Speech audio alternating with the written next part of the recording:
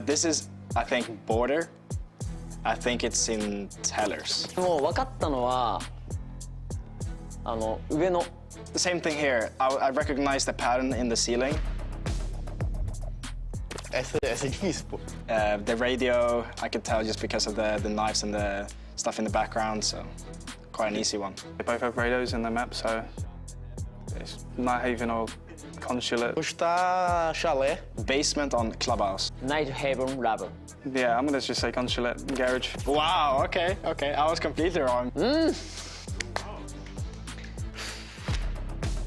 I just got done playing Drone in Unknown. Had a lot of fun playing today. 全問正解。私だけでした。 And yeah, see you guys at the major. Torce pra dar pro seu time aqui, ó. Ó, vamos em busca do bicampeonato. Yes, G2 have had a win. They have also had a loss. Of course, I think G2 is the best team in the world. And now it's up to us to defend that, to prove everyone that we're right. When I'm in a tournament, I don't care about the nationality of the enemies. I play every game like it's the same game. Good luck, guys. There's a lot of up and downs, but with this new MAD roster, I believe we can create something. Life is just it's a constant growth. It's mostly just kind of knowing yourself and not being afraid to just pick on yourself and get better. There's nothing better than seeing your top players pop off and your top players perform. That's where the magic really happens. I think that M8 is one of those teams that we will really struggle against because they understand things the same way we do and they have equally as talented players. We don't really have a rival. The only rival is ourselves, so as long as we get over that, there's no one in our way.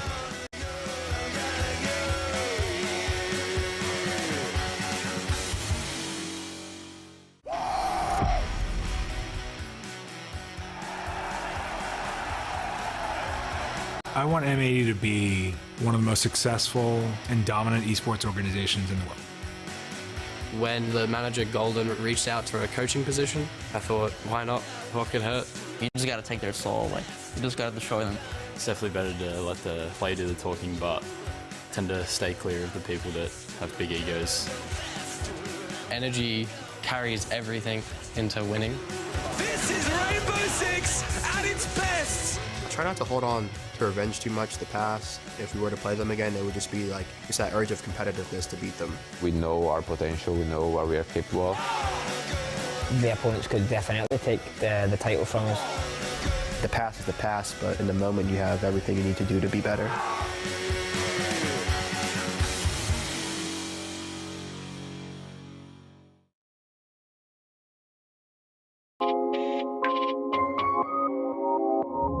Salve rapaziada, aqui é o Herds da W7M e eu tô aqui para mostrar para vocês as minhas configs dentro do game. Começando aqui no geral aqui, rapaziada, a única coisa que eu mudo é o drone depois da preparação, que eu deixo no manual. Isso é bom porque quando você precisar olhar um drone pro teu companheiro ou algo do tipo, vai estar bem fácil ali, é só você continuar olhando, não precisa apertar um botão que pode dar algum timezinho. Então é bem tranquilo. Aqui no HUD, eu uso quase tudo no normal, mas a única coisa que eu mudo aqui é a bússola, que eu não uso. Eu gosto de deixar a tela um pouquinho mais clean. E a única coisa que eu não uso aqui também é a vida. Eu gosto de não usar a vida porque aí você não vê quando você está com pouca vida e isso influencia na sua tomada de decisão dentro do jogo. Então é muito melhor pra mim, isso é mais pessoal, não ter a vida, sabe? Acho que deixa o psicológico mais preparado. Aqui no áudio, o volume vai depender do seu fone, mas aqui a música eu deixo no off. O diálogo eu deixo um pouquinho, acho que às vezes é bom ouvir assim, tipo... Não sei, mano, tipo, geralmente ninguém usa, mas eu uso aqui um pouquinho de diálogo. E o modo de som é o Night Mode aqui, porque é muito melhor para você escutar passos e coisas que são mais importantes dentro do jogo, que, por exemplo, barulho de tiro ou outras coisas. Aqui no display, obviamente você vai usar o maior hertz aí que seu monitor puder. A proporção 4x3 e o FOV 84. O resto aqui não mudo nada. Eu uso o padrão. Gráficos, aqui também tipo, é algo mais pessoal. Eu particularmente uso tudo no low.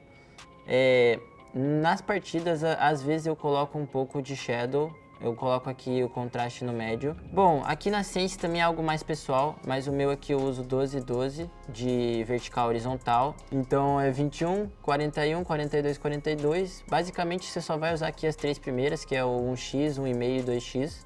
Então é 21, 41, 42. De resto aqui também eu uso no padrão aqui, claro, tem seus controles ali, tipo, acho que o que eu mais uso de diferente aqui é que eu agacho no espaço. Geralmente o pessoal que vem de console aí costuma usar os botões mais diferentes. E na acessibilidade aqui eu uso a minha cor de mira verde com 100% de opacidade e o tremor de tela aqui que eu deixo no off, que é muito melhor quando cair uma granada ou estourar uma breach do teu lado, tua tela não vai tremer. Salve rapaziada, esse foi aqui um videozinho mostrando as minhas configs. Obrigado por assistir, acompanhem o Major e tamo junto.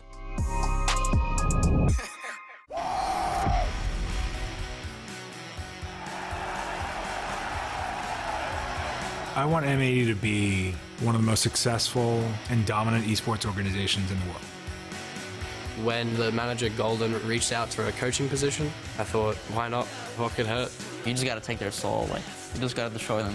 It's definitely better to let the player do the talking, but tend to stay clear of the people that have big egos. Energy carries everything into winning.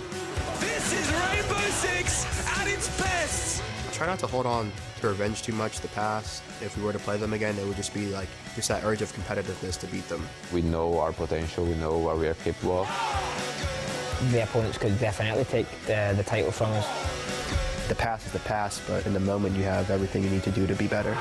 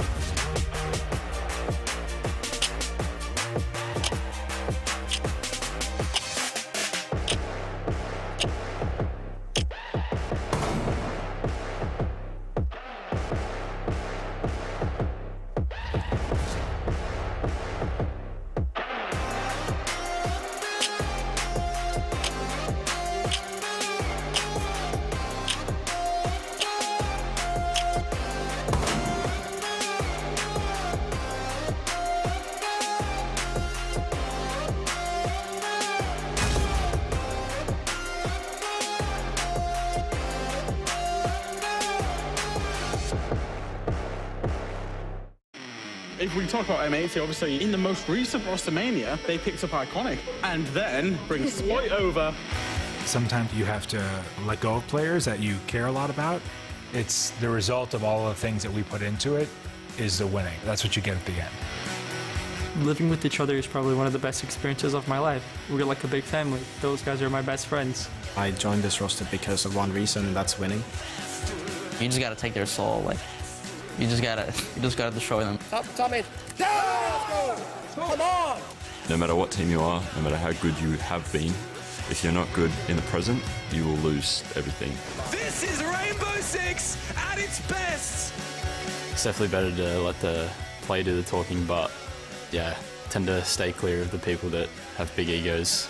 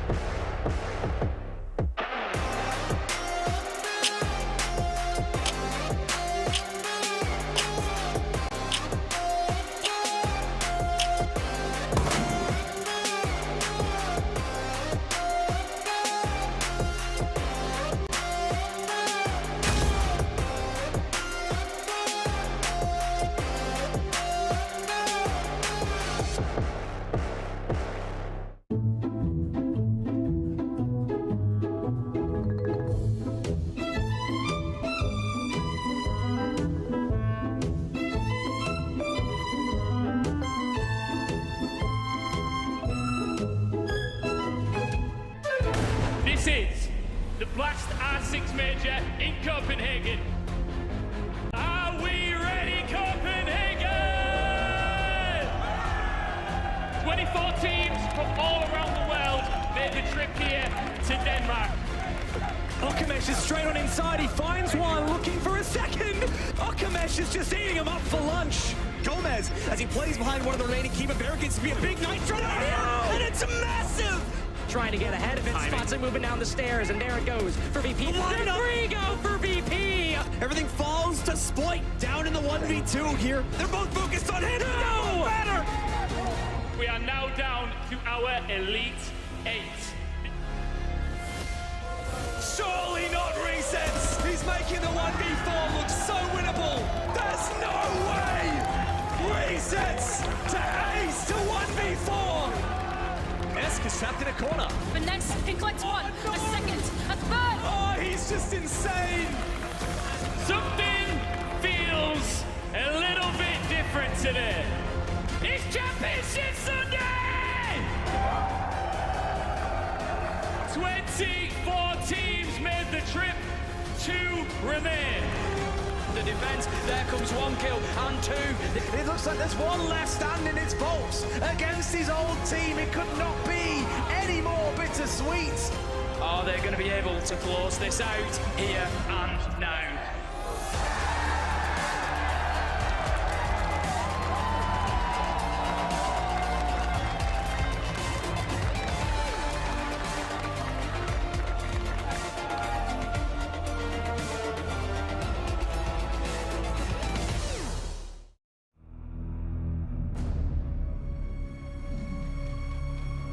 It's time to make history.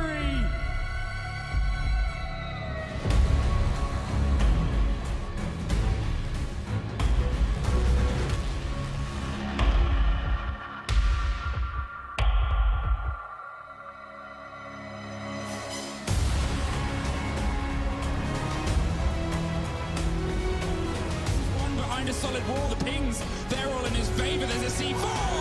But Souls does not care!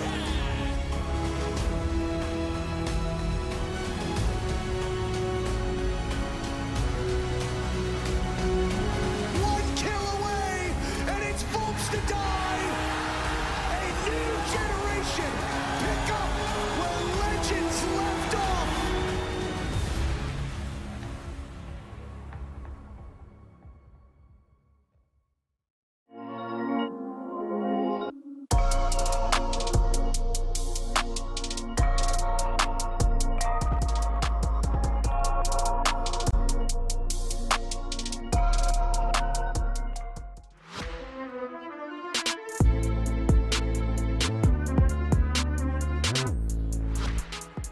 Good morning, USA!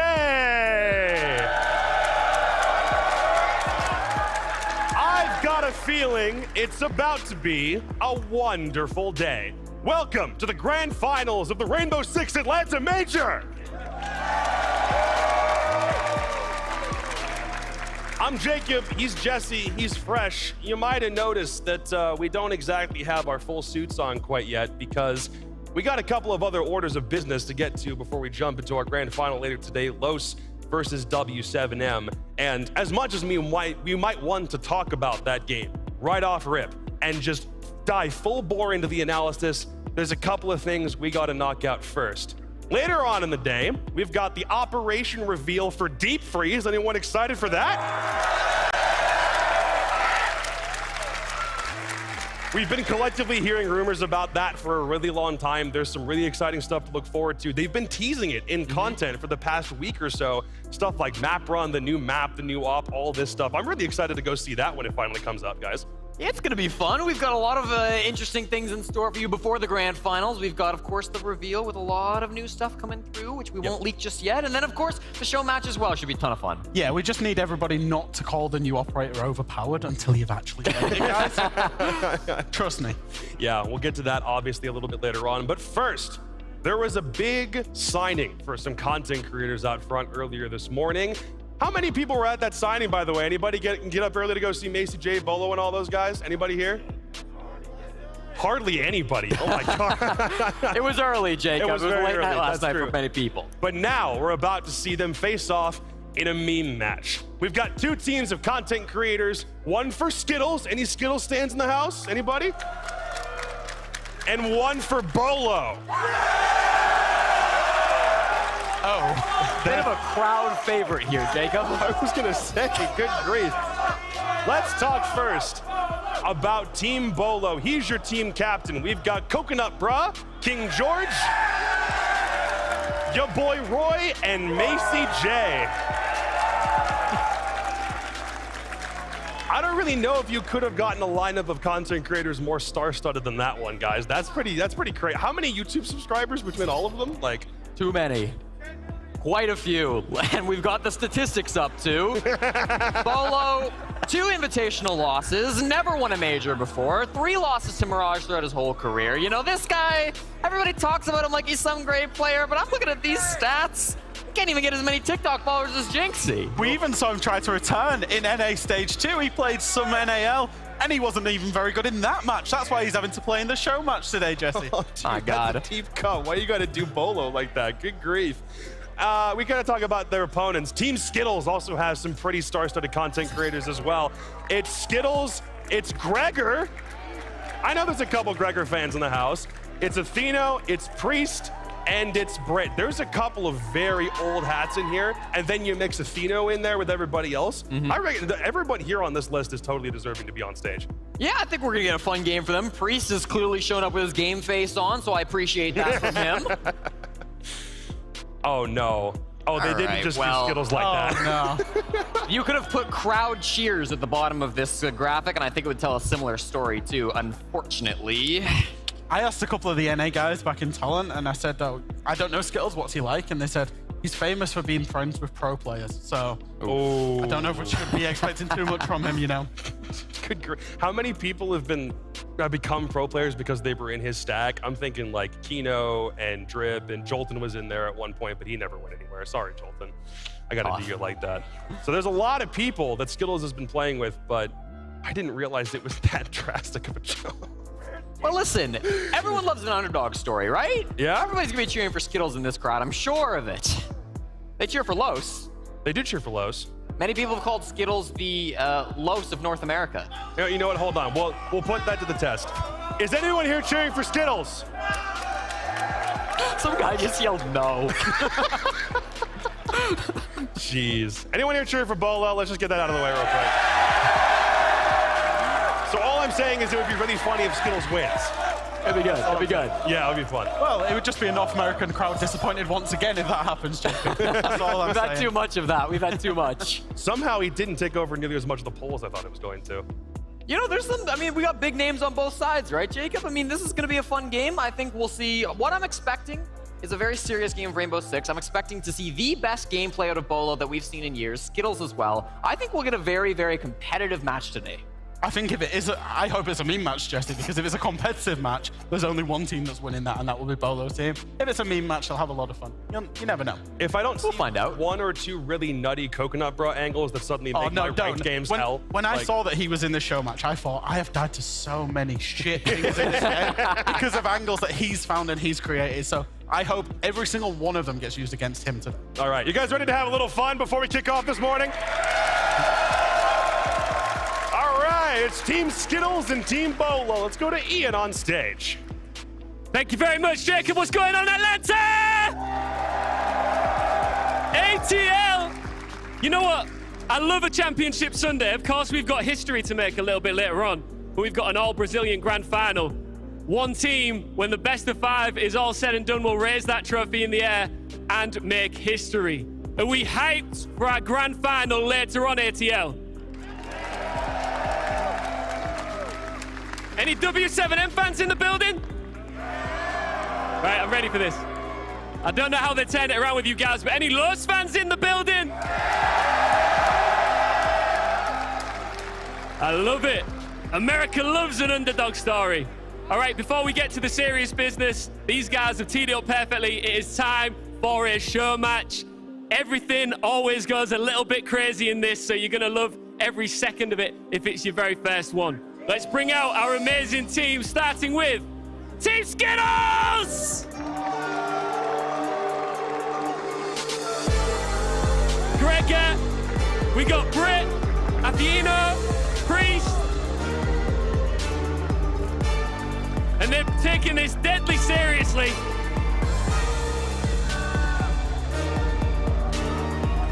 All right. I'll be seeing you soon for an interview. Team Skittles ready.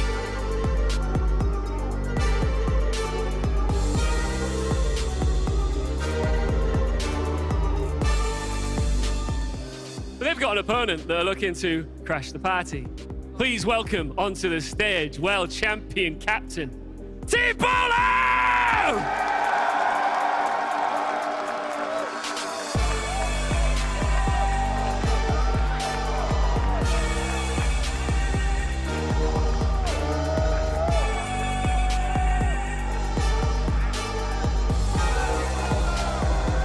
Bessie J, King George, Coconut Bra. Your boy Roy, hold on. If I'd have known you were coming, I'd have gone to the gym. Should we do some press-ups? Let's go.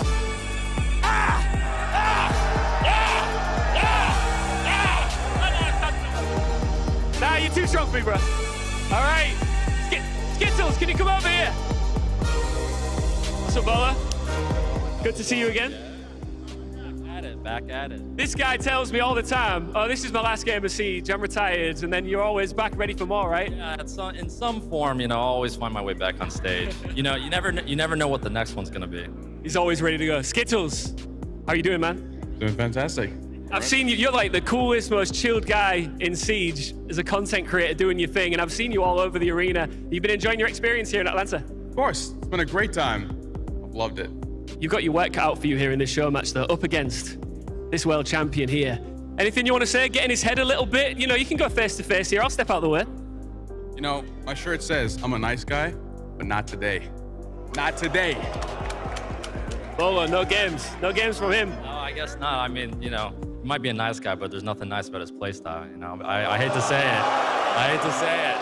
We've been playing for a bit, and I know his weaknesses and I know his strengths, and there's a lot more weaknesses than strengths. Let's leave it at that. Just got a little bit cold here in Atlanta. We're friends outside of this, but not today. Not today. Enemies today. Outside, sure. Oh, okay. Bolo, Skittles, please go and take your seats. This is where it all goes down. It's time for our show match. It gets to the grand final later on, but we're kicking off in style with these two teams against each other. Derry, Ace, I think Stokes in the building as well, casting this. Let's get into it. Thank you very much, Ian. We are in for one hell of a show match. You know, after all that roasting on the analyst desk, we had to wear the short sleeves today. We were stood here like, they're kind of hot there, yeah?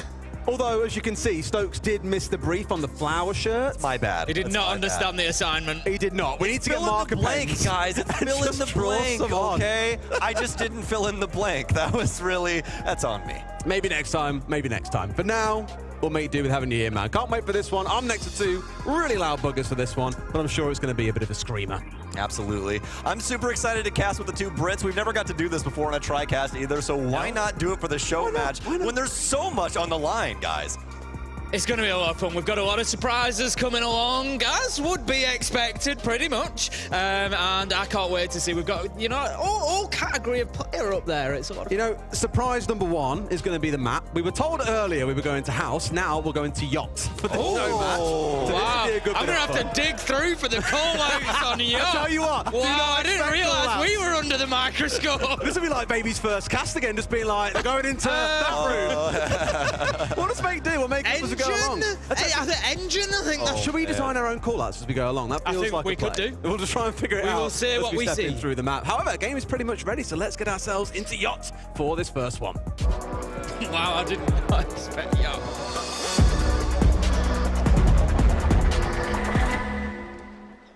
Alrighty. Here we go. And just so you guys are aware, there are 11 rounds of fun for us to get into for this one. We will see all of them. We will. Do you have the itinerary right here? I do have the itinerary. There are some really fun. I don't want to spoil it. A schedule of surprises. Don't spoil too much. Let's just say round one, everyone knows what's coming when it comes to a show. Oh, come on. It's got to be the Nomad Knife. Oh, it's the Nomad Knife. Starting off the right way, folks. A little air jab action. What do you even ban? Surely this is going to be a no ban. To be fair, let's not lie. They've definitely sat there and obviously scrimmed this map 10,000 times. I love that this no ban is going to get bigger cheers from the crowd than any other ban that we've ever had. What if they ban anyone? Thank you. At least nobody cheesed and banned the Nomad. That would have been a moment. That would have been a moment right there. Like, guys, we got to reset the server. All right, we banned anything defensively? I don't think so. I think we've got to join in the last one. You think? Yeah, we've got to go for the last one. When it comes down we need a really big one this time, guys. All right, hands in, everybody. Get ready. Oh, not yet. You got to start. You got to wait low. for the countdown now. Ready? Over 4. Ooh.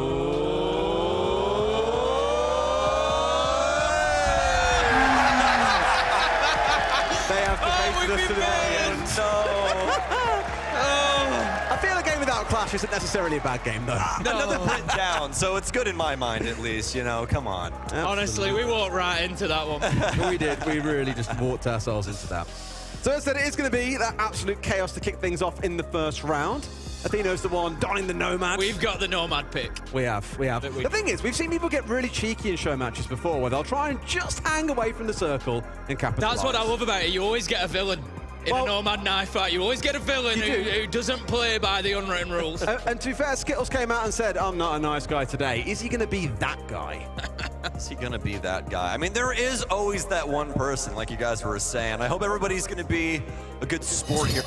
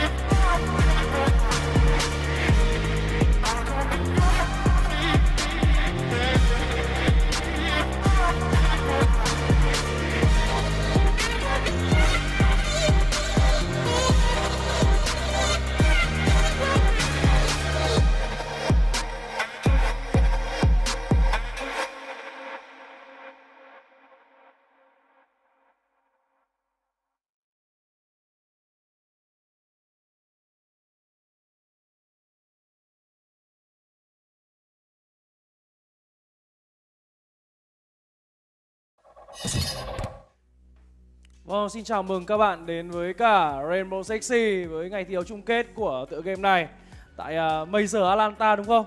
Có thể thấy rằng chúng ta chuẩn bị đến với cả một loạt trận thi đấu Showmatch. Chính là Showmatch giữa Skid LG đối đầu với cả team của Bello. Sẽ có luôn màn hình ở đây cho các bạn luôn, rất là hấp dẫn. Một trận Showmatch mà có lẽ sẽ nhiều tiếng cười ở trong trận thi đấu này. Và hãy cùng chờ đợi xem đội hình bên phía team Skid LG cùng với đó Bello sẽ đem đến cho chúng ta những câu chuyện như nào đây. Đây là tình huống replay vừa rồi. Khi mà cái round đầu tiên thì cả hai bên thì ăn flash xong chúng ta chuyển thành chế độ đó là chính là chém dao thôi. Đa phần đều là vũ khí cận chiến. Có vẻ như đội hình bên phía team Skid LG là đội tuyển đem về chiến thắng ở trong cái round đầu tiên vừa rồi. Vâng, và bây giờ thì chúng ta hãy cùng xem rằng các thành viên bên phía team Bello cũng như là Skid LG sẽ làm gì đây. Nhìn qua đội hình thì có cả dinh rồi, khi mà đã có những tiếng nổ thật sự phải nói rằng là khó chịu. Một tình huống spot pick đến từ Belto TSM nhưng không thành công. Bởi vì đây là một trận showmatch vui vẻ, thế nên là chúng ta cũng không thấy bất cứ operator nào bị cấm cả. Chính xác, ở trong những lượt ban thì lại không có những tình huống ban pick nào cả. Và bây giờ thì Blitz đã phát hiện ra được một người rồi. Bây giờ thì xô và bắn nhau. Artenio hạ gục được King George. Chúng ta thấy rằng đến bây giờ sẽ được vị trí của Reho bắt đầu trả những lượng gadget vào trong pha thiếu này. Đang muốn di chuyển thẳng với bom sai đến từ đội hình bên phía team Skid LG. Họ có lợi thế về người rồi. Nào, và bây giờ thì những thành viên của team Bello sẽ làm gì để giữ được khúc bom sai của mình đây. Maxi Dày vừa quét ra được một người và cái này cho Cell của anh ta trả ra đã kết thúc luôn được cả Grigor. Rất khó chịu, Robo J hạ gục đi vị trí Private. Vâng, nhá liên tục những tình huống dùng cho mình con bài Mountain Oric. Một trong con bài có cho mình rất nhiều khả năng đặc biệt. Tôi thấy rằng trong pha công phá xuyên qua tường cũng là khá hấp dẫn đây. Ôi mà bây giờ thì thôi, móc máy là hay đến từ vị trí của anh chàng Maseji. Và chỉ cần có vậy thôi, cái tên cuối cùng còn lại sẽ là vị trí Skid LG. Skid LG ở trong màn showmatch này. Với Iana sẽ làm gì đây? Bị bắn từ 4 phương 8 hướng và Maxi Dây hạ gục đi được Iana mất rồi. Và với buổi đêm ngày hôm nay chúng ta có thể thấy rằng trận show match này cùng với đó sẽ là review operation mới của tựa game Rainbow Six Siege. Chúng ta đã biết rằng operation mới có cho mình những operator nào và cũng có cho mình những cái update như thế nào trong khoảng thời gian tới. Vâng, hãy cùng chờ đợi xem. Sau trận show match này thì cái đặc vụ operator mới thì sẽ được công bố với tất cả mọi người. Nếu em không nhầm tên của đặc vụ này tên là Tubarao. Không biết là mình có phát âm chuẩn hay không. Đặc vụ này là một anh chàng người Brazil. Nếu không nhầm là như vậy.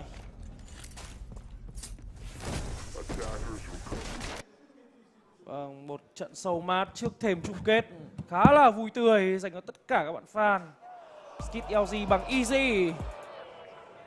Vâng, chắc chắn là một trong những người ủng hộ dành cho đội hình bên phía team Bello. Thấy rằng đội hình bên phía team Bello bắt đầu xuất hiện cho mình con bài mang tên Mira. Hermite. Bên kia thì Ying trong tay Grego.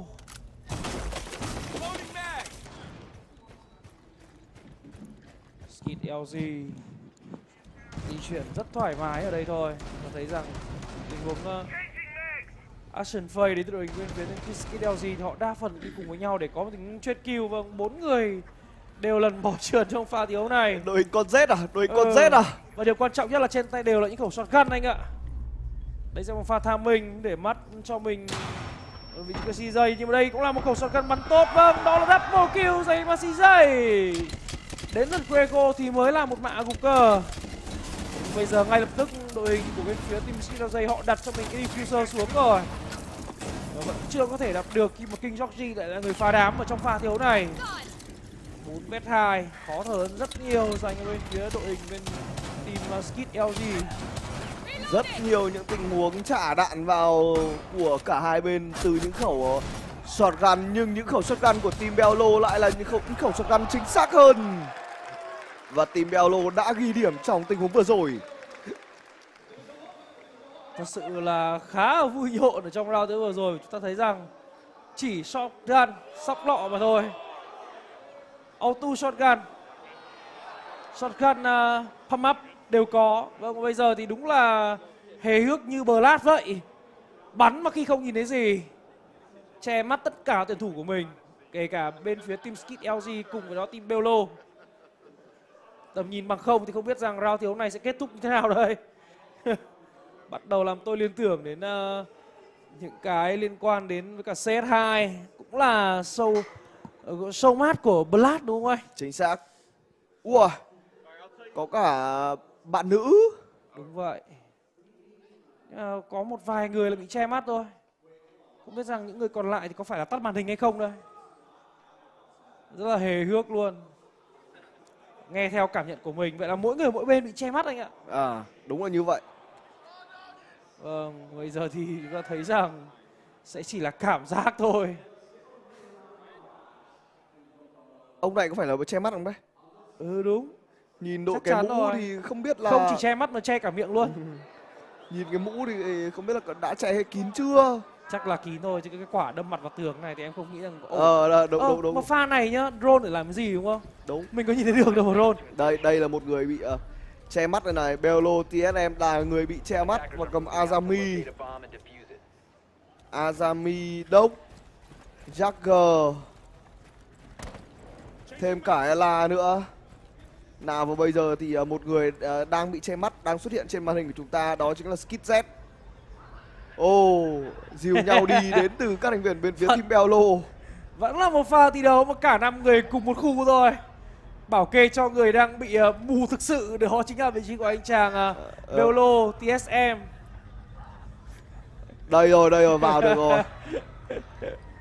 Nhưng mà sẽ làm gì trong tình huống mà bị che mắt, lại ngồi giữa đường như này. Lại còn cầm Azami, không biết rằng ném cho mình kunai về hướng nào đây.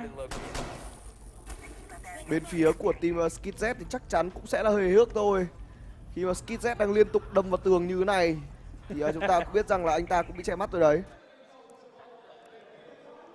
Bây giờ đồng đội thì đang cố gắng ping cố gắng chỉ cho là Skit LG và Bello là góc thi đấu nào là góc thi đấu để kê ở trong pha thi đấu này. Đúng, sẽ bết anh ta bắn trước để giống tất cả mọi người cùng chơi. Ồ, cả hai bên đã nhìn thấy nhau rồi. Nhưng mà đã nhìn thấy nhau rồi. Đương nhiên rồi, họ đang đan xen vào nhau mà, nhưng mà có lẽ người nổ súng trước phải là những tuyển thủ che mắt. Em đoán như vậy chứ không phải có lý do gì bỗng dưng như thế này được. Vâng. Có cả những pha búp dành cho vị trí của con bài Azami trong tay Bello.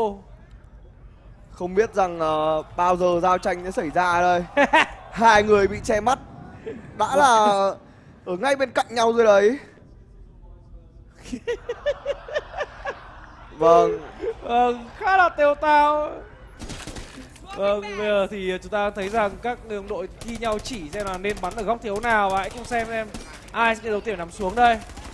Những người khác thì không phép bắn. Em nghĩ chỉ đang... Ui!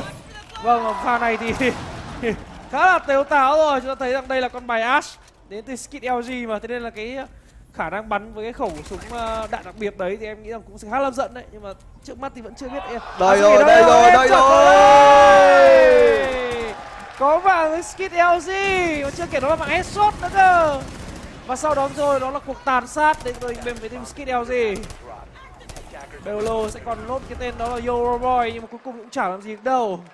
Vâng, Skit LG có một tình huống mà bắn không nhìn, nhưng thật sự phải nói là đã kết thúc được anh chàng Bello quá nhanh. Chỉ một tên đạn mà thôi. Vậy là hai bên pha thi đấu vừa rồi đều dẫn hai tuyển thủ đến những góc thi đấu mà chỉ họ mới là người bắt đầu thôi. Chúng ta thấy rằng khi mà vị trí Skit LG là người chiến thắng với cả Bello thì đội hình của bên phía team Skit LG được phép xả đạn và những tuyển thủ còn lại của Bello. Hợp lý. Không biết rằng với round thi đấu này thì Blast sẽ đem đến chúng ta điều gì đây?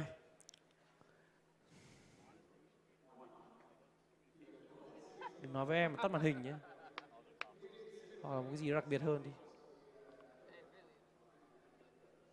Chưa thấy điều gì mới mẻ, chúng ta đã có một shotgun round rồi, đã có một round thiếu cận chiến rồi, chúng ta cũng có một round thi đấu đó là gọi là nhờ sự hướng dẫn đến từ người thân. Nhưng mà team xanh ấy, team Skit Z ấy, có mấy ông bị che mặt, nhưng mà mấy ông bị che mặt lúc nào bắn cũng dính người ạ. Vâng, không biết là tình huống này thì các tuyển thủ của chúng ta có phải bị che mắt nữa hay không hay không. Nhìn như này là không rồi. Đang muốn có những tình huống spawn pick đến từ team Bello. Đây là trận show match trước thêm trận chung kết ball 5 của chúng ta nha các bạn ơi. Vui vẻ là chính thôi, đúng không? Mang lại tiếng cười là chủ yếu đến từ cả hai đội tuyển này. Thế em nghĩ rằng cái tỷ số mà nếu là 6 đều thì ai cũng vui đúng không? Người nào về nhạc người nấy đúng không? Trận thi đấu show match đâu cần thiết phải có trong một trận đấu cuối cùng đâu. Phá tường là đánh đá đến từ vị trí của anh chàng Skit Z. Với khẩu súng này thì nó sẽ phá mọi loại tường mà viên đạn đi qua. Blitz đang muốn đẩy vào để chụp ảnh ai đó và bây giờ thì nhìn thấy rồi nhưng không kịp chụp ảnh đến từ vị trí của Price. Nào, lượng máu không phải nhiều đến từ vị trí của Fritz đâu. Và bây giờ thì chúng ta thấy rằng loạn lạc thật sự rồi. Pha đụng đẽo cũng đang có sự hiệu quả. Một chấm máu đến từ Fritz thôi, nhưng ở đây thì đó là mạng hàng đầu tiên dành cho Yoboroy. Và team Skit Z còn vừa bị rơi đi cái diffuser rồi. King Dog đang tận dụng tối đa những cái lợi thế của mình để kết thúc đi được anh chàng Frighty. Cơ hội thật sự là không có nhiều dành cho team Skit LG và chỉ còn đó là con bài Ying trong tay Atheno mà thôi. 1 đấu 4, cơ hội thật sự là không có quá nhiều. Những lượng utility của Athenio đang dùng đến những cái cuối cùng mất rồi. Và Maxey liệu rằng có quét ra được Athenio hay không đây? Rất khó. Nhưng cố gắng thôi, nhưng mà thật sự lượng máu là quá thấp rồi. Phát đấu 1 vết 4. Vậy là bây giờ sẽ có một đội tuyển vươn lên trước tỷ số là 3-2. Đó là đội hình của bên phía team Bello.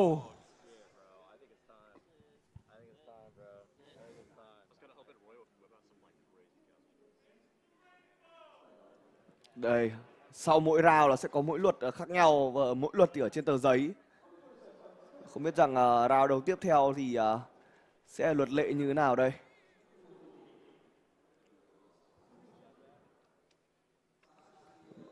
Với ngày thi đấu hôm qua, ngày đấu bán kết thì mọi thứ hơi vắng vẻ.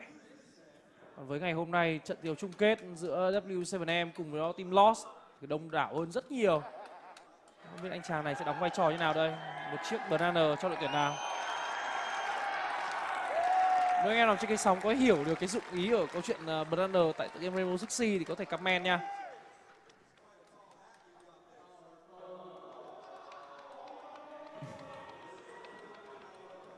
Vâng, anh chàng này đang đi xa đến bên phía team Bello. Có nghĩa là quỳ xuống ư? Quỳ xuống ăn chuối à? Oh my god. Oh shit. Nó là đúng thế thật. Vâng, nó là Bello nhưng mà may quá đây chỉ là tiếng bốc chuối cho ăn thôi.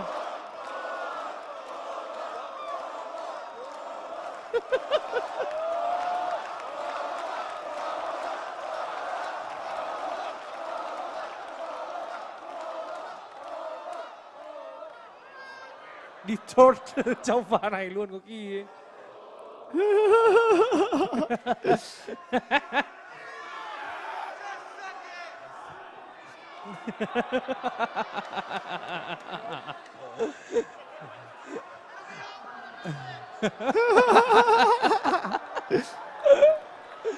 Wow. Đề nghị bạn nào chưa đủ 18 tuổi thì có thể tắt ngay cái phần show mắt này đi đâu. One more.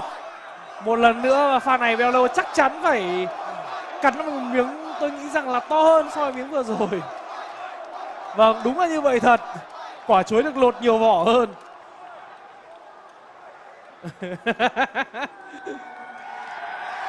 Ăn chuối theo cách rất không bình thường.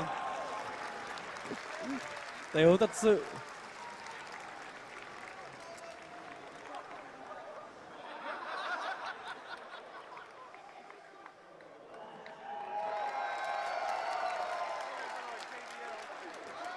Như vậy thật sự là mình thì không được theo dõi tựa game Rainbow Six Siege nhiều, nhưng mà có một điều là anh chàng Bello này làm anh chàng đẹp trai. Tôi còn thích. Nói gì các chị em.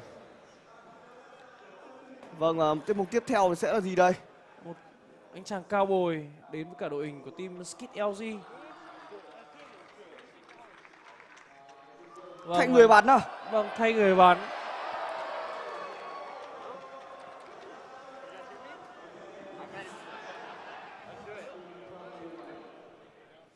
Vâng, đúng là một tình huống thay người bắn đến từ team Skid LG. Vâng, vừa nãy ăn chuối còn rơi cả tận micro. Cái lọc âm.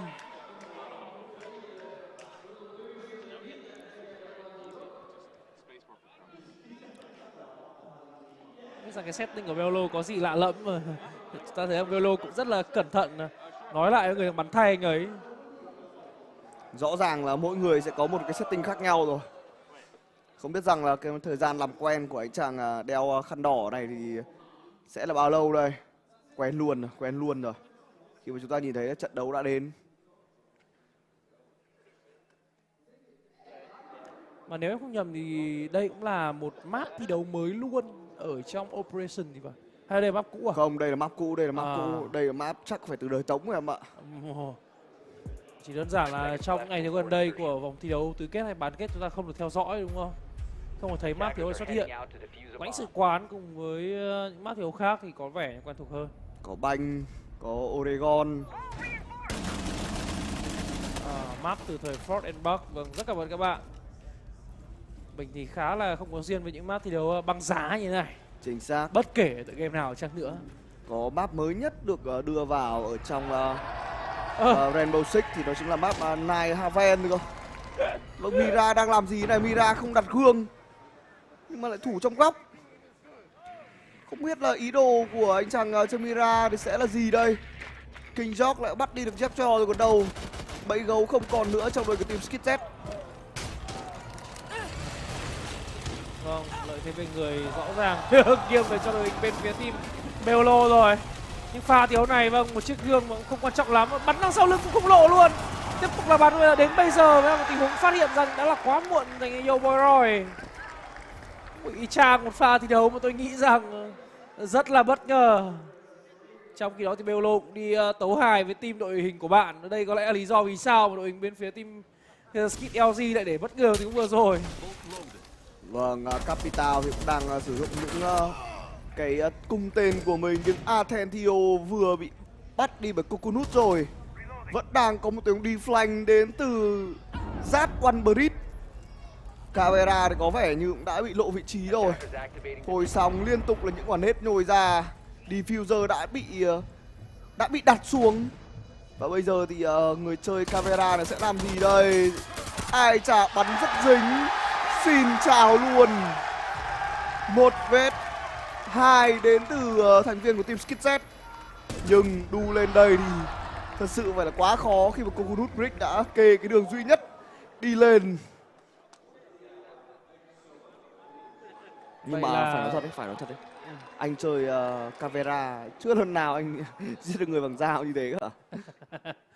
Thật ra chúng ta thấy là nhiều khi đối phương có luôn cả một người ở bên cạnh để cover, thì nên câu chuyện để có thể Caveira sử dụng cho mình cái utility, cái bộ kỹ năng của mình ngay lập tức nó hơi khó.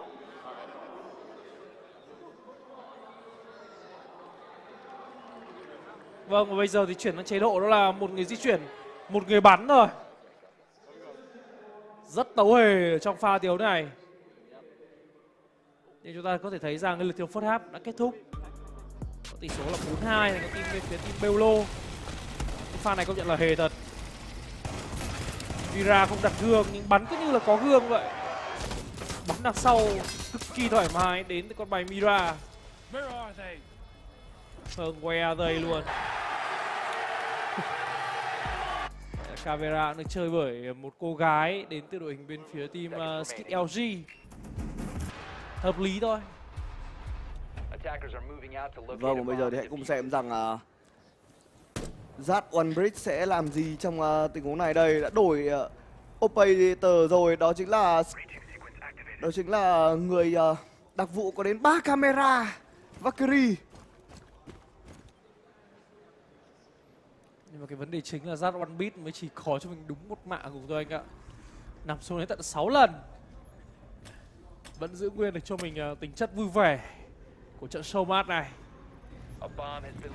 Nhưng thua đương nhiên là không vui rồi. Team Beolo đã phát hiện được ra tình huống bom sai ở đâu. Và bây giờ chúng ta thấy rằng lợi thế của họ cũng đang có với tỷ số là 4-2. Đây rồi, những contact đầu tiên đã có. Và Robojoy đã kết thúc được Grigor. 2 quả flash búp vào. Và bây giờ thì Beolo TSM có cho mình một headshot tốt rồi. Và nào cơ hội cực kỳ thấp cho cái đội với team Skit LG. Chỉ còn lại một mình cái tên Prit mà thôi. 1m4 diffuser đang đặt đến từ Command A trong tay Masaji. Và bây giờ thì còn đó là 43 giây đấy. Sẽ làm gì đây? Quả nết được nhồi lên nhưng đây quả nết không dính ai cả. Quả nết này chỉ mang tính chất hú hoa mà thôi. Variety đang tiếp cận vào đến cái diffuser rồi. Nhưng đang tìm thêm những người ở trong bom sai. Nhưng mà bây giờ thì thời gian gần như là đang không ủng hộ nữa rồi. Đã thời Coconut là người đem về trong điểm hạng mục cuối cùng. Và bây giờ thì chúng thấy rằng cũng chỉ còn lại một round thiếu nữa thôi là mọi thứ cũng sẽ đóng hòm. Bởi vì đó sẽ là cái match point. Thật sự cô gái này rất là xinh. Mình cũng biết rằng bạn nữ này ở trên Twitch thì có trong mình nickname là gì nhỉ? Anh em nào trên kênh sóng có biết thì có thể comment hộ mình nha.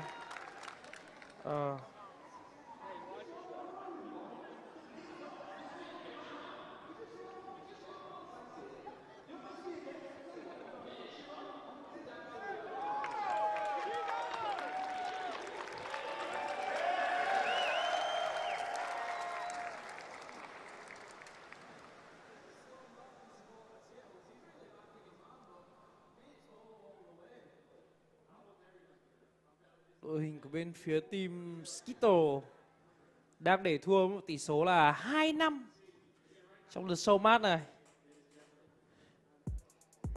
Thấy rằng round thi đấu cũng không còn nhiều nữa. Nhưng mà team Bello lại là đội tuyển có cho mình rất nhiều lợi thế. 5 seconds remaining.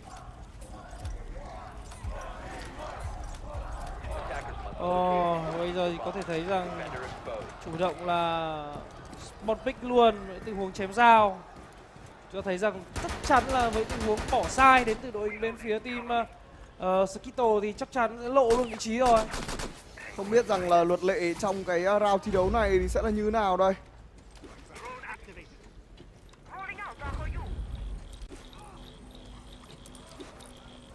Sử dụng tất cả những lượng đồ rồi. Who are you? Bleed.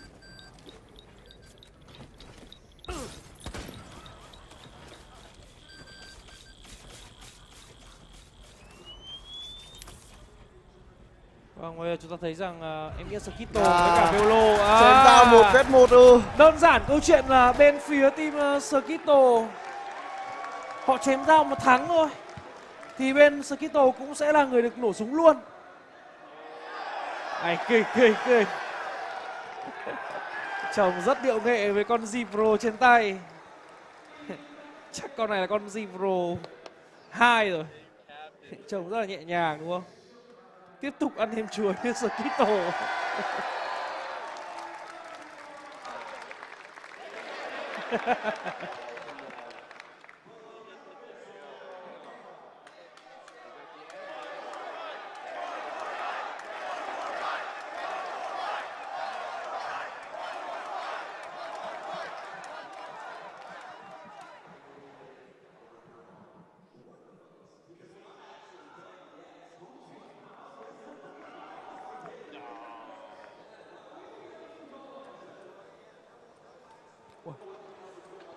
Chị gái này có cho mình một quả pát chuột hơi weebu, phun bàn luôn.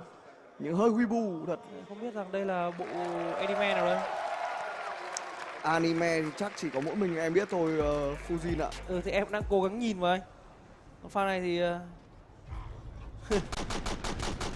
biết rồi đấy. Skittle là người để chém thua. Đấy thật sự. Wow, anh nhìn thấy quả pát kia không? Như quả pát của ngày xưa mà hay được tặng khi mà lên Viking. Thể bé một cái lòng bàn tay ạ. Có lẽ bởi vì tựa game Rainbow Six Siege nó cũng có cho mình những cái đặc thù riêng. Cho thấy là cái pát của các tuyển thủ thì nó không phải là những cái pát mà chúng ta cơ bản hay thấy. Chính xác. Nhưng đa phần thì những tuyển thủ chuyên nghiệp mà chúng ta sẽ chuẩn bị được thấy giữa team W7M hay là That One Breed chính là cô nàng này. Chính xác. Vậy là em sẽ có thêm một người để follow trên Twitch rồi. Ok. Nhưng mà nói gì nói thì ở đây là những content creator, những streamer thì họ sẽ sử dụng những cái pad mà họ thích, nhưng mà nói lại về cái vấn đề chuyên nghiệp thì W7M hay là Lord đều là những người chơi pad rất là cơ bản, những cái pad vuông, những pad size XL như của anh em ta hay chơi. Không biết rằng luật lệ của round thi đấu này sẽ như thế nào đây.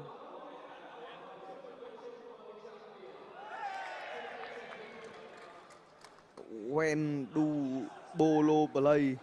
When da Bolo play? Khi nào thì Bolo chơi game?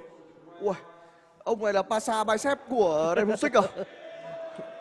cũng gọi là rất là đồ, em thấy giống Leopard của Việt Nam.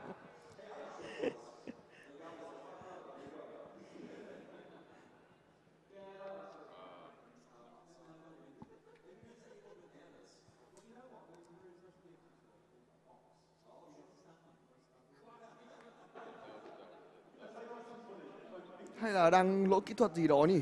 Em không nghĩ một trận sâu mát có lỗi kỹ thuật. Em chỉ sợ rằng cái trận đấu này nó đang kết thúc khá là nhanh mà thôi. Tại vì bên phía team Bello họ dẫn trước khá là nhiều mà chúng ta thấy chạm 7 là mọi thứ xong xuôi rồi.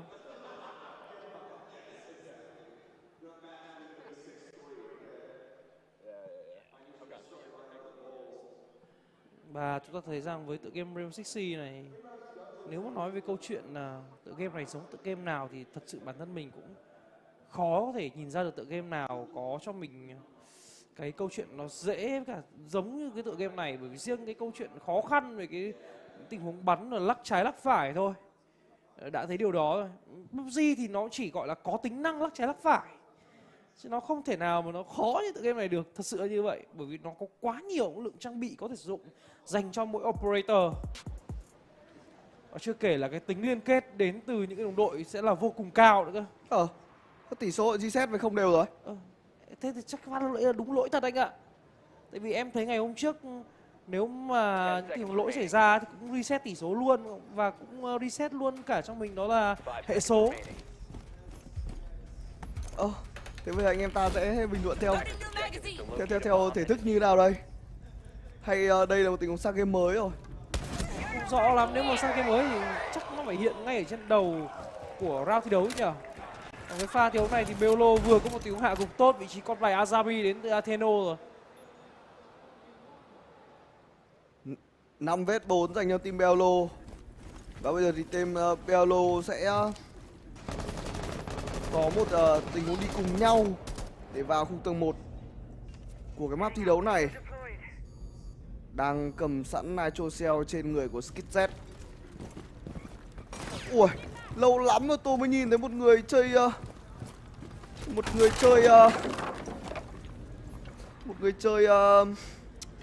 có khiên ạ.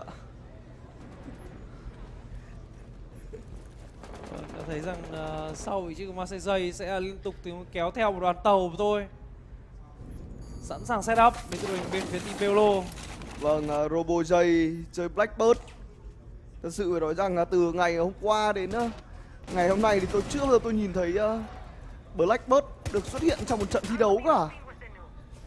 Vâng, và có một ông cầm tường đang mở đường cho một người đi sau cực kỳ khó chịu, đó chính là Blackbird, nhưng một khiên đã vỡ rồi, có kịp thay khiên hay không đây?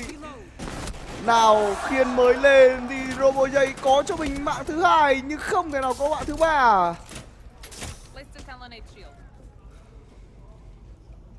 Một cách phòng thủ trông có vẻ như rất bất khả chiến bại đến từ bên phía team Beolo. Và với team Skittle thì bây giờ còn lại cho mình đó là 2 người mà thôi. Vòng tiếp tục là tiếng shotgun tốt rồi. King Georgie là người đã có cho mình mạng gục của Priest. Và hãy cùng xem góc vị trí của Zadran Breed, cô nàng này đã lộ ra. Và thật sự 1vs3 cơ hội là không nhiều. Chỉ cách nhau qua cái bức tường thôi. Và Maxi J lại mở khiên để cho những người đội của mình bắn rồi. Một tiếng bắn tốt hơn đến từ Zadran Breed. Nhưng cô nàng này thì cũng không còn những lượng utility gì cả, chỉ là những tình huống bắn nào mà thôi. Một tiếng cắt, 1vs3. Đó là triple kill dành cho Zadran Breed. Nhưng có lẽ đây tôi nghĩ rằng là tình huống này cũng là một tình huống nhường đến từ đội bạn thôi. Thật sự là ảo mà, ta thấy rằng không thể nào có thể coi thường được. Và bây giờ thì ban tổ chức của Blast bảo là hãy đổi chuột đi. Không, đây là chuột sẽ cầm tay trái và di chuyển bằng tay phải. Ôi. Tôi nghĩ rằng đây sẽ là một round thi đấu hề hước nhất và theo dõi ở trong trận showmatch này.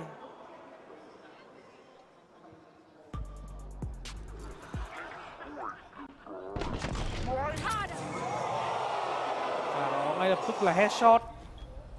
Rất ghê gớm. Tôi nhận xét rằng team Beolo có một tình huống bắn hơi dở trong tình huống 3vs1 này.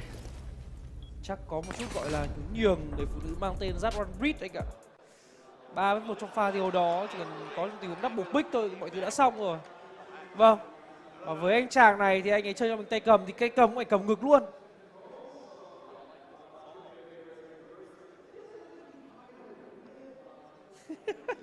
Sẽ phải mất một khoảng thời gian để có thể làm quen.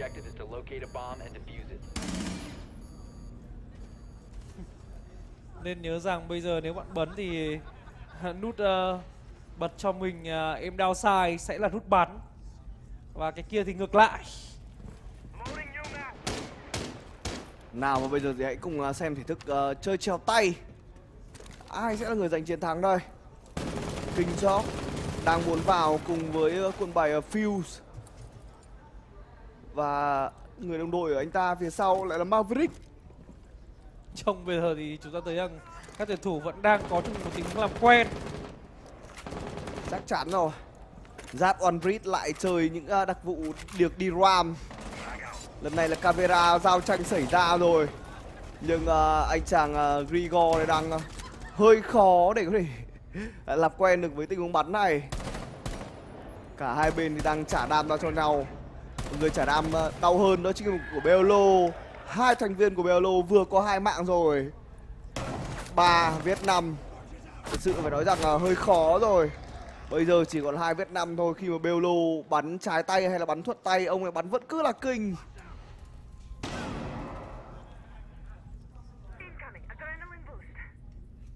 Mình như quả flash vừa rồi là quả flash tự trả vào chính mắt mình nhá.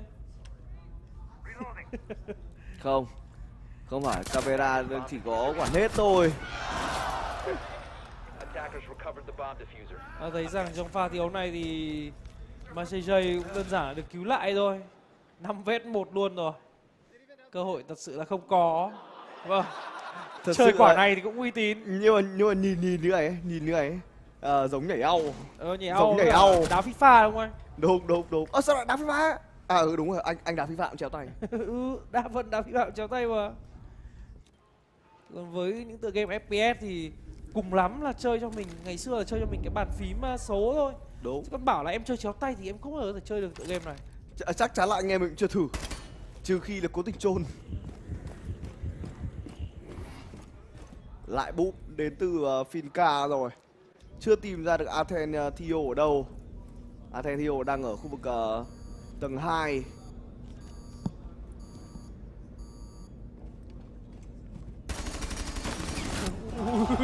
Vẽ màu nước mắt. Trong khi đó phía bên kia thì lại là một khẩu súng máy có cho mình quá nhiều đạn dược.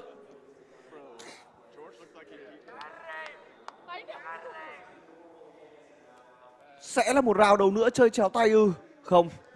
Bây giờ thì về đúng tay rồi. Nhưng không biết rằng cái round hiếu này có điều gì đặc biệt hay không đây.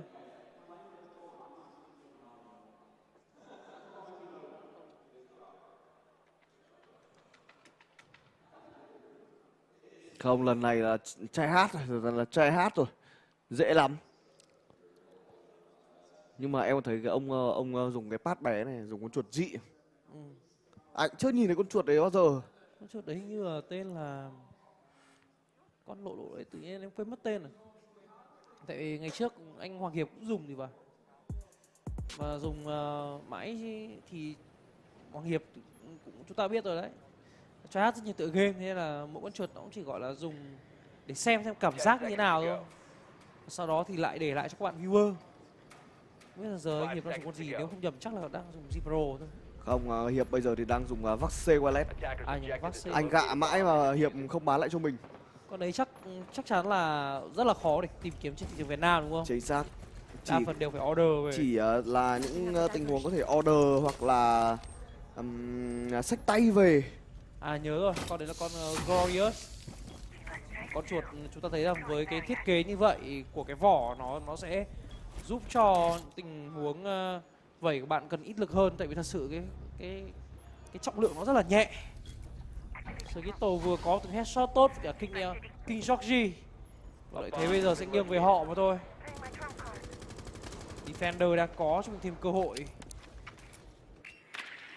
Có cả alibi trong đội hình đến từ Skitz nữa. Rất nhiều bóng thì đã được phủ ra đến từ Priority. Bello, TSM đang đợi thời cơ để nhồi vào những quả flash đến từ Operator Trinh. Bây giờ flash bắt đầu được trả vào rồi. Nhưng quả flash này thì cũng chỉ là chiếm vị trí thôi. Bắn phải cái bóng của alibi vào vị trí bị lộ đến từ Robojoy. Liên tục là những tiếng nhồi đồ vào.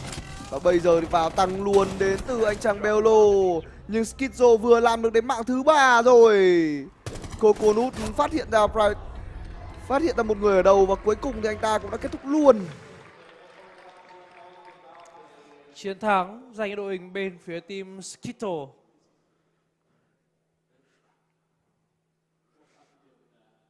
Có thể thấy rằng trên lịch thi đấu được thông báo đến từ Rainbow Six Siege Esports thì đây là một cặp trận thi đấu BO1. Có vẻ như mọi thứ đã kết thúc rồi. Round thi đấu vừa rồi cũng là round cuối cùng anh em được theo dõi giữa trận show mát của bên phía team Beolo đối đầu cả Skitter. Chiến thắng thuộc về đội bên phía team Beolo thôi.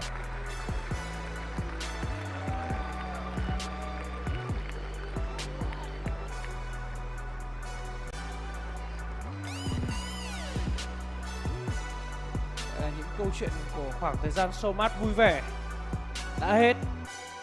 Và có lẽ chúng ta chuẩn bị tới với cả cái bữa ăn chính. Món chính. Nếu mình không nhầm thì sau khi kết thúc lượt show mát này thì sẽ đến với cả thông tin của Operation mới.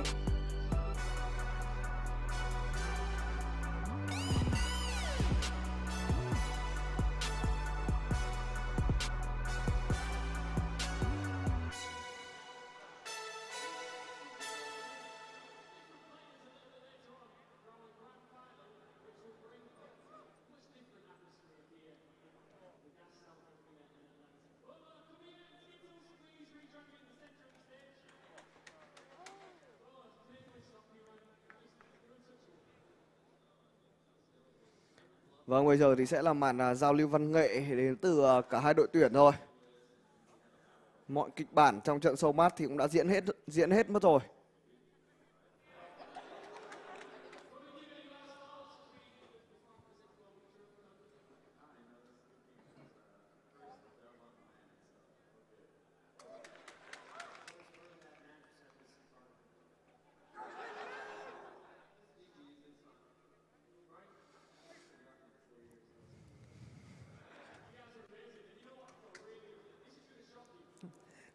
Anh em khá là hề bởi vì cái tạo hình của đặc vụ mới ấy, nó lại giống một cái ông hay lên TikTok ấy, sau cứ quay mông ra là cứ bắn thôi mà.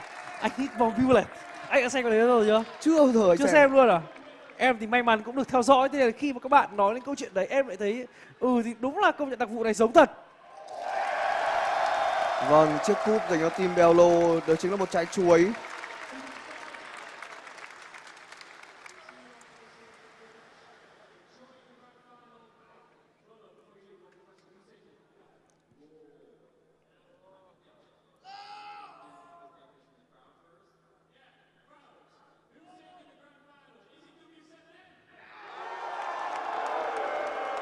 Vâng, đã thấy rằng đây là câu chuyện hỏi về các bạn fan ở bên dưới, đó là các bạn ủng hộ cho W7M hay là ủng hộ cho đội Team Lót.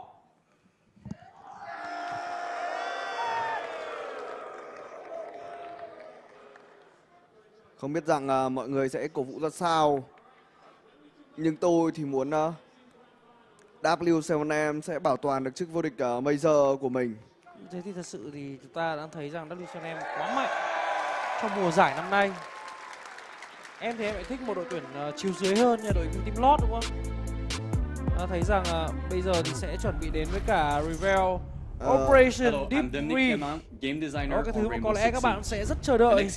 Và bỏ ước mình thì cũng xin phép cái nhẹ, đó là sẽ có một khoảng đang chờ đó giờ tầm 5 phút trước khi chúng ta đến với những cái thông tin mới của The wise Cade and the quite new will be welcoming a new troublemaker into their ranks, ready to give Reap a few headaches. Working out your pulse and sulcus muscles will ensure you'll be able to provide invaluable intel to this new operator. And let's not forget about Ella, Fenrir, and our other trap operators who each bring a unique ingredient that can be used in crafting some really crazy strategies with this new operator. So jump into the game and review your basics with these operators, so you'll be ready to synergize with the new operator when it comes out next season. See you then.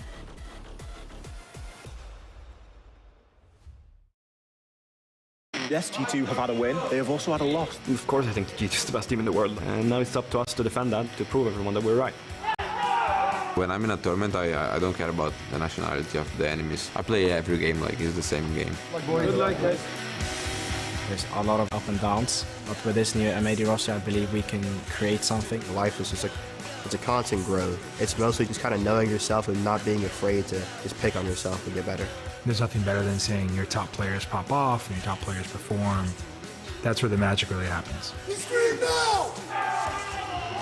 I think that M8 is one of those teams that we will really struggle against because they understand things the same way we do and they have equally as talented players. We don't really have a rival. The only rival is ourselves, so as long as we get over that, there's no one in our way.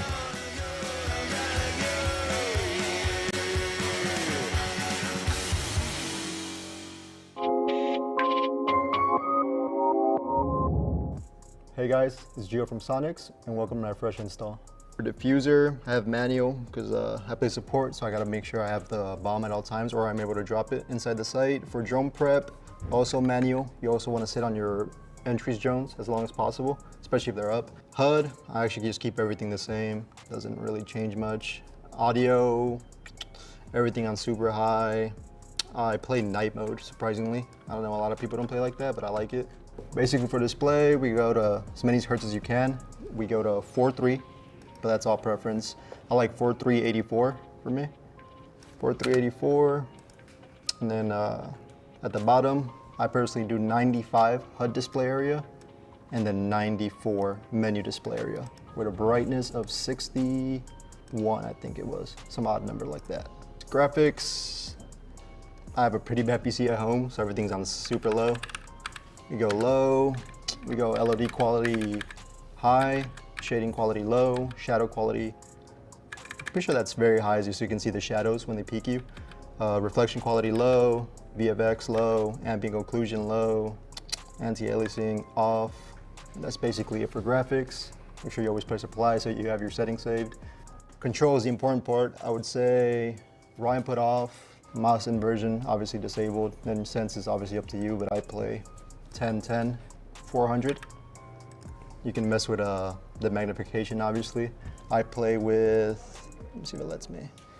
Thing 1x is 28, 1x 28, 1.5, 55, 56, and then 57. Mouse scroll wheel, I have it off because I grip the mouse kind of weird. Gadget deployment, advanced, joint deployment, advanced. I think those are really important to have on. Aim on hold, lean actually on hold as well because I lean my mouse buttons. Sprint, hold, crouch, toggle, prone toggle, and then walk toggle. For the keybinds, I actually have some kind of crazy keybinds. I lean with my mouse buttons. So this would be just set the mouse buttons. And then gadget is Q and E is melee. So that's kind of it. For control is my prone. And then it's basically it. Everything else is kind of default. Just make sure you're leaning with your mouse buttons. And then your gadget is Q and your melee is E. So it's kind of weird, but I mean, it's all preference. Accessibility for optic colors. Yeah, I like the light green with 100 opacity. I'm kind of blind, so I mean, I'm blind and old, so it makes me see better. At least, that's what I think, could be placebo, but it's all preference. Everything default and then opacity 100. I tried 50 or lower, but I mean, can't really see, so up to you really. And just make sure you're applying all your settings. Thanks for watching my fresh install, and see you guys at the major. I had to sacrifice a lot in my life to be where I am now. Back to the Atlanta Major. Y'all having fun so far? Well, we have more fun in store. Some big reveals. Hey everybody, I'm Jackie Jing and I am with Fresh and Jesse. It's a little cold in here. I brought my jacket up. Are y'all feeling the same way? Jackie, I don't know what it is. I flew here from Canada. It was snowing when I left, and somehow it's colder in this arena than it was when I left home. Yeah, very, very, very cold. Yes, certainly a chill. Fresh as his hood up, man. Anyway, what did you all think of that show match? I'm not gonna lie, I was a little distracted. I look up and I see Parker in a cowboy hat with a banana and bolo, and I was like, what am I watching right now? No, that was pretty normal. I think that was, we all Adorable? kind of expected that. Oh, pretty normal, you know. Okay. Standard show match stuff. I liked the interrogation. It was probably the best bit of the whole show match. Maybe the 1v3 as well. The 1v, yeah, the 1vx was pretty good. Well, was that 2 world champions it was against? Oh, yeah. Yeah, that show match was absolutely wild. I do want to pick your brains, though. We've been here for a while now, y'all. It's been really fun spending time with you. But what's been the best part so far of the Atlanta Major? Ooh. I think it's got to be the crowd. I mean, I've said it during the quarterfinals. Yes! I thought it would peak when we had North America playing, but they've really gotten behind Los as kind of their new savior who they're going to pipe up and go through all of these matches. They're obviously the underdog in a lot of these games, and the crowd's really been getting behind them. So that's been my favorite part, Jackie. Yeah, the Dark Zero chants, the SSG cheers. I just heard Lobin. Was that right? Lobin fans. Okay, hold on. W7M. Oh gosh, we got some thumbs downs. Okay, Los. The crowd spoke, Fresh. The crowd spoke. Yeah, they absolutely love Los. I think it's a big underdog story, and that's what they can get behind. Yeah. And also, they beat FaZe yesterday, so that was great because the crowd was not liking FaZe. Well, what's been your favorite part so far of the My major? favorite part was also when FaZe lost, but for a different reason. That's because I didn't have to dye my hair because of the wager me and Jesse made. Yeah, honestly, for me, it's been kind of the massive upsets. GK, Bleed, they were really fun to watch. True, they were really, really impressive. And I think it sets the stage well for the 6th Invitational coming up in February. A lot of the minor regions starting to heat up a little bit, unlike this damn arena. So I think it's exciting. We're going for a good show. Okay, almost to grand final time. Y'all ready for that? I know, I'm chomping at the bit, but how are y'all feeling? You excited? Yay. I'm excited, Jackie. I'm also excited to see what the meta might look like for the 6th Invitational. The new patch coming out. I don't know. I think there's going to be some cool stuff in there. Yeah, we've had a little sneak peek. A little sneak peek, haven't we? And all I've got to say about that is the new operator. Bit of a Swiss Army knife, does quite a few things. Okay. And also the new map. It's absolutely ginormous. And I can't wait to see it. I know we have the ominous counter up. I know y'all are going to help us with the countdown. This crowd's been so amazing. They've been counting us in before the stream starts, and I'm always like, oh, I love you all. But okay, we got some little teases there. Anything else you can say? What's Ubisoft bringing us? Oh, Jackie, it's tough to say, but I think that we've already teased a little bit. Some secondary gadgets might get changed. Some metas might be...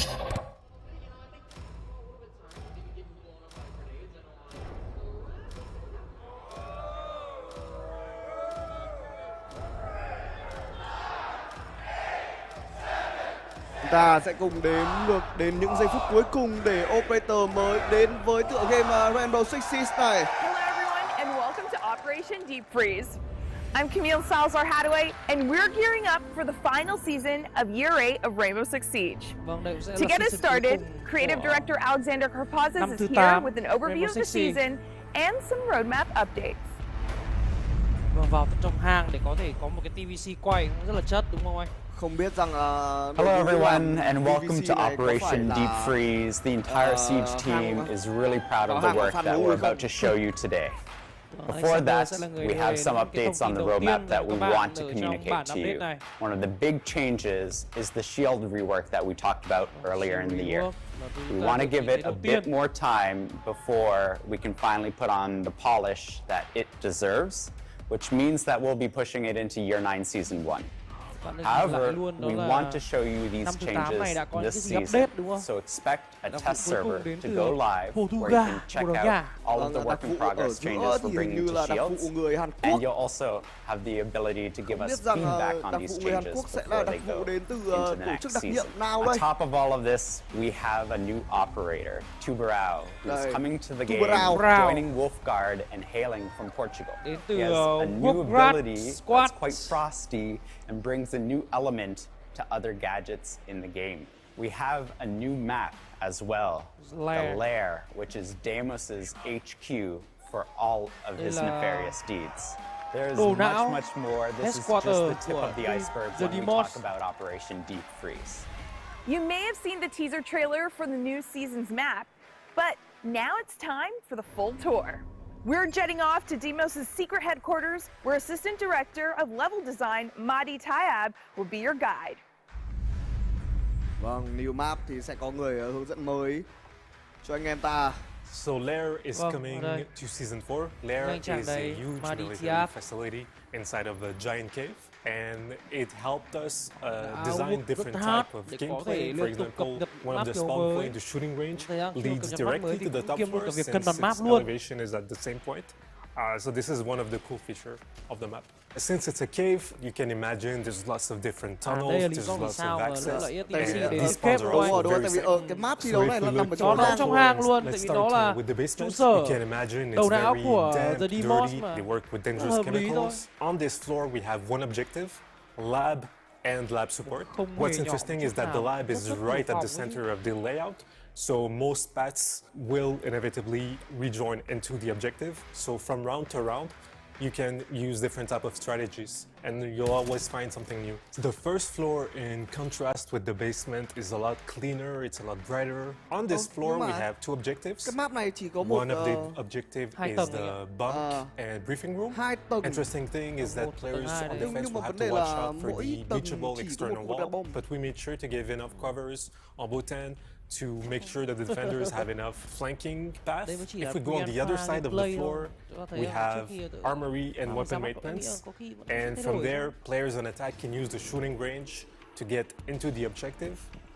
Let's talk about the second floor. Also very different compared to basement and first floor. It has a more refined look. We have an objective there, which is office and R6 investigation room. Outside of it, there's a mezzanine that attackers can use, and there's entries right into the objectives, but they have to watch out because defenders also have vantage points into the mezzanine.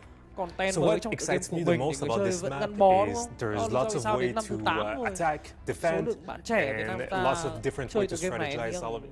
Lair won't be bannable for Operation Deep Freeze, and we hope you enjoy the map. Operation Deep Freeze will mark the full launch of the Reputation system, complete with new UI and a grace period during which the team will continue to monitor the system. For more details on this new phase, let's hear from UX designer Roland Poe. Đây cơ bản là về những con bài operator. With the launch of the commendation system last season, we've been really happy to see how everyone's been using it, giving and receiving commands, getting the alpha pack drops, and maintaining their streaks, and just generally that Siege has to giống như kiểu thông thạo ấy. We've also been monitoring the system and listening to your feedback, which is why the commendation system and reputation system were hooked together, now acting as one to provide guidance, to promote positivity, một cái hệ thống mới để có thể vinh danh người chơi sau mỗi trận thi đấu thôi. Nhưng mà cái này các bạn đã bảo có từ mùa trước rồi, không biết rằng đến mùa này nó có sự cải tiến nào, chắc là cải tiến hơn, có nhiều cái để vote hơn em đoán. And the first look at the impacts that will start to affect your account based on your reputation standing. And these impacts can be things such as changes to the rewards you get at the end of each match. It can be access to playlists, and it can be progress towards special drops and exclusive cosmetic bonuses. With the updated Reputation Center UI, you're going to see a lot of information all about how to get the best standings. You'll see information about how the system works, about each of the individual standings, and personalized information dedicated to you. You'll see things such as guides about how to spread positivity, about the individual impacts that will be affected once people as well as tips and tricks you can use in your matches throughout the game and even beyond to become great Siege community members and great Siege players. As always, we'll be monitoring the system and listening to your feedback, and with everyone together, making the Rainbow Six Siege community as great as it can be. Next up is an explosive topic that's been cooking up for quite some time. Frag grenades. They're changing, and Associate Game Director Joshua Mills is here to tell you how and why. Hãy cùng xem là Ubisoft cân bằng như thế nào đây. Đây là một thứ mà rất nhiều tựa game cũng phải học hỏi. Chính xác. Bất kể có tựa game cân bằng mãi thì vẫn lỗi. Basically, they are killing machines. You don't have time to react to them if they're cooked properly. And they can take out a decent amount of utility, and by decent, I mean all utility, depending on how they're being tossed. And they can take down soft destruction. What are we doing with the frags? We're removing the ability to cook the grenades. They're still as powerful as before as far as like the damage they can do and their killing potential, but it's more reactive for the defenders. So basically, a grenade comes in, you have to make a decision. Do you move into more precarious position? But again, we are removing the ability to cook them. When you deploy them, they'll have a 4-second fuse timer on them. And then after bouncing off a surface, that fuse timer actually drops a little bit. This is very similar to how the flash grenades work currently. The biggest benefit to the change that we're trying to do with the frags is to allow operator diverse loadouts.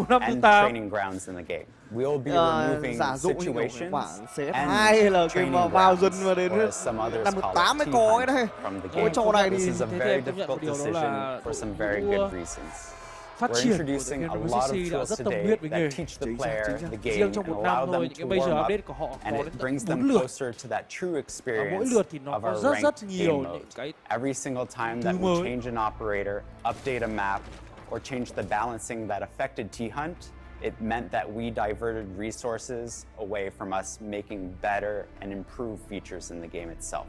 But we are committed to the features of AI playlist, the map run feature, which you just saw, and finally, we'll be bringing even more updates to the shooting range so that new players and experienced veterans will have what they need Phòng thi đấu to warm up experience trước khi chúng Siege ta to bước the vào trận thi đấu rank. Hình như cái này là có trước rồi, hình như cái này là có trước rồi.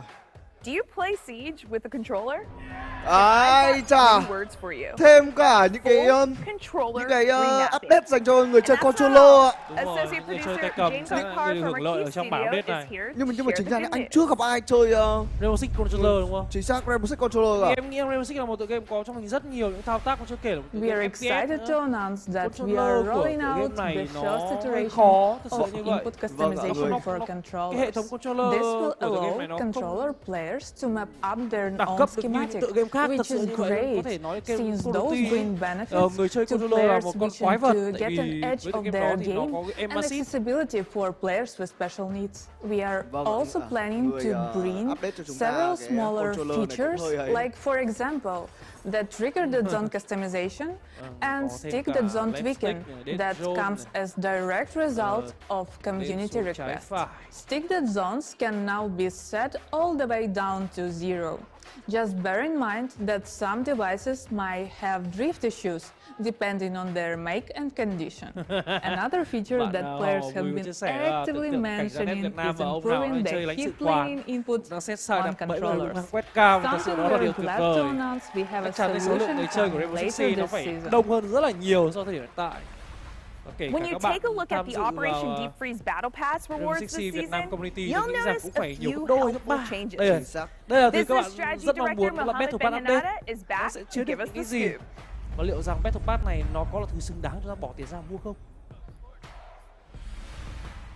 I told you last season that we will be looking at improving the navigation on the Battle Pass. This season, we will be bringing a map that will be interactive. It's an easier way for you to actually see the overall Battle Pass and navigate through it. Can't wait to have your feedbacks on this, and it's only a first step to improve the navigation in the Battle Pass. So again, stay tuned for even more. It's time to learn more about the operator who gives Operation Deep Freeze its name. When you need to cool things down and put the attack on ice, you'll want Turbo on your team. Our director, Joanna Choi, is here for insights on the design of this operator. And then we'll go to Director of Gameplay Design, Jeremy Carval, and Game Designer, Dominic Clement, for details on Turbo's chilling gadget. Tất cả các bạn khán giả cũng rất là mong đợi, nhưng mà trước đó thì chúng ta thấy rằng Marketplace và những cái khác cũng rất là hấp dẫn đúng không anh? The idea came from visual inspirations like Portuguese serving champions. So we suit him with military-grade diving gear as well as a diving survival knife. And of course, we topped that off with the traditional DAE signature beret.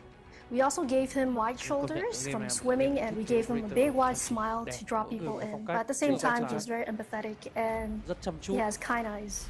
So for Tuberao, we created this modern cryogenic canister which contains liquid nitrogen and liquid oxygen that are separated for security reasons. And when the canister is ready to get thrown, the two liquids are blended, creating this mixture that has strong cooling capacities. The canister has a glass that will break on impact, releasing this compound that will spread around and that will affect all the surfaces and all the objects that it gets in contact with. Diving deeper into Tubero's ability, Tubero brings the Zoto canister. These things are throwable that will detonate on impact. And when they detonate, they will release a super cool compound that will freeze pretty much everything in its path. As an attacker, when you step into this effect, you're slow down. You also slow down. These footsteps are visible on the surface you're walking on, but be careful because they're also visible on the surface below. The effect is not everlasting. It's only a few seconds. If you have any of your gadgets that are in the area of effect of the Zoto canister, they will be disabled or they will be paused. We realize that, well, with really cool temperature, your electronics go down. If you have enough ice, you can also affect mechanical gadgets, like mechanical joints and stuff like that. So that was kind of like the eureka moment where we were like, it can also be affecting mechanical gadgets. So when you're facing a termite and you see the charge start to fuse, you have this moment of reaction where you can deploy your Zoto canister on the Ôi, thế thì đẳng cấp counter cả những tình huống mở tường mà. Thế thì nếu biết sử dụng đặc vụ Tubarao này một cách chính xác thì nó phải là một con bài khá là mạnh về khoản controller của map thi đấu, đúng không anh? Chính xác. The wall is still gonna blow up at the end of the effect. Cái tường này vẫn sẽ nổ. Nhưng mà nó sẽ bị chậm hơn, nghĩa đủ khoảng timing để cho người chơi Tubarao cùng đội ấy có thể xử lý trong pha điều đó. Tubaro's role is really to kind of slow down the push so that the defender can really react to whatever the attacker are throwing at them. But as a roamer, you can do similar things, but do it at further distance and be kind of safe from fuse or something like that, and be able to switch between your roaming role where you disrupt the attack a bit further from the objective and be quickly running back to site and slow down whatever is happening on the objective. With the introduction of RAM, vertical play as playing quite a big role, so with this gadget, you can use it to deploy on the ceiling and disrupt these attackers that are above you. You can also use it to slow down the attackers, freeze them, disrupt them, or also freeze other breaching shards that they may be placing on the ceiling. Con hàng này khỏe quá. Of synergy, I would say, is the gadget denial. Con hàng này ném thấy cả bước chân anh ạ. And mute. Tubaro will be joining their rank and denying the wall for the attackers. You can pair this operator with, let's say, Bandit, sẽ có thể and kết hợp give tốt với Bandit ai more không time anh? to place his Bandit and Bandit trick while the attackers are trying to breach. The second group, I would say, is the intel group. You have Pulse and Solace. They provide a lot of information, a lot of intel for Tubaro, so we can deploy this gadget and hopefully catch the attackers that are playing upstairs or in the room next to you. The final group is, I would call, the trap operators, Ella, Fenrir, or the other trap operators. These gadgets can be paired with the Zoto canister to create some really disruptive and effective traps for the attackers. Looking at the counters, the first one is Maverick. Because yes, despite having a fiery gadget, he's the only heart breacher who will still be able to go through a reinforcement wall that is affected by this gadget. You can also bring an operator like Zofia, because Zofia's explosive charge will not be affected by the Zoto canister. So you can use it to destroy the canister and get rid of the effect. You can also bring frag grenades, which will also not be affected by the Zoto canister. Finally, we also have operators like Twitch and Zero. Their gadget, equipped with their laser, will be able to zap the canister and get rid of the effect. If you just want to wait and be patient, you can just wait for the effect to run out. But if you're not patient and you want to get rid of it as quickly as possible, you can shoot it, you can melee it, you can use your sledge and sledge it. It will immediately remove the effect. Taking a look at the primary weapons of Tubaro, we have two options. First one is the MPX, which is a classic weapon, one that you can see on Valkyrie. It's a wonderful weapon for a flex operator. Your second option is the AR-15. Yes, the DMR on defense. This DMR creates a lot of destructions, and also the weapon is pretty loud, pretty powerful, so they'll be scared. In terms of secondary weapon, you have one option, the P226 MK25. It's a reliable secondary weapon. So we wanted Tubaro to be able to really fulfill his role as a flex operator. So we gave him a balance of 2-2. 2 health, 2 speed. In terms of secondary gadgets, you have two options. The first option is the nitro cell, which is really useful when you play this operator in a vertical way. You can try to catch the attacker upstairs. If you're able to catch them with the gadget, but be careful, don't throw your nitro cell and your own gadgets because they will be disabled. So try to play smart and try to anticipate where the players are going to go if you do catch them. Your second option is the proximity alarm. This one is great to bring if you're more aiming towards using it as an horizontal gameplay. It allows you to put it in the doorway and have an early warning so you can deploy your Zoto canister in this doorway and make the attacker think twice before swinging on you. This operator is super unique, and the fact that it brings not only a disabling effect for electronic, but for the first time, it brings a disabling effect for mechanical gadget. So it affects pretty much everything. At every moment of the round, you have something that you can contribute with your gadget, and there's something that you can do that will hopefully make your team win. You can play the season test server for Operation Deep Freeze starting tomorrow. Explore new strategies with his gadget and chill your opponents to the core. And remember, whether you're on the test server or just playing as usual, reporting issues you encounter to R6 Fix will give you the chance to earn some neat rewards. Now, before we wrap up, there's one more thing. Get ready trang web to các bạn có thể report lại những cái lỗi nếu mà có xảy ra. Có Charlie đấy. Skin mới của Ying. Skin Elite. Đúng rồi, hướng đến tựa game Street Fighter 6 vừa ra mắt. Ôi, quả hàng Grim Ryu này trông tếu thật sự. Trông thì nó không giống với bản gốc lắm đâu, nhưng mà em nghĩ rằng Jing là ok đấy.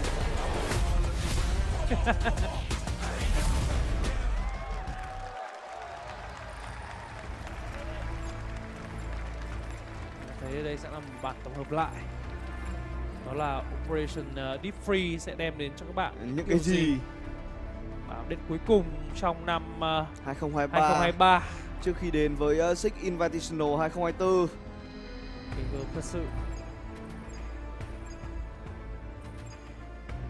Six Invitational 2024 đó những gì mà thấy. That's the end of the season. Test server sẽ bắt đầu ngày mai và ra mắt sẽ là cuối tháng này. 28 tháng 11. 28 11 sẽ đâu đó giờ tầm 2 tuần nữa anh ạ. Tính từ ngày hôm nay. Ta đi hết tất cả mọi thứ gọi là hấp dẫn tại cái Operation Deep Freeze vừa rồi. Có lẽ sẽ chỉ còn là câu chuyện đợi cái khoảng tháng minh tiếp theo để đến với trận tiêu chung kết giữa đội hình bên phía team WCRM cùng với Lord thôi. Vâng, và đến với trận thi đấu chung kết tổng thì chúng tôi sẽ xin phép nhường sóng lại một chút dành cho những người đồng nghiệp ở bên phía bên kia. Xin phép tất cả quý vị khán giả cho chúng tôi nghỉ ngơi, uống cốc nước để có thể phục vụ anh em trận thi đấu chung kết tổng một cách mượt mà nhất. Chính xác.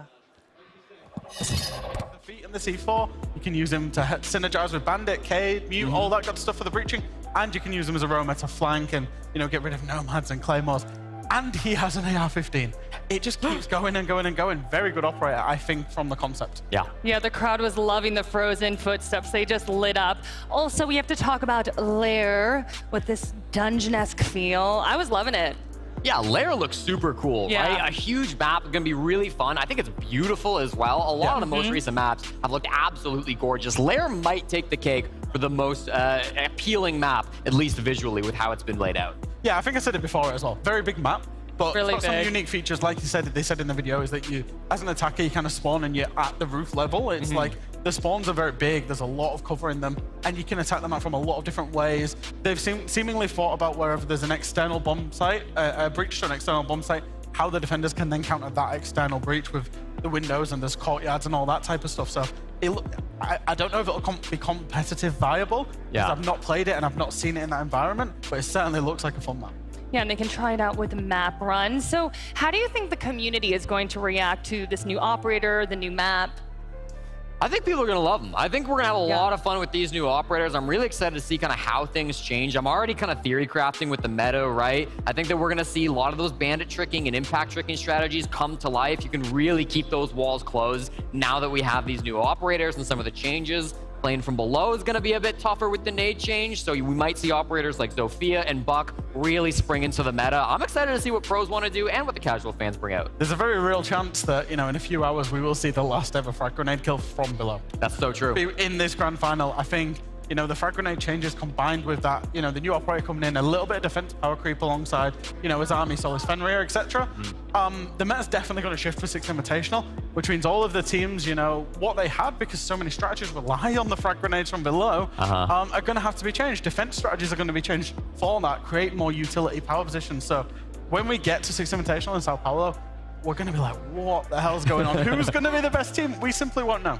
Yeah, and Twitch chat is echoing the sentiments that you were saying, seeing the new operator unbalanced. Are you surprised by that reaction? Hey, Jesse being like, ah. Listen, let's play the operator first. If defense has got 10 overpowered operators, they're all balanced. Hey, okay, I like that. That works, right? Okay, I do want to talk about the AI playlist a little bit. That looks so cool. Yeah, I've actually had an opportunity to run around and play a few rounds of AI playlist. I'm not ashamed to say this. I did get beaten by the AIs a couple of times. I was playing 1 versus 5. That's all I'll say. Yeah, it's cool. It's a cool concept because it's not just like anything we've had before. They put the utility down. They reinforce walls, You jump in as an attacker, and they're pinging you on default cams as if you're playing a normal game of Siege. So I think for a new player, as an onboarding experience, I think it's going to be a really strong tool that they can use. Yeah, I think it'll be great for new players. I also think it will be good for experienced players as well, as a great warm-up, right? If you're jumping in, you want to start your ranked game for the day, you want to start getting into it, that's a good way. Play against some AI. If you miss some shots, if you're cold starting the day, it's a great opportunity, because nobody cares if you do lose to AI, as sometimes we all do. And you both touching on this a little bit, we are expecting major meta changes with this. Certainly. I think obviously with the new operator coming through, and then we don't know exactly what the other balance changes are going to be. We don't know yet. But I do think that with all these new operators coming through, with the millions of different ways it feels like you can play Tuber out, we're going to see a lot of really creative strategies when we get to the 6th. Yeah, I think particularly, not just in the case of, I think breaching is going to be the key one, right? Is stopping the breaching, but particularly stopping the breaching so that another operator can either bandit, K trick, or impact trick, a piece of utility off a wall is going to be key in this meta. Combine that with the frag grenade changes, where teams are going to really struggle to clear out power positions. I'm going to expect the meta to shift significantly. It's already defender favored, but shift significantly defender favored. Okay. Okay, crowd, y'all excited about Operation Deep Freeze? I love y'all. Are y'all excited about the grand final? We are minutes away. We're just going to take a short break. We'll be right back.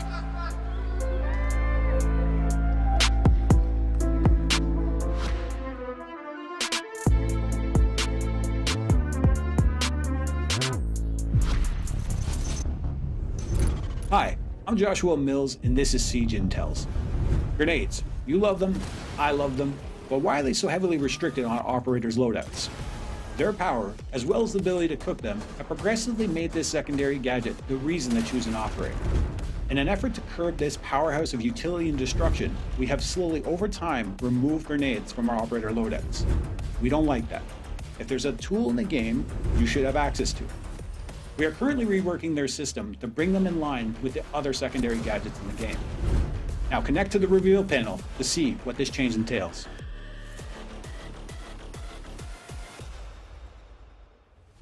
I had to sacrifice a lot in my life to be where I am right now. Everyone shares the same ideology or mindset. G2 is the best team in the world, period. The mentality when we just focus our minds to win is just maybe the most important thing. What's most important is the journey that we go on, and we go on that together. The feeling of belonging is extremely important. I do think that I feel that the most. Having the crowd is really, really amazing. When you do this and the crowd is screaming because you just put your hands up. You always have the crowd on your side because we're the biggest team in the world. When you experience the adrenaline to play in tournaments, to win tournaments, you can't live without that anymore. I'm a guy who likes video games, but other than that, I don't have that much to define myself. I'm trying to find that. That's my next step in life, find myself.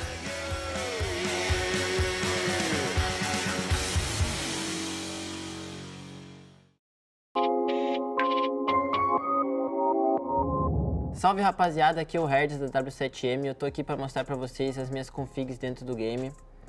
Começando aqui no geral aqui, rapaziada, a única coisa que eu mudo é o drone depois da preparação, que eu deixo no manual. Isso é bom porque quando você precisar olhar um drone pro teu companheiro ou algo do tipo, vai estar bem fácil ali, é só você continuar olhando, não precisa apertar um botão que pode dar algum timezinho. Então é bem tranquilo. Aqui no HUD eu uso quase tudo no normal, mas a única coisa que eu mudo aqui é a bússola, que eu não uso. Eu gosto de deixar a tela um pouquinho mais clean. E a única coisa que eu não uso aqui também é a vida. Eu gosto de não usar a vida porque aí você não vê quando você está com pouca vida e isso influencia na sua tomada de decisão dentro do jogo. Então é muito melhor pra mim, isso é mais pessoal, não ter a vida, sabe? Acho que deixa o psicológico mais preparado. Aqui no áudio, o volume vai depender do seu fone, mas aqui a música eu deixo no off. O diálogo eu deixo um pouquinho, acho que às vezes é bom ouvir assim, tipo... Não sei, mano, tipo, geralmente ninguém usa, mas eu uso aqui um pouquinho de diálogo. E o modo de som é o Night Mode aqui, porque é muito melhor para você escutar passos e coisas que são mais importantes dentro do jogo, que, por exemplo, barulho de tiro ou outras coisas. Aqui no display, Obviamente você vai usar o maior hertz aí que seu monitor puder. A proporção 4:3 e o FOV 84. O resto aqui não mudo nada. Eu uso o padrão. Gráficos, aqui também tipo, é algo mais pessoal. Eu particularmente uso tudo no low. Nas partidas, às vezes eu coloco um pouco de shadow. Eu coloco aqui o contraste no médio. Bom, aqui na Sense também é algo mais pessoal, mas o meu aqui eu uso 12/12 de vertical horizontal. Então é 21, 41, 42, 42. Basicamente você só vai usar aqui as três primeiras, que é o 1x, 1,5 e 2x. Então é 21, 41, 42. De resto aqui também eu uso no padrão aqui, claro, tem seus controles ali, tipo, acho que o que eu mais uso de diferente aqui é que eu agacho no espaço. Geralmente o pessoal que vem de console aí costuma usar os botões mais diferentes. E na acessibilidade aqui eu uso a minha cor de mira verde com 100% de opacidade e o tremor de tela aqui que eu deixo no off, que é muito melhor quando cair uma granada ou estourar uma breach do teu lado, tua tela não vai tremer. Salve rapaziada, esse foi aqui um videozinho mostrando as minhas configs. Obrigado por assistir, acompanhem o Major e tamo junto.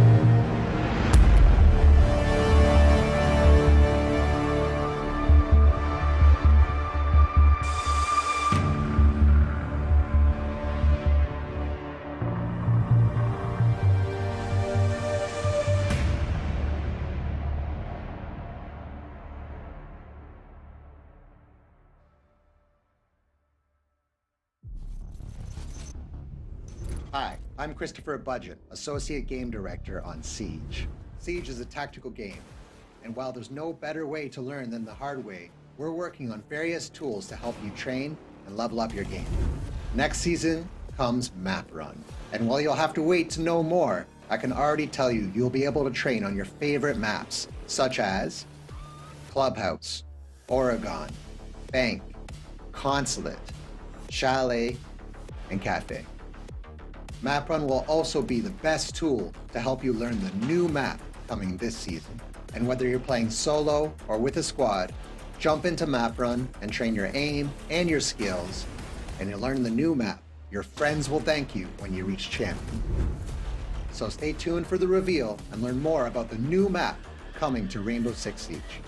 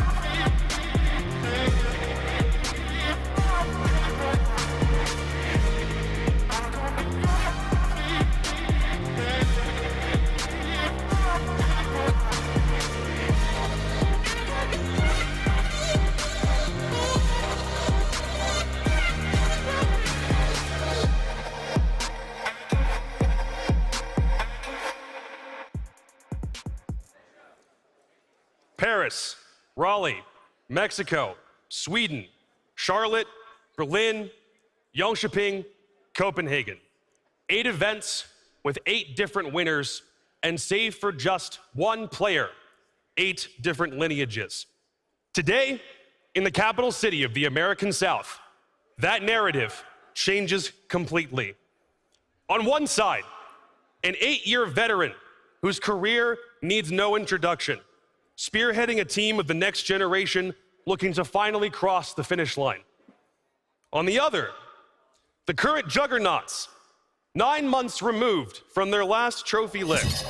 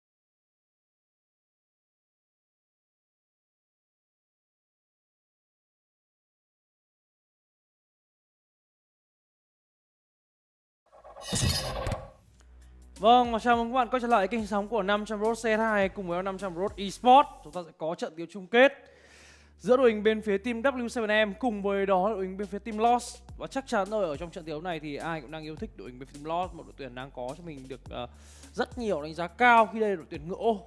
Chính xác là như vậy, đặc biệt là tại các khán giả ở tại Atlanta, bởi vì rõ ràng là người Mỹ họ rất thích những cái thứ gì đó nó ngựa ô một chút gì đó thần kỳ một chút, và đặc biệt là đây là đội tuyển đã đánh bại Faceland, một cái tên mà có lẽ là cái gai trong mắt những khán giả ở tại Atlanta trong mùa giải này, khi mà họ đã loại những cái đại diện được ưa thích nhất đến từ USA rồi. Thì rõ ràng đội hình bên phía team Lost, đội tuyển đang có cho mình rất nhiều thực lực, nhưng cái điều quan trọng hơn là chúng ta thấy rằng cả hai đội tuyển thi đấu trong buổi đêm ngày hôm nay lại là hai đội tuyển đến từ đất nước Brazil.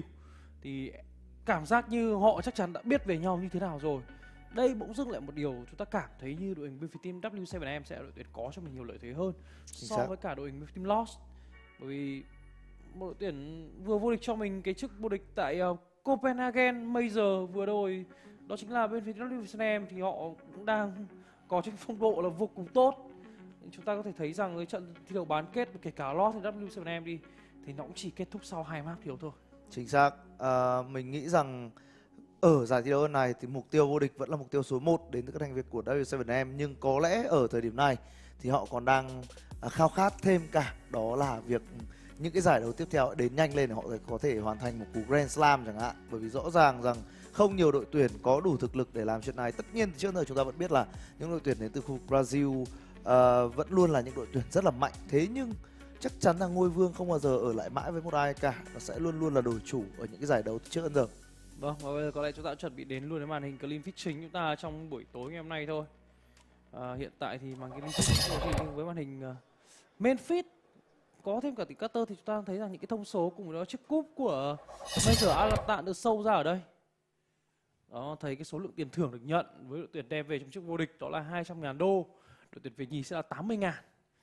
200.000 đô anh đánh giá là một con số khá là lớn rồi. Chưa kể là nếu mà đội hình bên phía team W7M họ vô địch thêm một phát nữa tại năm nay thì đó sẽ là nhiều tiền hơn rất nhiều đúng không em? Chính xác là như Tính vậy. ra thì chúng ta vẫn còn đó đến tận Many people thought maybe is that the last that we've seen of Los? Did they just blow everything on this one quarterfinal? Because it was extremely important to them. But then they came into the semifinals, had a fantastic showing against FaZe Clan, brought out even more new stuff, and now they're here in the finals. We're gonna finally see, do they have even more new stuff to show W7M? What will they bring to the table? I think the paths for both teams at this point, I don't really know if there's one you can say was a harder one because both of them presented equally difficult challenges. The fact that Los knocked off a hometown favorite and then defeated the team that was #1 in Brazil is already impressive by itself. But I don't think W7M had a slouch path either. Both of them had to face equally difficult opponents here. Certainly, and we see Los, their run through it so far. They've yet to drop a map here through playoffs, through Swiss. They were extremely strong as well. I believe it's 7 maps in a row from Los that they have won. Now, we've seen streaks get broken before. G2 entered their semifinal on a 14-map win streak, You had to do me like that, Jim. I just had to. And obviously, that didn't go too well for them. But still, if they can keep up that momentum on the side of Los, you've got to imagine that does help them out. Yeah, and I like the confidence of Los as well. The maps that they're picking into, the maps they're leaving open for their opponents, the fact they got 7-0 on main stage, like, you know, some of them things, they've got a lot of confidence coming into this, even if they do tend to be the underdog in every single fixture that they play. I just want to do a double check because a lot of people said, oh, W7M might win the whole thing. We have our predictions from way a long time ago at this point of the tournament. And I know some people did have them all the way up there. So Jackie might still get something here. Jesse did get his 3-0 prediction correct from the Swiss bracket, but that was the only thing. Everyone else was in the red. No one had Los going this far. It's been an insane major. I think I'm seeing a lot of NA and European teams there. We got a couple more W7Ms here on the second page. Mandy and Taro, Pengu, Stokes, a lot of believers here on the reigning major champions, so that's good. But I think what we saw at this event was total Brazilian domination. We really should have had, maybe of us as analysts, some more Brazilian teams winning this event because those of us picking Sonics, those of us picking G2, BDS, maybe we were a little bit too hopeful. The only Brazilian team not to be involved in a major event final this year was G2, who won 6 Invitational. Every other final has had a Brazilian team or 2 Brazilian teams. It's always the Brazilians.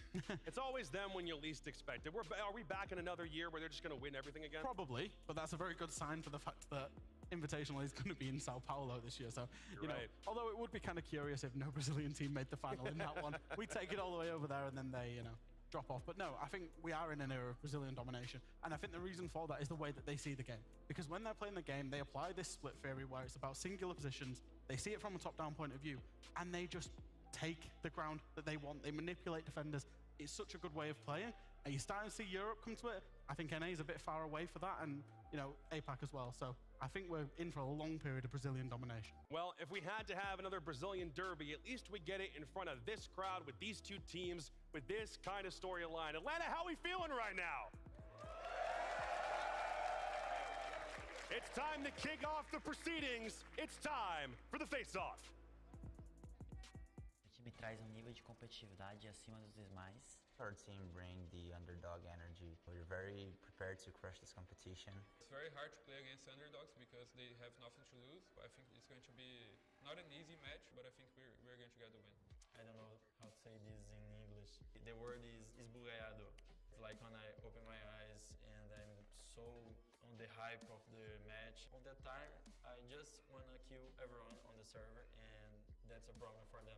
We know how to play the game, like better than anyone else, so I think that's our biggest strength. Be careful with me. If I'm esbugalhado, you guys are done. E acredito que fora a parte individual, a nossa parte coletiva é muito forte. Lobin and Maya, they just gonna smash everyone. No one can beat them. There's another 3 players that can handle you guys as well. So that's it for you guys. We're going to smash you all. We're gonna win this for sure. This bad boy has been several months in the making. A W7M roster that everybody pegged as probably being one of the favorites to win the whole thing, as the caster prediction said it was. But a Los team that was 8th place in Stage 2 had to fight their way back through an LCQ bracket and also had to play in the play-ins in order to get here in the first place. This matchup on paper is not the one anyone anticipated to be a grand final matchup, but the fact that it is has so many cool storylines leading into it, and it's a damn pleasure to see these two battle it out in a best of 5. I think the big thing from this tale of the tape is that we have the best attackers in Lowe's going up against the best defenders in W7M. So on any map, that half where W7M are on the defense, that's going to be the crucial half, in my opinion, no matter what the map is, because these two teams have been crutching on that particular side to win the tournament. Now, or get to the final of the tournament, not win it. Now, obviously, Lowe's are defending pretty well as well. They were up in 4th. It's just W7M's attacks that are struggling. They're sub 50%, which is one thing that we are not used to seeing for them. Yeah, the exact numbers on that, 74% defensive win rate coming through from W7M. Three-quarters of rounds, they are nailing it down on defense. And for Lowe's, it's a little bit lower on attack, because attacking is generally lower across the board. 58% though, still topping out the tournament. And as Jack said, strong defensive win rate as well coming through from Lowe's. So these two teams, I think, Jack, you hit the nail on the head. When we get them on their favorable sides, we are going to see peak Siege here in 2023, and we're going to get to really see what the meta looks like. It's not just, I mean, their defenses are fantastic, but the attacks are what we have to focus on because they've got a record breaker in their midst right now. That they do, Jacob. Loban has been playing insane this tournament. In fact, he currently leads for the greatest performance on entry at a major that we've ever seen. I've sorted these top 5 players by differential. We see plus 23, 34, and 11 coming through from Loban, just barely edging out Cyber on his miraculous run in Yavle for FaZe Clan when he dominated the server. He walked away with that trophy. Loban following in his footsteps now. He's already beaten Cyber once in this tournament. Now to come through and again be putting up such insane entry numbers. 3.09 on the ratio. These just aren't numbers that you see from the vast majority of players that grace this stage. Yeah, and I think particularly for Loban, you know, when Lost came into this tournament and everyone was thinking about them, they were saying, is there a reliance on Maya as the player to go through for Lost? And Loban's been the one that stepped up alongside him and said, yeah, I'm the guy as well. And I think that's very important that you don't just have that reliance on just one player. The fact that the second player's made that step up has made them a much better all-rounded team, and he's playing out of his mind. The attacks are fantastic, the entries are fantastic. The entries are always going to be the thing that we talk about, but the defensive setups themselves also need some love because they've been doing so good for this tournament so far. Yeah, Los are doing great in the server, but they're also bringing some ridiculously cool new setups. We saw this throughout the quarterfinals when they played against Dark Zero. Some of these setups that they've showcased, we'll take a look now, have been absolutely insane. When they played DZ, they brought out so many different sites on Chalet. They loved the Mira, they loved the castle. It honestly reminded me of how NIP like to play some of these bomb sites. On Chalet, we saw a variety of different bomb sites. They ran all 4 top to bottom, and then they started repeating sites which they hadn't even won the time previously. This is a games defense where they set up a great setup on the top floor with those mirror windows and the castle barricades. DZ didn't know how to handle it. They had to ignore it. They hit site directly, doesn't go their way. We saw a similar story when they got to the second map, where every single time Los are bringing these new strategies. They're bringing some cool ideas on maps that they haven't played throughout the tournament, and that's given them the edge where they've really started to pop off. I said this about their attacks, but also on the defenses. It's all, the Brazilian theory is all about manipulation of people and locations. Yeah, this castle barricade, I mean, the way that they set up that Tea Room Karaoke bomb site on this map was just incredible. Giving up Geisha, not trying to hold it. I actually talked with Canadian last night when they played this matchup. He said, we had no idea what we were going up against. There were some crazy things, and we just had to kind of ignore those and try to hit the site. There were some other stumbles in that game from Dark Zero, undoubtedly, but I think you cannot discount both the in-game play that Los are bringing on their entries from Loban, but also the creativity. The prep work they are putting into these matches ahead of time are a big reason why they've made such a Cinderella run so far. I think you can't take anything away from what they've done to get here, but it's the opponent that they're facing. The guys on the opposite side of the stage that are going to be the biggest problem. Even if you pull all the creative strategies out and your entries are fantastic, you have to go up against the current major champions, the Kings of Copenhagen, W7M. We asked whether they were going to be a juggernaut because there were so many instances in their history where they would get to a playoff bracket and then go out early. They'd be the favorite for a tournament and suddenly they're gone before they actually win anything. They get to grand final of SI and they choke at the last second. They get to Copenhagen and they finally cross the finish line. Now they're looking to do it for the second tournament in a row and make some history. Yeah, and the guy that is just on your screen just there, Felipox, I think can be attributed to a huge part of that. The fact he came in alongside Nade, one of the best support players in the world, really leveled them as a team. It allowed them to have their split theory, it allowed them to have their defaults. Felipox kind of calls, shot calls, no matter what, no matter how he's feeling, very confident all of the time. But the one thing that I want to attribute this team and to why they're such juggernauts is their coach Igor, because he has 2 facets to his kind of coaching philosophy. He has the strategical aspect, but he also has the motivational aspect. He will give them the proverbial kick up the backside when they need it. He does not let their mental go down. Where you see some Brazilian teams fail is when they're against other Brazilian teams. You saw it with FaZe yesterday against Lost. The pressure of being against a Brazilian team that understands them. We saw it with Alamat when he shut down yesterday calling for G2. We saw it with Liquid against W7M. Igor does not let this W7M roster do that, and that's why he's one of the best coaches in the world. When W7M won Copenhagen, they did it with a little bit of birthday magic, which propelled them on their journey to win that trophy. And today, they happen to have something very similar. It is Philippox's birthday.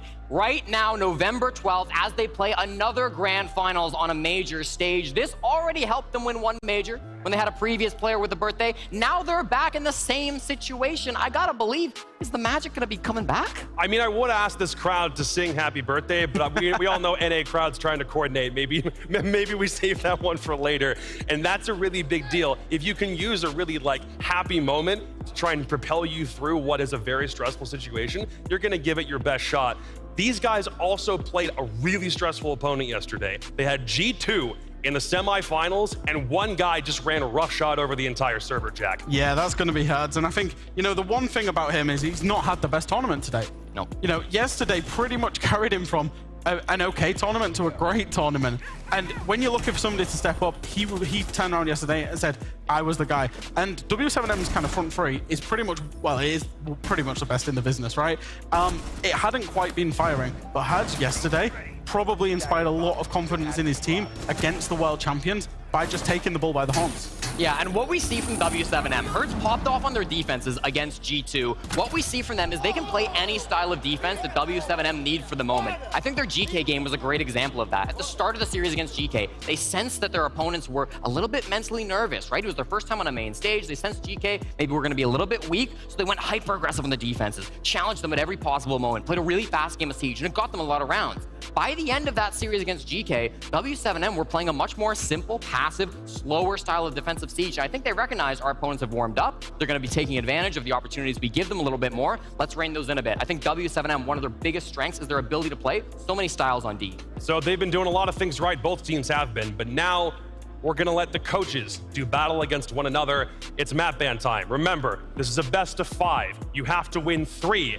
Every other series has only been to 2, which means we start with 2 bans, Clubhouse and Nighthaven off rip immediately. Then we do 4 consecutive picks into 2 more bans with 1 final decider. Gentlemen, what are we thinking about this 5? So I'll take us through the first couple of bans, Clubhouse and Nighthaven. Really no surprise. W7M have been perma-banning away Nighthaven and Consulate throughout the stage. Nighthaven has remained. Consulate has been brought into their pool. So they get rid of Nighthaven, low student, don't like Clubhouse, and it also makes sense because W7M love that map. The first curious one for me is Lost picking into Consulate, because they didn't look too hot on it when they played against D plus Kia all the way back at the start of Phase 2. And W7M yesterday destroyed G2 on Consulate. So it's a very, very powerful pick for me. Yeah, that's a really curious one for me. You've obviously got to imagine that they think they didn't play it right against D+ at the start of the tournament, that they've been working on it in the back lines. I do think as well, further on down this map ban phase, there's some interesting choices by Los, right? The bank then being picked by Los in those final 3 maps. Obviously at that point, it's just that it's just the order of the final 3. But I do think bank is very strange. W7M 4-0 on bank so far this stage, and Los's 3 plays were a 7-2 loss to Keed Stars, then 7-5 win over Scars, 8-6 win over NIP. Those are pretty shaky results for a map that they're going to be playing 3rd through this series. The one thing that I will say against is when 2 Brazilian teams play off against each other, especially in the best of 5, things do get a little bit funky because we only see the external results, but they scrim each other all of the time and they will intricately know each other's games. So the bank pick might just be that they've seen a weakness inside of scrims, inside of practice. And if you did a preference graph for W7M, bank is quite a low preference map. So I won't say I'm not surprised, but I can see why they might have fought through that process.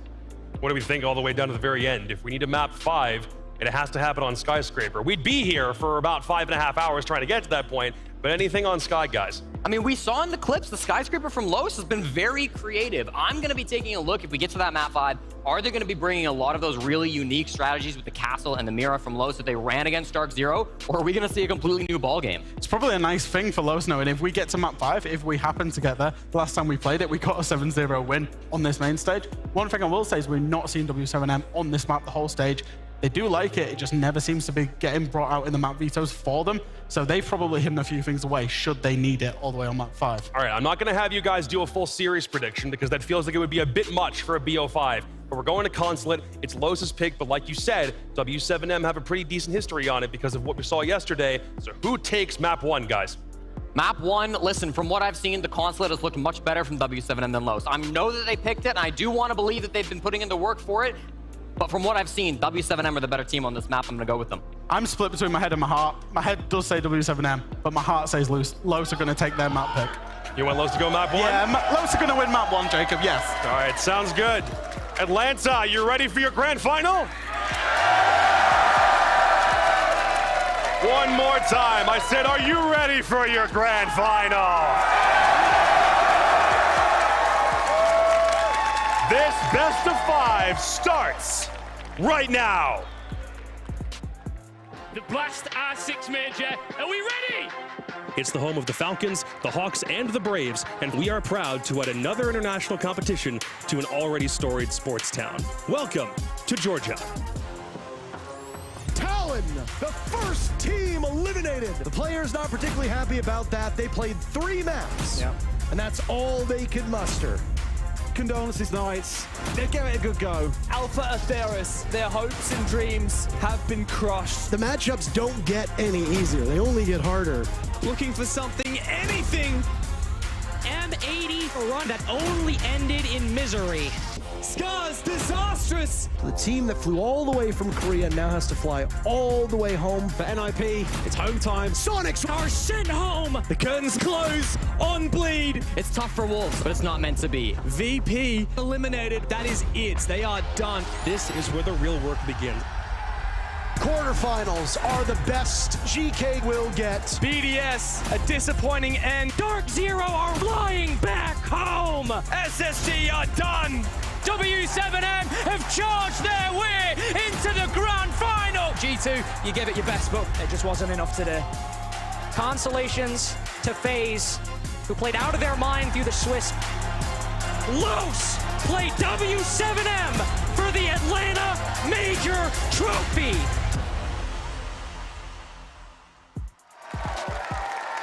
It's been a weekend of Brazilian brilliance, with them overwhelming world champions and destroying American dreams.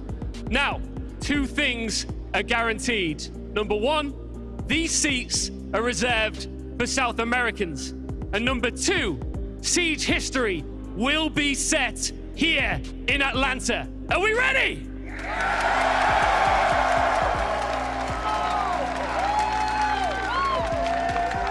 They have overcome every single obstacle put in their way and have won over this crowd in the process. Let's be honest, America loves an underdog story. It's Los!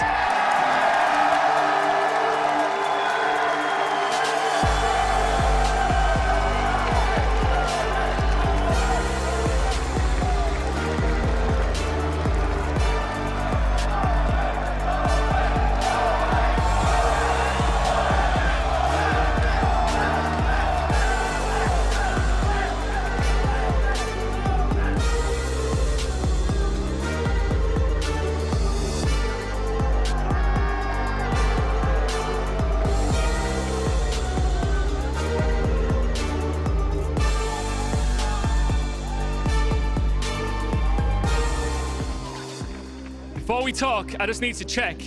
I got a suspicious feeling that in Atlanta, there are some Lurban fans here.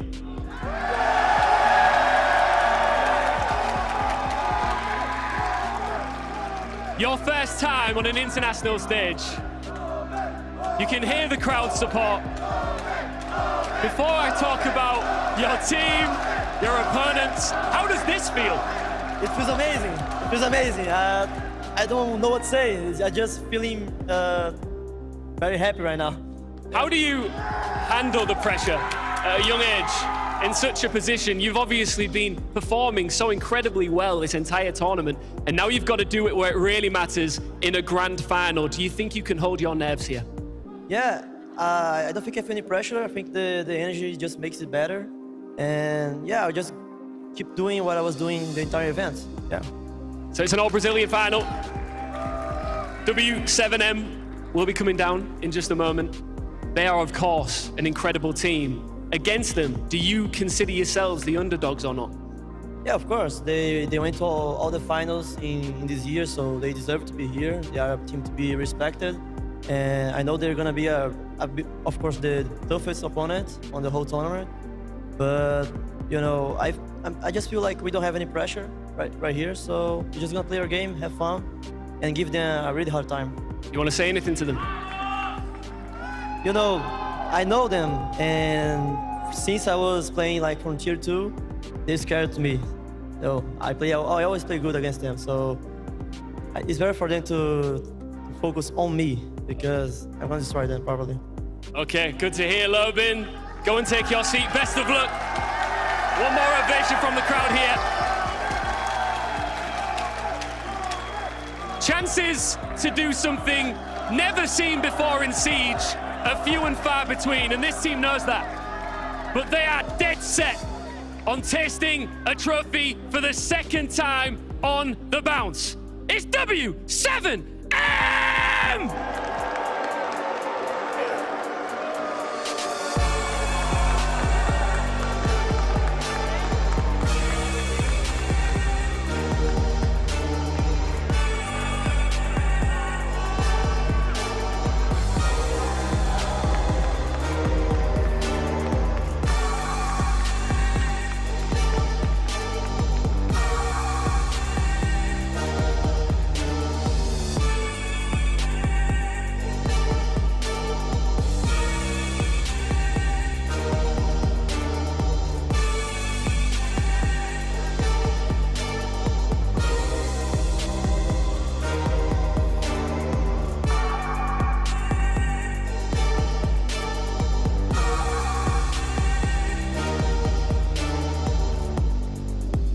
Before we do anything, Atlanta, I want you to join me with a huge ovation for this man because for Leapox, happy birthday!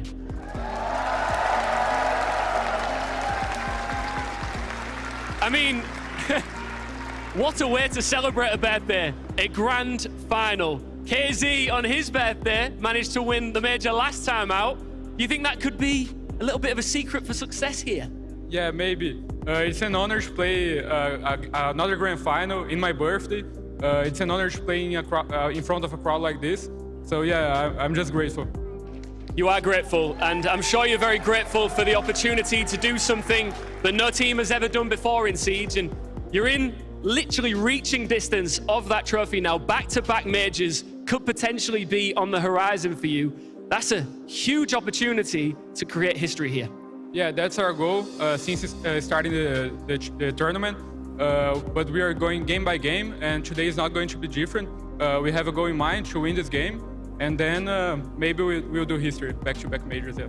Okay, now Los have been on an absolute rampage, surprising a lot of people. They've been regarded very much as the underdogs throughout this entire tournament. You cannot underestimate any team in the grand final, especially one that has been as successful as these guys have. Yeah, they are doing a great tournament. They came from the LCQ, and they're like playing confidently, like with nothing to lose. So we can't underestimate them. Yeah, we're going with everything for them. Leapox, go and take your seat. Best of luck in the grand final. What a birthday gift that would be. Now, before we get into this, Atlanta, I want to have a little bit of fun with you. Now, I've been told that everything's bigger in the USA, and I haven't heard you go really loud yet. And what better time to do it than right before the grand final? I'm only going to do this once, Atlanta. So are we ready to get loud? All right. Atlanta, the grand final of the R6 Major is here. Make some noise!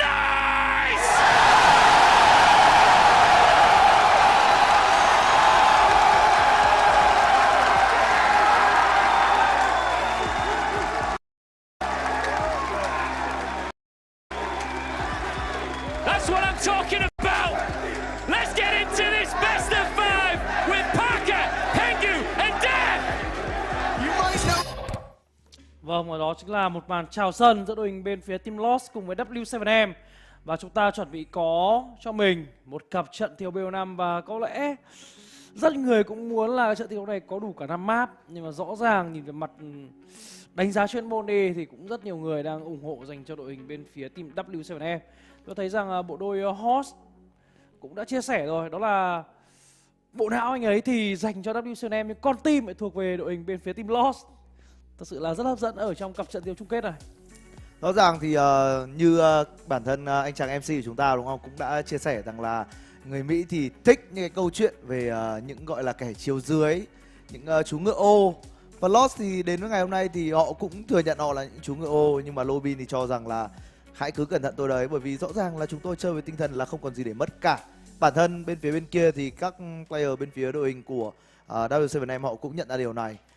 Bất kỳ đối thủ nào vào đến Grand Final rồi cũng sẽ đều là những kẻ có thể nói là xứng đáng cho chức vô địch, chỉ là ai là người xứng đáng hơn mà thôi. Chính xác. Và thật sự chúng ta thấy rằng với bộ map ngày hôm nay thì mở màn sẽ lại là lãnh sự quán, lại là Consulate. Consulate sẽ được pick đến từ đội hình bên phía team W7M. Và đến bản thân thì chính là Jesse, một analyst rất là điển trai với đôi kính của mình, cặp kính của mình, thì anh thấy rằng anh chàng này cũng nghiêng về cho đội hình bên phía team W7M nhiều hơn so với cả thêm bên phía team đó là Lost. Và thật sự là với hai đội tuyển đến từ cùng một đất nước đó là Brazil thì thật sự là họ đã biết nhau quá rõ rồi. Chỉ là đơn giản mùa giải này thì đội hình bên phía team Lost đang có trong phong độ tốt. Còn với đội hình bên phía team W7M thì họ vẫn ghê gớm như vậy kể từ đầu năm nay. Có chăng là lỡ đi cho mình một dịp đó là Six Invitational trước khi để thua với đội hình bên phía team G2 Esports thôi, nhưng nên nhớ rằng họ cũng là Á quân mà. Đúng vậy. Rất nhiều giải đấu. Họ bước vào 3 cái chung kết của 3 giải đấu lớn nhất trong năm. Có lẽ đây là một trong cái thành tựu mà khó có đội tuyển nào ở trên thế giới có thể lập lại được. Đặc biệt là với cái thời điểm hiện tại, không, khi chúng ta thấy là W7M họ đang được đánh giá là gọi là ngôi sao ứng cử viên sáng giá nhất cho chức vô địch ở trong trận đấu chung kết tổng này. Cái điều đấy phũ phàng đến mức mà đến kể cả khán giả đang ngồi tại Atlanta, Georgia cũng không ưa đội hình bên phía team W7M cho lắm, bởi vì họ cũng không thích cái lối chơi nó quá là ghê gớm đội tuyển này, nó áp đảo quá, nó gần như là một cái câu chuyện nó giống như là cái thời điểm mà nó thấy rằng cũng có một đội sao đỏ nào đó đúng không, vào đến trận đấu chung kết thì y rằng họ vào đấy cái là họ lại vô địch, nó kiểu như thế, nó đem đến một cái trải nghiệm nó không được hay ho cho lắm dành cho các bạn khán giả và kể cả là những cổ động viên đang tại khu vực thi đấu của Major Atlanta nữa. Anh nghĩ rằng người ta luôn luôn muốn tìm đến một cái mới mẻ, chứ còn đội hình bên phía team W7M họ đã vô địch cho mình đó là Major Copenhagen rồi, thế nên là họ lại vô địch thêm một cái Major nữa trong năm nay thì họ cũng OP quá. Nhưng mà rõ ràng thôi, ai xứng đáng thì sẽ trở thành nhà vô địch, nhưng cái đó thì cái là cái chúng ta chưa thể nói trước được. Cái map thi đấu đầu tiên của chúng ta thì đã sẵn sàng. Ngay bây giờ hãy cùng chúng tôi đến với cả Consulate. Và liệu rằng ngày hôm nay đội hình bên phía team W7M sẽ đội tuyển một lần nữa đăng quang tại kỳ Major năm 2023, hay là đội tuyển này sẽ phải nhường câu chuyện này cho đội hình bên phía team Lost đây? Map thiếu đại sứ quán, lãnh sự quán, quá quen thuộc của đội hình bên phía team W7M rồi. Một map đánh giá là tủ. Và với map thiếu này ở lượt trận đấu bán kết thì họ cũng đã có cho mình trận thi đấu phải nói rằng rất là thoải mái trước kẻ địch mà thôi. Chỉ là sang đến map thiếu border nếu nhớ không nhầm như vậy thì mới gặp lại một chút sự khó khăn đến từ W7M, nhưng cuối cùng họ vẫn lội dọc thành công. Đúng vậy. Sẽ là những lời yêu thương gửi cho nhau trước trận đấu rồi. Good luck have fun đến từ cả hai bên. Và chúng ta hãy cùng xem là đặc vụ nào sẽ là đặc vụ bị ban đi ở trong bắt đầu Consulate này. Thông thường có lẽ chúng ta sẽ lại gặp đó là Dinh. Anh nghĩ là sẽ lại ban Dinh thôi. Rất có thể sẽ có thêm cả sự có mặt của Dokebi. Không, ban Thatcher đến từ Lost. Lượt ban đã có phần mới mẻ. Bây giờ đến W7M. Amaru. Con bài được ban đi. Chúng ta thấy rằng đang thả cửa Dinh. Solid bị ban. Một sự lựa chọn mà thật sự phải nói là rất khỏe ở meta hiện tại. IQ của phe phòng thủ và thậm chí còn mạnh hơn cả IQ. Khả năng check ra những thiết bị điện tử là không phải bàn đúng không? Cuối cùng thì là Azami. Một gương mặt rất là quen thuộc ở một slot ban dành cho bên phía phòng thủ rồi. Không có gì gọi là quá bất ngờ khi cô nàng người Nhật Bản bị ban đi. Chúng ta hãy cùng đến cả round 1. Lost sẽ thi đấu bên phía phòng thủ, còn W7M là những kẻ tấn công. Những sự lựa chọn rất nhanh chóng thôi, khi mà Dokebi được thả ra thì không có lý do là không pick. Whitlock, Ace, Ash, Finca và Dokebi đến từ đội hình bên phía team W7M. Phía bên kia sẽ là Wamai, Cat, Lesson và hai cái tên còn lại.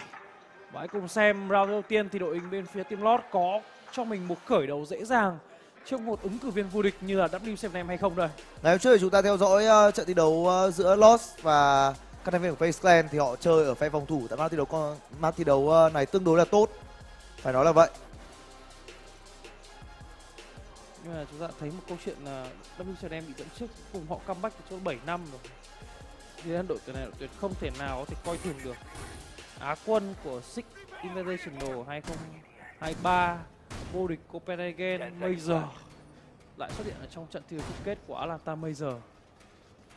Không thể xem thường được. Chúng ta thấy rằng đây sẽ là map thứ mở màn trong tập trận BO5 trong buổi đêm ngày hôm nay.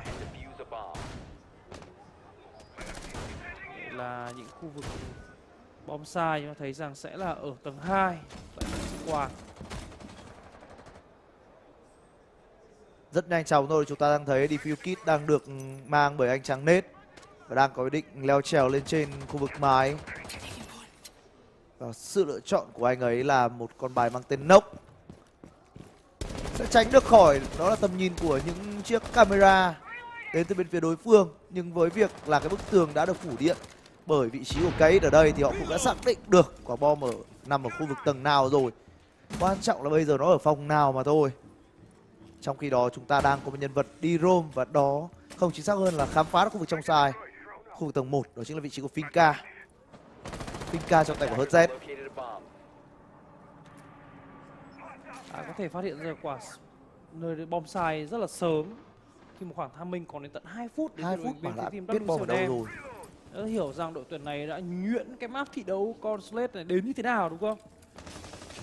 Bây giờ thì câu chuyện bắt đầu phải thủ thế đến từ đội bên phía team Lost mà thôi. Những quả hết bắt đầu đem lại những cái tầm nhìn. Còn nếu mà tốt hơn thì đó sẽ là một mã gục đến từ đội bên phía team W7M. Grim thì đang bắt đầu thả cho mình đó là đàn ông để đi lùa rồi. Trong khi đó bộ đôi Grim và Nox thì đang muốn kiểm soát được hoàn toàn khu vực cầu thang. Finca sẽ đối đầu với một thành viên bên phía đối phương, còn đang là một tình huống nhá khá dẻo đến từ cả Lesson cũng như Finca. Một tình huống trao đổi máu mà thôi. Nhưng người bị thiệt đang là vị trí của Finca trong tay anh chàng HZ. Một flash được trả lên, tuy nhiên đang có một người móc vào. Một bạn đầu tiên trên bị động cố đốc một kill trước khi phải nằm xuống bởi anh chàng Lobin. Đổi mạng là tốt đấy nhưng mà sẽ cần phải làm tốt hơn nữa. Và đây rồi lại là cái tên Nết lên tiếng và lần này cameraman là người phải nằm xuống. 2 đấu 4, lợi thế là quá lớn đội hình bên phía W7M. Cái đợt pick trước đó có thể là có phần nhá hàng thôi. Và bây giờ thì diffuser đã đặt đến từ vị trí của Nết nhưng tạm thời phải hủy trong pha thiếu này rồi. Vẫn còn đó là bộ đôi còn lại bên phía team Lost trong pha thiếu này, nhưng mà thật sự cơ hội là quá thấp. Lobin đã ra đi. 1v4 là điều không thể. Và chiến thắng gọi tên W7M tại round thiếu đầu tiên. Mong rằng đây là một cặp trận thi đấu ít nhất là cũng nên kéo sang đến map thi đấu thứ tư. Map thi đấu thứ tư đi. Dù bây giờ nói thì có vẻ là hơi sớm nhưng mà rõ ràng chúng ta thấy là W7M cũng có những cái điều mà khiến cho tất cả giới chuyên môn cũng như là những người gọi là xem ở một cái thời điểm muộn như bọn mình có thể nhận xét rằng đây là đội tuyển rất là mạnh, mạnh hơn nhiều so với cả Lost.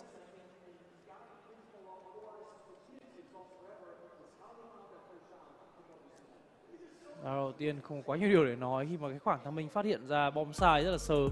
Và sau đó chỉ cần tầm 1 phút sau là đội hình bên phía team W7M đã có một set sai. Đây cũng khá là tốt và sau đó JV92 cũng có mình double kill. Trước đó có một tiếng pre-fire vào góc đứng của cameraman đúng không em? Đúng. Cuối cùng thì cameraman đã có một dịp nhặt lại thôi. Vẫn đổi được một mạng không ngờ đủ được. Nhưng mà JV92 làm quá tốt nhiệm vụ của mình rồi. JV92 anh ta là người đi kiểm soát lấy khu vực tầng 2 ở giai đoạn đầu. Và ngay sau khi mà cái khu vực cầu thang bị gây nhiễu, cầu thang phụ bị gây nhiễu bởi đó là Finca, thì nhiệm vụ của anh chàng JV92 đó chính là đi lùa hết tất cả những cái con gọi là con mồi đang đi tìm vào người đồng đội của mình. Tầng 1 là tầng 2 không được thì là chuyển sang tầng 1. Tầng hầm luôn. Tầng hầm. Tầng hầm. Có bom tầng hầm. Bên phía team là Lost. Họ sẽ có muốn sự thay đổi. Chúng ta có thể thấy rằng đây sẽ là Warden dành cho Maya. Có thêm cả Aruni, một sự lựa chọn rất phổ biến khi mà những quả bom được đặt dưới khu vực tầng hầm. Dash sẽ là vị trí của Valkyrie. Ở bên kia thì có vẻ như vẫn đang rất ổn áp. Con bài trước đó có sự thay đổi thôi. Giây vị trí này cũng bích cho mình con máy Dokebi rồi. Z, Ash. Có thấy rằng đội hình bên phía team em bắt đầu có tiếng gọi điện thoại để tìm kiếm xem cơ hội, xem đội hình bên phía team Lost đang ở đâu pha thiếu này. Trong side thì vẫn đang là liên tục là phải phá đồ, phá roll thôi. Trong đó tôi sẽ muốn được nhìn nhiều hơn đến vị trí của Philipox khi muốn biết được rằng anh chàng này đã sử dụng cái combo, chính xác hơn là cái bộ kỹ năng của mình để làm được những gì rồi.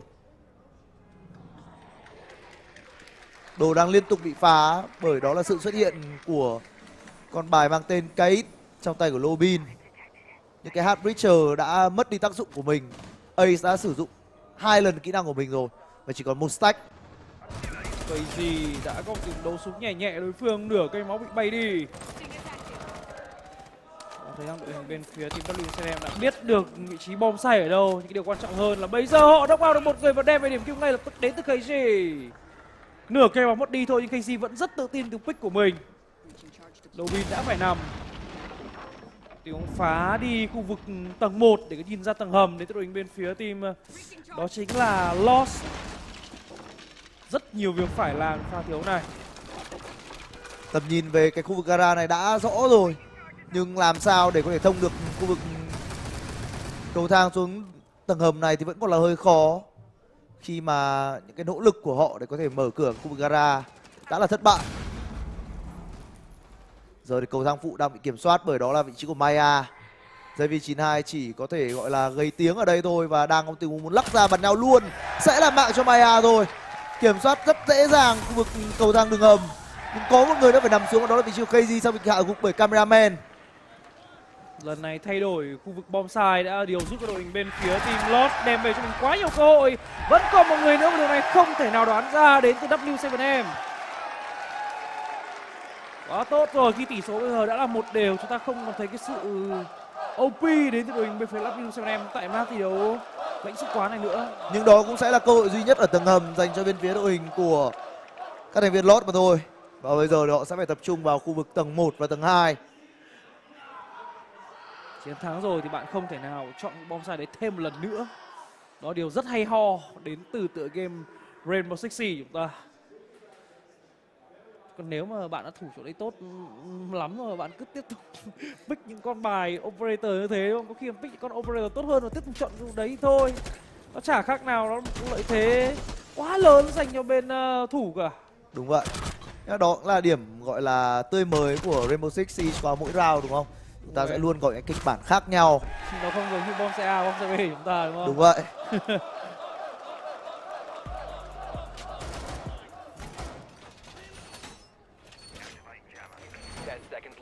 Lần này sẽ có một chút sự thay đổi và Maya đang lựa chọn cho mình đó là Fenrir.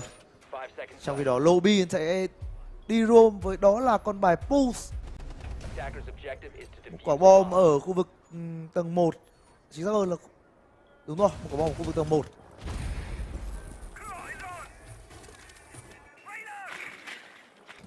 Check ra rất nhanh chóng rồi mà đã được reinforce đến từ đội bên phía team Lost. Gia cố lại những cánh cửa. Tôi thấy rằng Henry là một vị operator mà anh khá là ưa thích với những cái red mine của mình. Tầm nhìn sẽ bị che chắn đi hoàn toàn với những tình huống cái làn smoke tím đó bắt đầu nhả ra. Ở đây cũng là một trong những vị operator được cho mình tạo hình khá là đẹp. Ngầu. Ma mị. Nhìn chung là ngầu. KP vẫn được lựa chọn đến từ JV92 thôi, nhưng rõ ràng ở trong round thiếu trước nó không quá hiệu quả. Tình huống kê trước tới từ vị trí của anh chàng Lobin, nhưng đó là pha bắn.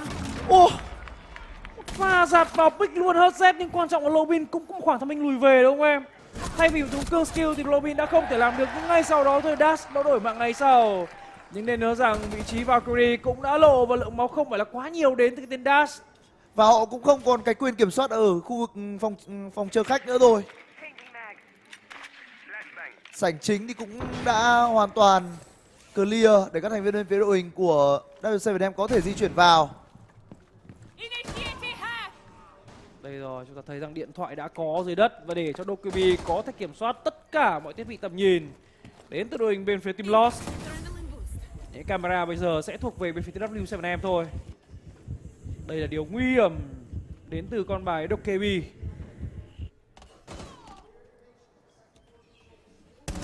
Ui, một tình huống Free Fire tốt tới vị trí của Nate và combat tiếp tục xảy ra và người nằm xuống là cameraman. Trước đó anh ta có thể đổi được một mạng rồi. 2v3 khó dành cho các thành viên còn lại của bên phía đội hình team Lost. Nhất là khi dash còn lại cho mình đó là một chấm máu đúng không? Một viên vào chân thôi cũng là đủ để tiện dash lên chầu trời rồi. Và gần với như vị trí DOS với con bài Muse sẽ là vị trí quan trọng nhất, key player của đội hình bên phía team đó chính là Lost ở trong pha thi đấu này. Nào, có thể làm được hay không đây? Cơ hội không có nhiều, 30 giây còn lại thôi. Nhưng đội hình bên phía team W7M họ vẫn đang rất bình tĩnh. Họ biết được rằng mình có nhiều lợi thế như thế nào tại round thi đấu này. Sẽ thử Nitro luôn tới từ vị trí của anh chàng Dot. Nhưng rất tiếc không tìm thấy một ai cả. Đặt defuse kit luôn. Và sẽ đi vào đi tìm tới từ vị trí của anh chàng mang tên đó là Dot. Nhưng diffuser đã được đặt. Một bạn đầu tiên khi JV92 nằm xuống. 1v2. Chính xác hơn là 2v2. Và giờ người nằm xuống là Dash rồi khi Nate có mạng.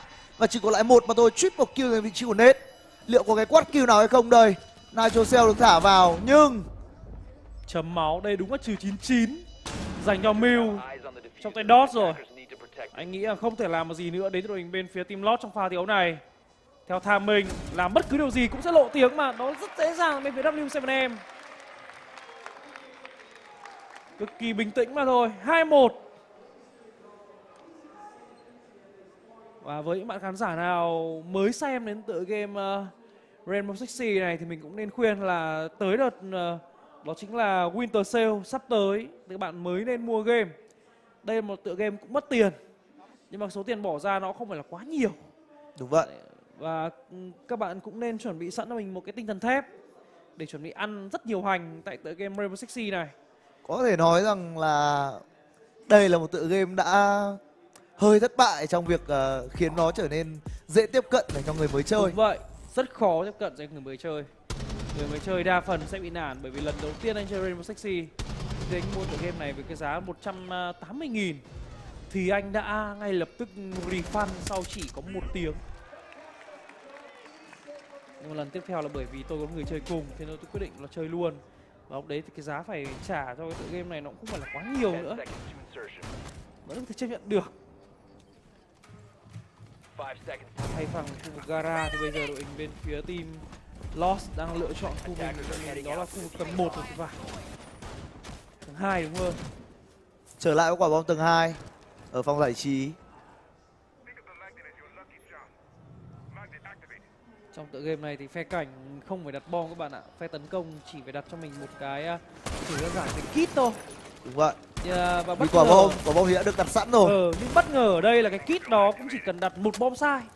Người phải thủ ấy lại chính là bên phía Defender cơ. Tựa game này không có cảnh hay cướp bởi vì với cái vũ trụ của Rainbow Six Siege thì đó chính là một cái cuộc tập trận giữa các lực lượng đặc biệt.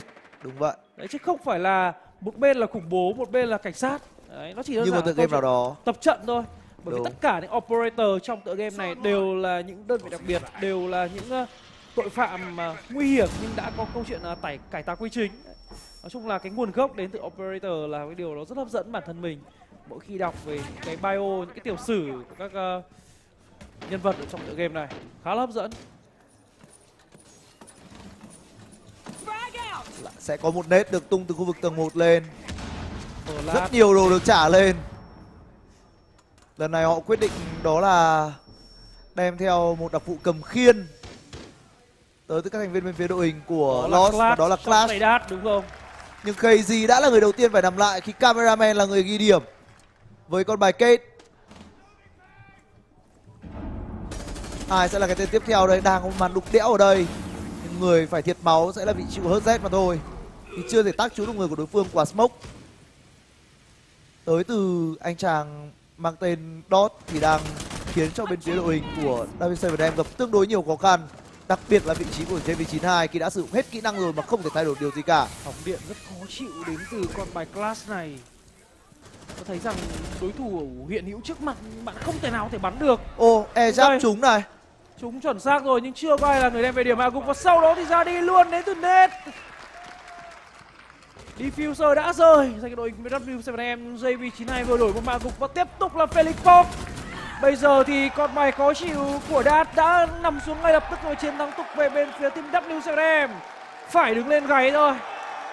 JV92 thực sự có một cái phong độ nó quá quỷ quyệt ở trong cái round thi đấu vừa rồi. Anh ta là người thiệt máu, anh ta là người dính sát thương, nhưng mà anh ta lại là người bắn chết hết tất cả thành viên bên phía đối phương. Cay thật sự. Đúng là cái khoảng early game thì clutch trong tay Đạt rất khó chịu. Nhưng về sau thì nó cũng chỉ là một cái tấm khiên bị thịt và để đội hình bên phía W7M có thể khai thác vào.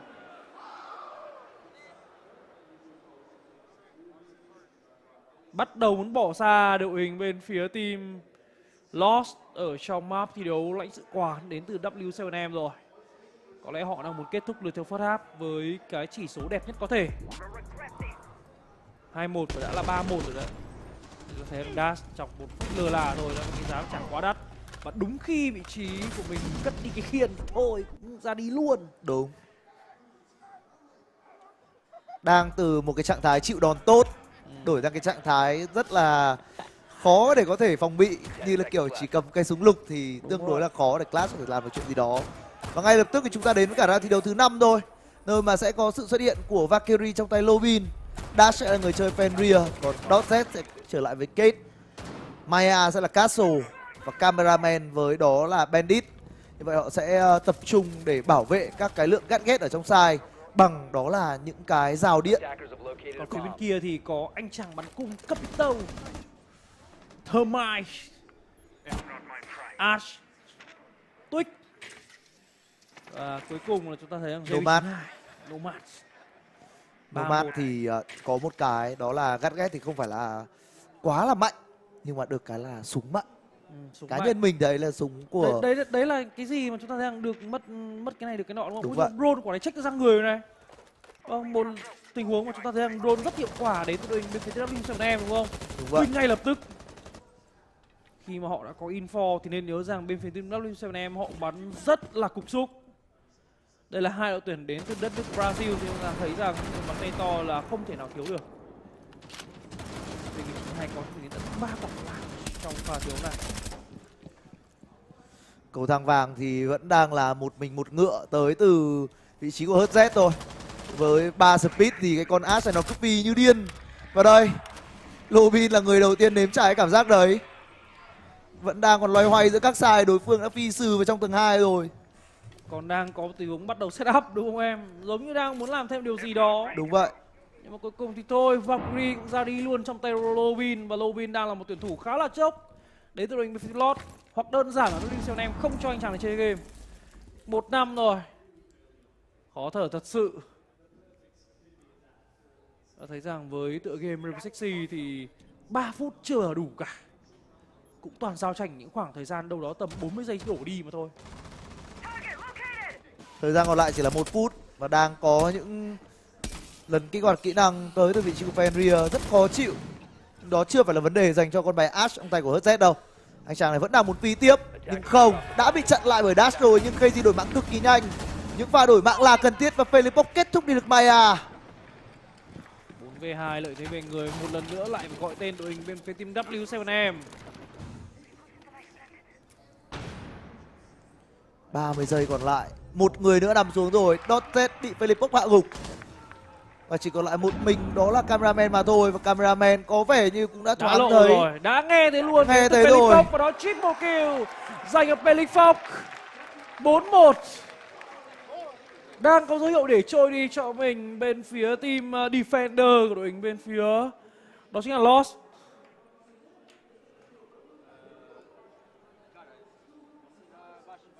Trôi rồi.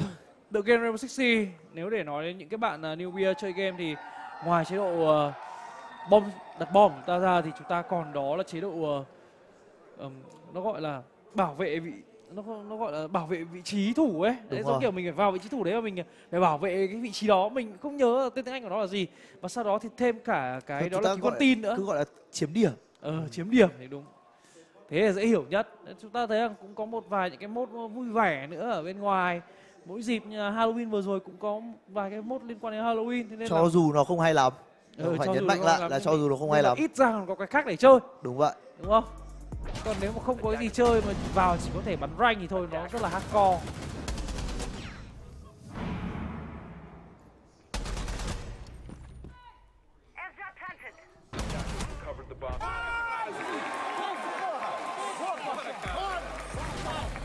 Fox đã quáng vào tay ở trong ngày hôm nay. Rồi bây giờ đến lượt Felix Fox sử dụng mình con bài Dokkebi rồi.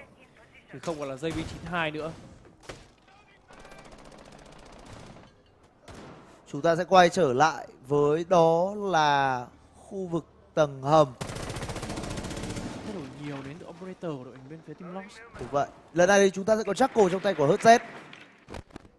Trong đó Hibana sự lựa chọn của Nate. Và KZ thì sẽ là Ram. Ram, một sự lựa chọn mà tôi cũng chưa được thấy nhiều ở trong những ngày thi đấu xem. Tôi cá nhân tôi chú ý theo dõi gần đây. Và kèm theo đó là Lion. Lion đã sử dụng cho mình lần quét đầu tiên. Và thấy được một người tới từ vị trí của anh chàng. Đó là Ram rồi.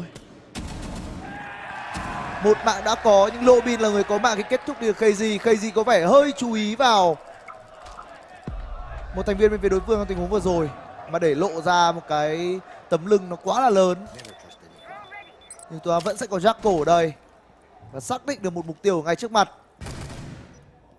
Mà liệu rằng lần này thì Valkyrie đến từ Dash có phải nằm sống hay không đây? Tôi thấy rằng đội hình bên phía team Lost thay đổi vị trí đứng liên tục. Rất là khó để khai thác trong pha này. Và bắt đầu gọi điện thoại đến từ Dokkebi.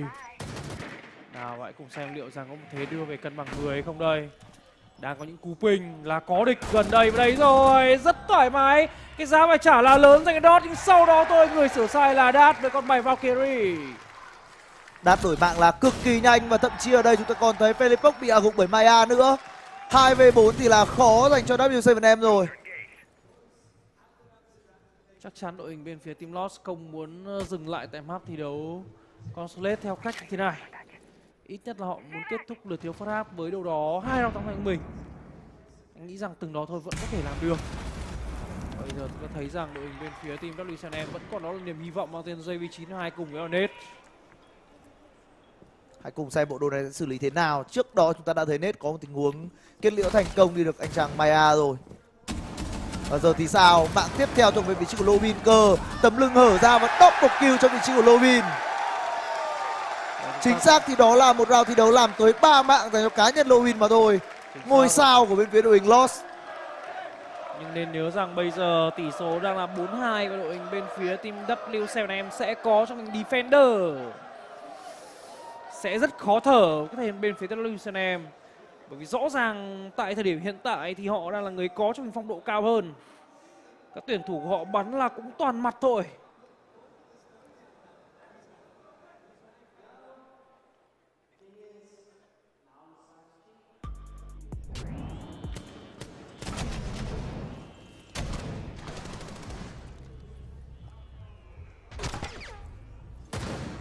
Và pick vừa rồi đã được quay chậm hạ nhưng không cái độ nó rất là cao.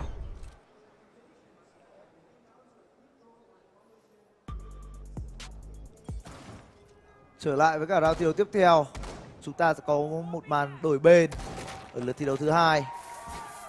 JV92 Valkyrie, KZ có mình Mira, Smoke trong tay của đó thì hơn là Mew trong tay của HZ và Warden với vị trí của Nate. Felix sẽ là người chơi Fenrir. Người đang có phong độ cao nhất bên phía đội hình của W7M chúng ta phải kể đến vị trí của anh chàng Nate. Khi đây là người fragging chính suốt từ nãy đến giờ. Đang đi đặt cho mình những chiếc máy phát để có thể chống tình huống drone đến từ vị trí của Mew. Thật sự là khi mà vị trí của Felix cầm cho mình con bài Fenrir, một con bài rất thuận tay của anh chàng này thì anh bắt đầu thấy nguy hiểm đến từ đội hình bên team W7M của bên phía Defender rồi.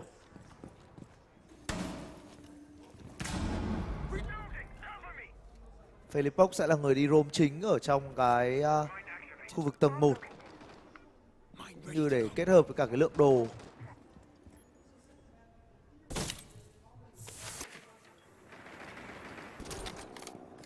Đang liên tục là những cái màn quấy phá tới từ Hibana ở tại khu vực phòng chờ. Trong khi đó bên phía bên kia thì chúng ta thấy khu vực tầng 2 lại được kiểm soát bởi đó là chính xác là tầng hầm được kiểm soát bởi JV92 cơ.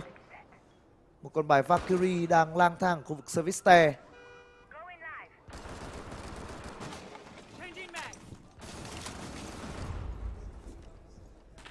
Đang nghe tiếng động sử dụng cho mình dây và sau đó quyết định đó là di chuyển ra ngoài. Ui, cái giá phải trả là quá đắt bởi vì đã có một chiếc Claymore được sử dụng đến từ Cameraman. Một pha bet rất hay ho nhưng sau đó JV92 đã headshot thành công cái tên Maya rồi. Lợi thế đã mất đến từ đội hình bên phía team Lost. Bây giờ thì họ tiếp tục bị mất đi thêm vì có Cameraman nữa cơ. Một pha đặt Claymore rất là hay đúng không em? Để counter lại tình huống đối phương có thể ra pick mình luôn. Bất kể là có lộ hay không, pha này ui được kê trước vẫn là để thua đến từ Dos thôi. Nhưng Lobin có chung double kill và đưa pha của bên phía Lost về đó là 2vs2. Warden cũng đã ra đi rồi và chỉ còn lại một mình con bài đó là Hudset thôi. Mew ở đây có bích quá tởm đến từ Mew. Wow, 2 mồm liên tiếp double kill trong một khoảnh khắc quá ngắn đến từ 2 Mew. turn bớt bằng cái khẩu đấy như là khẩu MB9. Micro, anh trông thấy giống Hay Micro Uzi. Anh thấy giống Uzi, đấy là của Uzi, anh không nhớ tên chính xác của mình nó không nhớ tên là chính gì. xác của khẩu súng đấy. Đó chắc chắn là khẩu MG và trong tay Mew. Pha vừa rồi bắn thì là quá tởm. Wow. SMG 11. Vâng, đó là cái Cảm tên ơn gọi em. khẩu súng này tại tựa game Rainbow Six Siege. Một cái khẩu thực sự phải gọi là handgun đấy. Một khẩu SMG handgun. Nhưng mà rõ ràng là pha bắn vừa rồi thì nó là đẳng cấp. Pha cosplay ta thấy rằng cũng rất đạt cha đúng không? Đây là một trong những con hàng đến từ Rainbow Six Siege Extraction hay sao ấy nhở? Anh thấy mồm kiểu phát sáng ấy, sau đầu có cho mình một vài cái biến thể của dịch bệnh ấy. Đấy. Chứ không phải là một operator trong tựa game này. Pha này đúng là đục rất là khéo léo luôn. Một tình huống tôi hay gọi đó là hồn bang đấy. Tiếc thay với tựa game Rainbow Six Siege của chúng ta thì cái kill feed của nó rất là đơn giản. Nó chỉ có headshot hoặc không headshot thôi, chấm hết. Đúng vậy. Không có gì nhiều.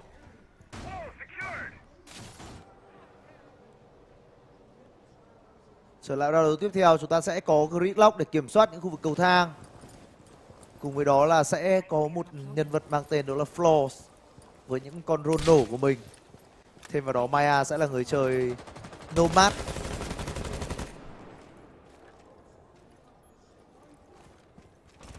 Phía bên kia chúng ta đang thấy đó là vị trí của anh chàng JV92 với đó là Wormai. Với một quả bom ở khu vực tầng 1 như thế này thì chính xác là tầng 2 như thế này thì có lẽ Wormai sẽ là sự chọn hoàn toàn phù hợp thôi. Hết Z chuyển sang chơi Kapka sẽ rất hấp dẫn thôi. Nhưng thật sự ở với đẳng cấp pro player này thì những cái bẫy laser của anh chàng Kapka phải sử dụng một cách rất là hợp lý. Câu một quả C4 mà nó không đem lại bất cứ một hiệu ứng gì. Thì cũng bắt bài không thành công. Nên có lẽ là chúng ta sẽ chờ đợi những tình huống vào sai thông qua. Không được rồi, chưa kịp nói xong thì Philip đã có mạng đầu tiên. Đang định bảo là những tình huống tanh của Gridlock. Giờ thì có đấu súng xảy ra thêm một lần nữa. Nhưng vị trí của anh chàng Hudset thì lại đang muốn chơi an toàn. Nhưng không an toàn được bao nhiêu thì Dos đã bắt được anh ấy rồi. Một tựa game mà chỉ cần một viên đạn vào đầu, bất kể loại súng gì thì đều sẽ ra đi luôn. Chả có đinh nào ở đây đâu. Khiên được dựng lên rất hợp lý mà thôi. Và pha thì hôm nay JV92 sẽ có cái pick của mình. Nào đối phương đã biết rồi và JV đây rồi làm được một. Nhưng sau đó thì cũng phải ra đi luôn. Net sẽ là cái tên cuối cùng với vị trí con bài Mew. Liệu rằng có thể làm được hay không đây? Cơ hội không có quá nhiều. Đối phương vẫn còn khá nhiều đồ. 2 quả flash cùng với đó là một quả Guni. Nào, lựu đạn trên tay và liên tục trả về hướng của anh chàng Mew. Net thôi. Net sẽ xử lý ra sao ở trong tình huống 1v2 này đây? Đặt defuse kit luôn rồi. Vẫn đang bết để gọi anh chàng Net ra. Một flash được trả. Nitro Cell được câu nhưng nó không ảnh hưởng đến bất kỳ ai cả. sẽ là rất khó để có thể làm được điều gì.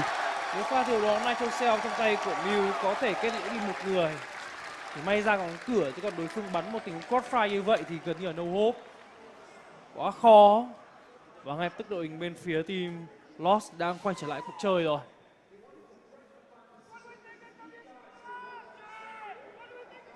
Nên nhớ rằng map thi đấu lãnh sự quán là map big của đội hình bên phía team W7E. Và nếu có thể bên phía team Lost mà chiến thắng được map thi đấu này thì tinh thần họ rất cao với map thi đấu tiếp theo, map big của chính mình.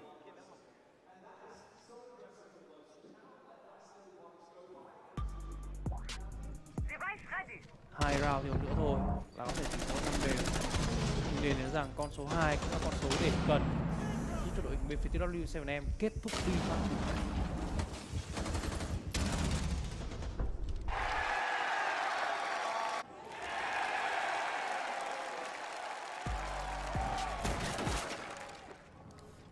Khoảng cách còn lại giữa hai đội là 2. Với W7M thì là 2 để có thể chiến thắng, còn với Lost thì là 2 để có thể quân bình tỷ số. Lựa chọn lần này của các thành viên bên phía đội hình W7M sẽ có sự thay đổi khi Philippox sẽ là người đi roam, bằng đó là con bài Pulse. Kết là sự lựa chọn đến từ vị trí của Nate. Trong khi đó Fenrir được chơi bởi HZ và KZ sẽ là người chơi Oryx. Leo trèo giữa khu vực tầng 1 và tầng 2 cùng những cái hatch sẽ là sự lựa chọn đến từ bên phía đội hình của W7M. Chứ còn đâm thẳng vào con hàng đốt thế này chắc là no hope luôn này Oryx. Những điều như vậy rất hiếm khi xảy ra.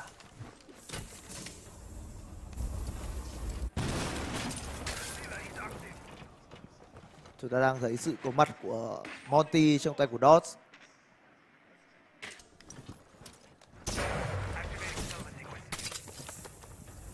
Đang lại tình huống muốn đục vào từ khu vực đường vào phía tây, chính xác phía đông bản đồ, nhưng đang vướng phải cái sự khó chịu đến từ những bức tường được tích điện tới từ cái con bài kết. Đây là một ngày kiếm KZ tạm thời cũng đang khá là im hơi lặng tiếng đúng không em?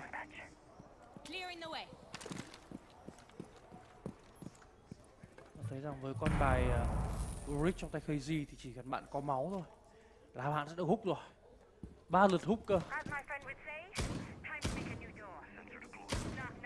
Vẫn đang đi gọi là dò tìm mục tiêu tới từ vị trí của anh chàng mang tên Pulse. Đơn trả đồ vừa rồi có vẻ như đã tốn đi rất nhiều thứ, rất nhiều đồ. Và Pulse đang di chuyển xuống. Thế là nó sẽ đang di chuyển xuống nhưng vẫn chưa phát hiện được vị trí của Pulse ở đâu thì phải. Kích hoạt cho mình Red Mine. Nhưng bây giờ Đốt vẫn phải chắc chắn mình là một cái tấm kiên thịt cho cái đội hình bên phía team Lost trong pha di chuyển này. Nào, Philippox đang ở rất gần rồi. Nhưng mà căn phòng trước mặt có quá nhiều góc thi đấu phải kê, thế nên là con drone sẽ là thứ đầu tiên được gửi vào đến từ đội hình bên phía team đó chính là Lost. Oryx trong tay của KZ sẽ phải là key player, vì anh ta sẽ là người giết những mục tiêu như là Monty. Ở đây có một tới từ HZ rồi, nhưng Dash cũng đã có một. Nên đổi mảng cực nhanh nhưng Dash cũng làm đôi. 3v3 đến từ cả hai đội. Philippox vẫn đang trốn trong sai. Và đây có lẽ sẽ là tình huống kỳ của chúng ta. Khi có vẻ như Philippox đã lộ. Chắc chắn là lộ rồi. Nhưng mà vị trí của anh chàng Dodge không có thể làm cách nào để thể kết liễu đối phương, mà thay vào đó phải chờ đợi những bắn trên đồng đội với tôi. Tuyết đến từ vị trí của Dash bắt đầu bị yếu máu. Diffuser được đặt thành công và sau đó thì là mã gục tốt đến từ vị trí của Dash. Đã là triple kill rồi. Pha này tiếp tục là Dash Dodge làm hết rồi. Quadra kill từ Dash trong game thiếu này. Quadra kill tại Rainbow Six Siege là một cái gì đó rất kinh khủng. Đúng vậy. Một tuyên bố tỏa sáng cá nhân đến từ Dot. Một round thiếu nữa là cân bằng tỷ số. Đúng tính chất của một trận thi đấu chung kết. Đó là căng thẳng cực kỳ luôn đấy. Tôi thấy rằng pha thi đấu vừa rồi thì Oryx có vẻ như nhận ra kẻ địch hơi muộn trong pha thi đấu đó đúng không? Đúng vậy. Anh cũng không thấy bất cứ một tơn đạn nào được trả đến từ con bài Oryx cả. Tôi thấy rằng Oryx là người đứng kia trước cơ. Đây, xem lại pha này. Oryx đắm đuối nhìn khá là lâu và sau đó ăn tơn đạn đến từ vị trí của Dash. Dash thậm chí pha đó nhìn rất kỹ nhá. Đây Đây nhịp nhìn thứ hai từ dash đấy, mới kéo tâm ra đây chúng ta thấy rằng đây là qua ra kill từ cái dash rồi. Đốt chỉ được làm đúng một việc thôi, đó là đặt cho mình cái diffuser xuống và đem về mạng gục. Con gái tại game này vẫn làm cái gì đó thật sự là hiếm hoi. Tại game nói thẳng ra là khá là toxic hơn nhiều tựa game FPS khác. Toxic, phức tạp và không hề friendly dành cho newbie một chút nào cả. Không hề có thể chơi một cách chôn vui vẩy, rất là khó để có thể xảy ra. Vâng, IQ là gì tôi lại thấy đến từ vị trí của cameraman, bắt đầu đi dò những thiết bị điện tử. Tôi thấy rằng bây giờ thì phía WSM bắt đầu thấy lạnh gáy rồi.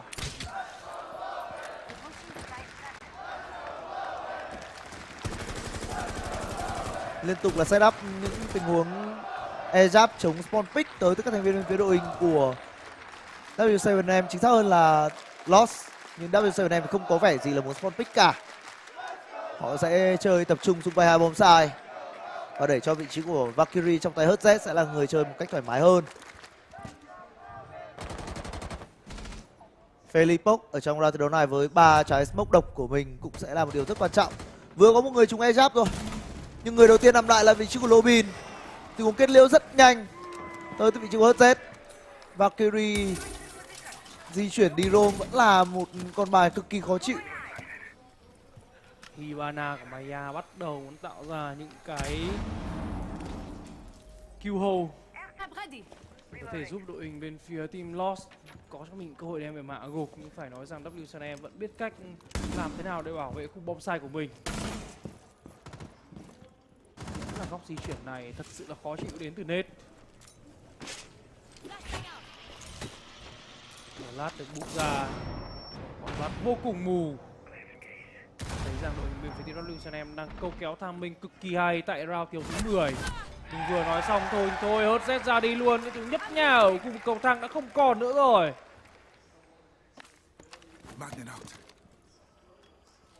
Nào, JV92 đang là một dấu hỏi rất lớn, nhưng bây giờ biết rằng góc này là góc thiếu bắn nhau đến chết thì JV cũng chủ động quay trở lại trong bom sai và bắn cặp với cả Warden thôi. Vị trí của Nết thì đang thực sự muốn là câu Nết từ khu vực đường vào. Nào, liệu rằng hiểu ra vấn đề không đây? Chúng ta thấy rằng sắp ngửi ra điều gì đó trong pha thiếu này rồi, và liệu rằng Nết có thể làm được không đây? Tham minh là điều gì đó rất quan trọng trong pha trả đồ. Đây rồi. Cuối cùng thì Maya cũng lộ ra những cái tiếng động của mình, và sau đó thêm cả Dart cũng ra đi luôn. Cameraman cũng phải nằm xuống. Chỉ còn đó là DOS mà thôi. Một Nết bắn điên thật sự luôn đấy. Có một tới vị trí của DOS, và DOS sẽ cần phải làm 4 ở trong tình huống này giống như round thi đấu trước, nhưng không có cơ hội nào cả, mà đó là pha triple kill đến từ vị trí của Nết. Ta có thể thấy rằng đây chính là cái match point dành cái đội hình bên phía team W7M. 6-4 rồi. Ở khoảnh khắc mà đối phương sắp kịp thời đuổi được mình thì W7M lại có một khoảng cách tạm ổn, an toàn với cả kẻ địch. Đây sẽ là một tiếng tactical timeout được sử dụng dành cái đội hình bên phía team Lost.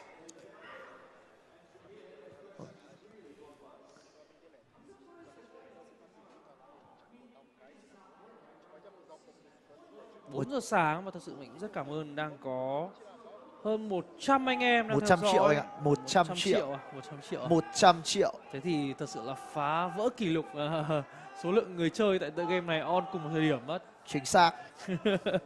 Vâng, vẫn còn 109 triệu anh em đang theo dõi tựa game Rainbow Six Siege với giải đấu Major Atlanta. Nghe đến cái từ Atlanta tôi cũng đã hiểu được là cái độ khổ của khung giờ nó ở đâu, đúng không các bạn?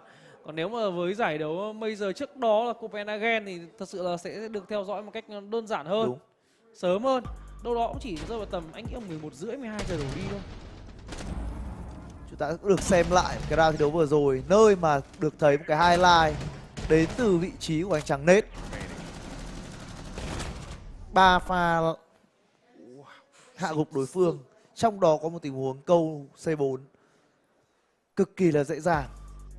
Đến từ Nết đúng không em? Đúng vậy. Tuyển thủ tên Nết và những cái gadget mang tính chất sát thương, phải nói thằng này cũng rất là tốt. Đây là những bộ ngoại trang eSports set đang được bày bán tại tựa game Rainbow Six Siege tại cửa hàng của họ vẫn đang sale. Đây sẽ là round thi đấu bắt buộc phải cứu cho mình cái match point tại đội Team Lost thôi. 2 cái match point họ phải cứu nha. Phía kia thì Mew vẫn được lựa chọn, nhưng mà chỉ thay một người sử dụng, đó là Hurset chứ không còn là Nate nữa. Nate sẽ là vị trí của Gu với những cái bẫy độc của mình. 14 điểm hạ gục rồi. Bây giờ chúng ta mới để ý điều này xảy ra. 10 round từ trôi qua, 14 mạng. Ghê gớm.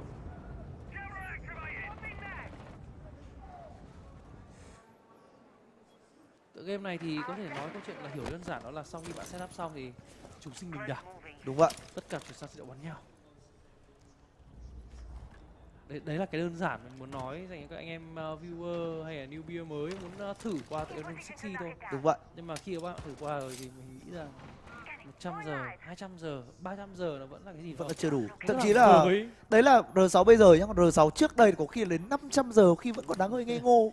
Nhưng mà ít ra cái bản cập nhật của mùa 8, bản cuối cùng trong năm nay thì nó cũng đã có cho mình rất nhiều cái hỗ trợ cho người chơi mới rồi. Anh nghĩ rằng đây sẽ là một điều giúp cho những cái bạn muốn chơi thử tựa game Rainbow Six Siege dễ tiếp cận hơn tựa game này, dễ làm quen nhanh hơn.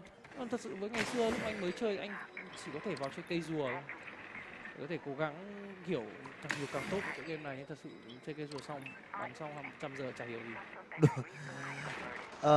Quay trở lại cả round thi đấu vừa rồi thì chúng ta đã thấy một cái màn đi hack đồ đến từ vị trí của Brava. Còn với Maya, con bài IQ của anh chàng này cũng đã khiến cho những cái setup ở tại khu vực Garaway trở nên phần nào đó vô dụng.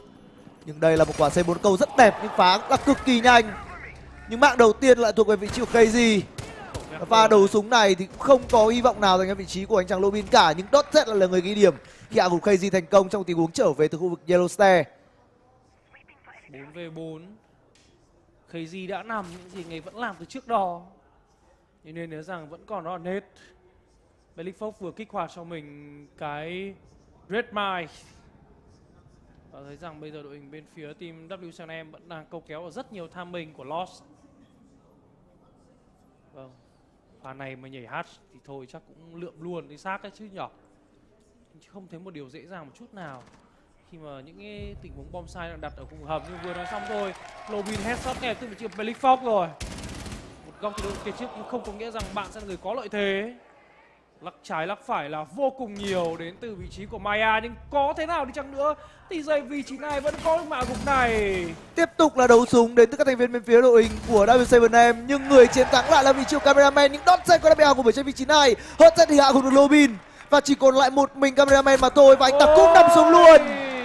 Lộ tiếng và một viên shotgun. Map thi đấu đầu tiên, map thi đấu Consulate thuộc về các thành viên bên phía đội hình của W7M.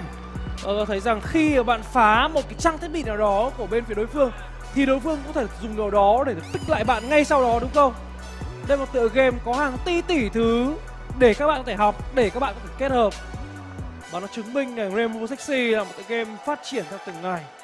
Và người chơi cũng như vậy, nếu bạn quyết định đầu tư thời gian và tiền bạc của mình vào tựa game này, sau đó cố gắng try hard. Nhưng mà xin chúc mừng đội tuyển W7M, đội tuyển đã có cho mình map thắng đầu tiên ở trong cặp trận BO5 chung kết với đội hình bên phía team Lost.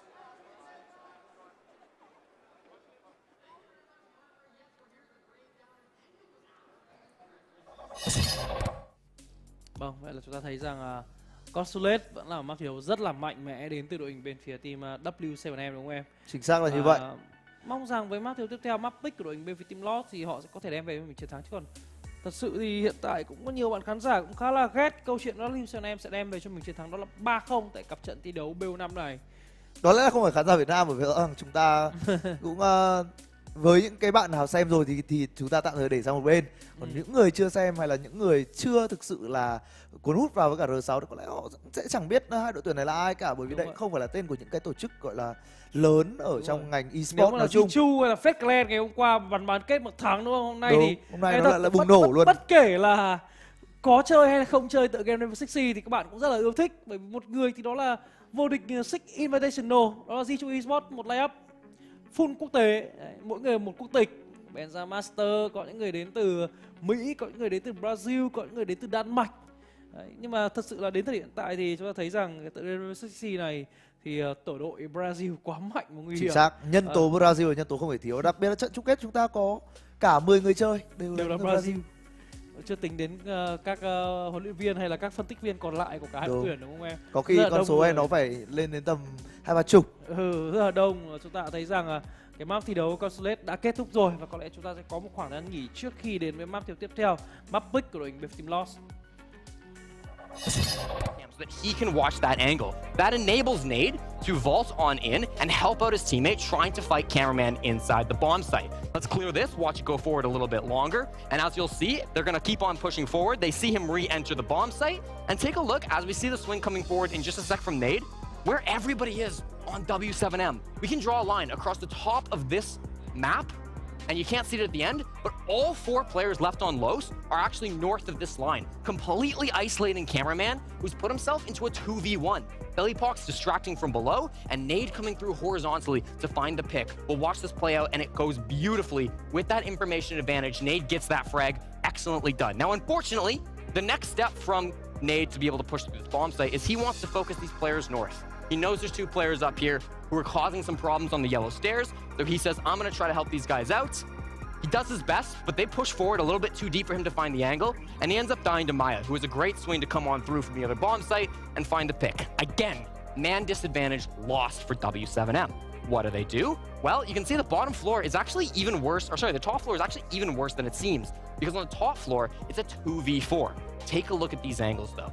They've got herds on the yellow stairs, being the main distraction, the brunt of this push. They've also got bathroom window coming through. JV92 in the bathroom window can both find the pick onto Dash, who's going to get that pick facing southwards, and then pinch the clash. The one person who's the problem is the smoke, but the room that the smoke's about to walk into has been completely obliterated. The entirety of the floorboards blown on out. So the player from below can isolate this, and as they get these picks, bing, bang, boom, you will see this 4v3 turn into a 1v3, and it's expertly done by W7M. They clean those players up. Maya ends up going down. W7M win the round. I thought this was a great example, both of the utility play and the teamwork W7M bring to this match.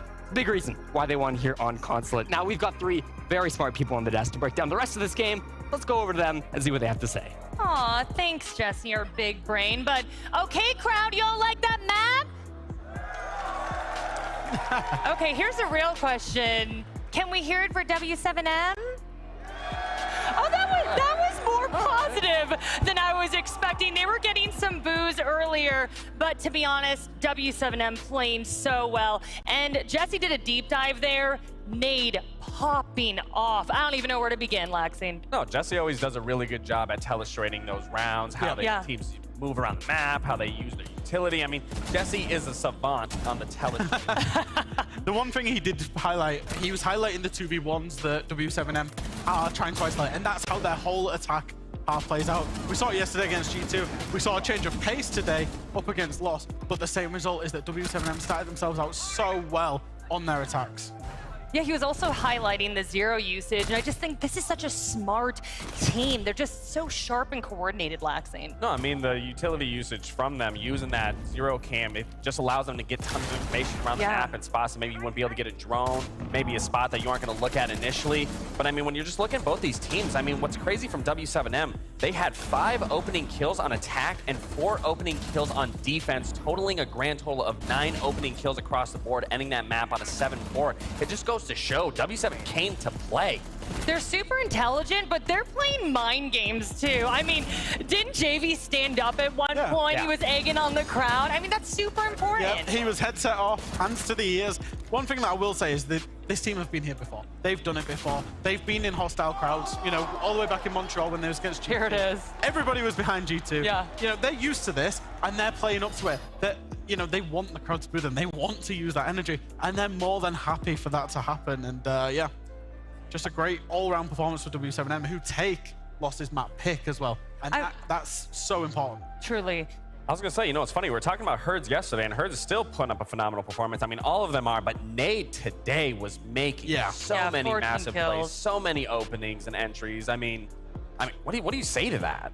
Well, their attacks were patient and coordinated, right? Yeah, I mean, that's the thing is, you know, a lot of his personal performance came from the attacking half where, You know, some teams could call it slow, but the one thing the W7M were doing is they were getting in the building, they were getting in dangerous positions, and then almost toying with their opponent to get them into the positions they wanted them, manipulating them around, and then striking. And I think that's why it looks so good. The very first round was taking like a minute and a half, even though they were in the building within 30 seconds. And that's how W7M play. It's so hard to play against that. And Nade's at the center of that because he's there. He's usually kind of the distraction, and then other people come in and sweep up behind. But he was the one that was getting the kills today, and it was phenomenal attacks. Well, it reminds me similar kind of how FaZe plays. It feels like they almost adopted what FaZe was doing is, you know, they get into the map, sure, it takes a little bit, you question, wow, they're wasting a lot of time. But then they win that one crucial gunfight, and then you see all the rest of the defense start scattering across the map, and they just catch them off, catch them out of rotation, out of pocket, and it just then starts flowing into that W7M round. But and you just can't let W7M get set up that way in the way that they're playing. You have to meet them head on. Okay, well, map 1 is over. Map 2, Chalet, is next. We're gonna deep dive into that in just a little bit, but taking a quick break. Don't go anywhere.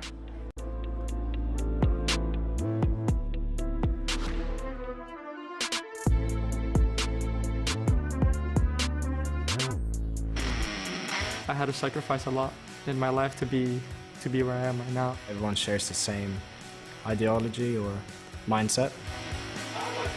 G2 is the best team in the world, period. The mentality when we just like focus our minds to win is just maybe the most important thing. What's most important is the journey that we go on, and we go on that together. The feeling of belonging is extremely important. I do think that I feel that the most. Having the crowd is really amazing. When you do this and the crowd is like screaming because you just like put your hands up. You always have the crowd on your side because like we're the biggest team in the world. When you experience the adrenaline to play in tournaments, to win tournaments, you can't live without that anymore. I'm a guy who likes video games. But other than that, I don't have that much to define myself. I'm trying to find that. That's my next step in life. Find myself.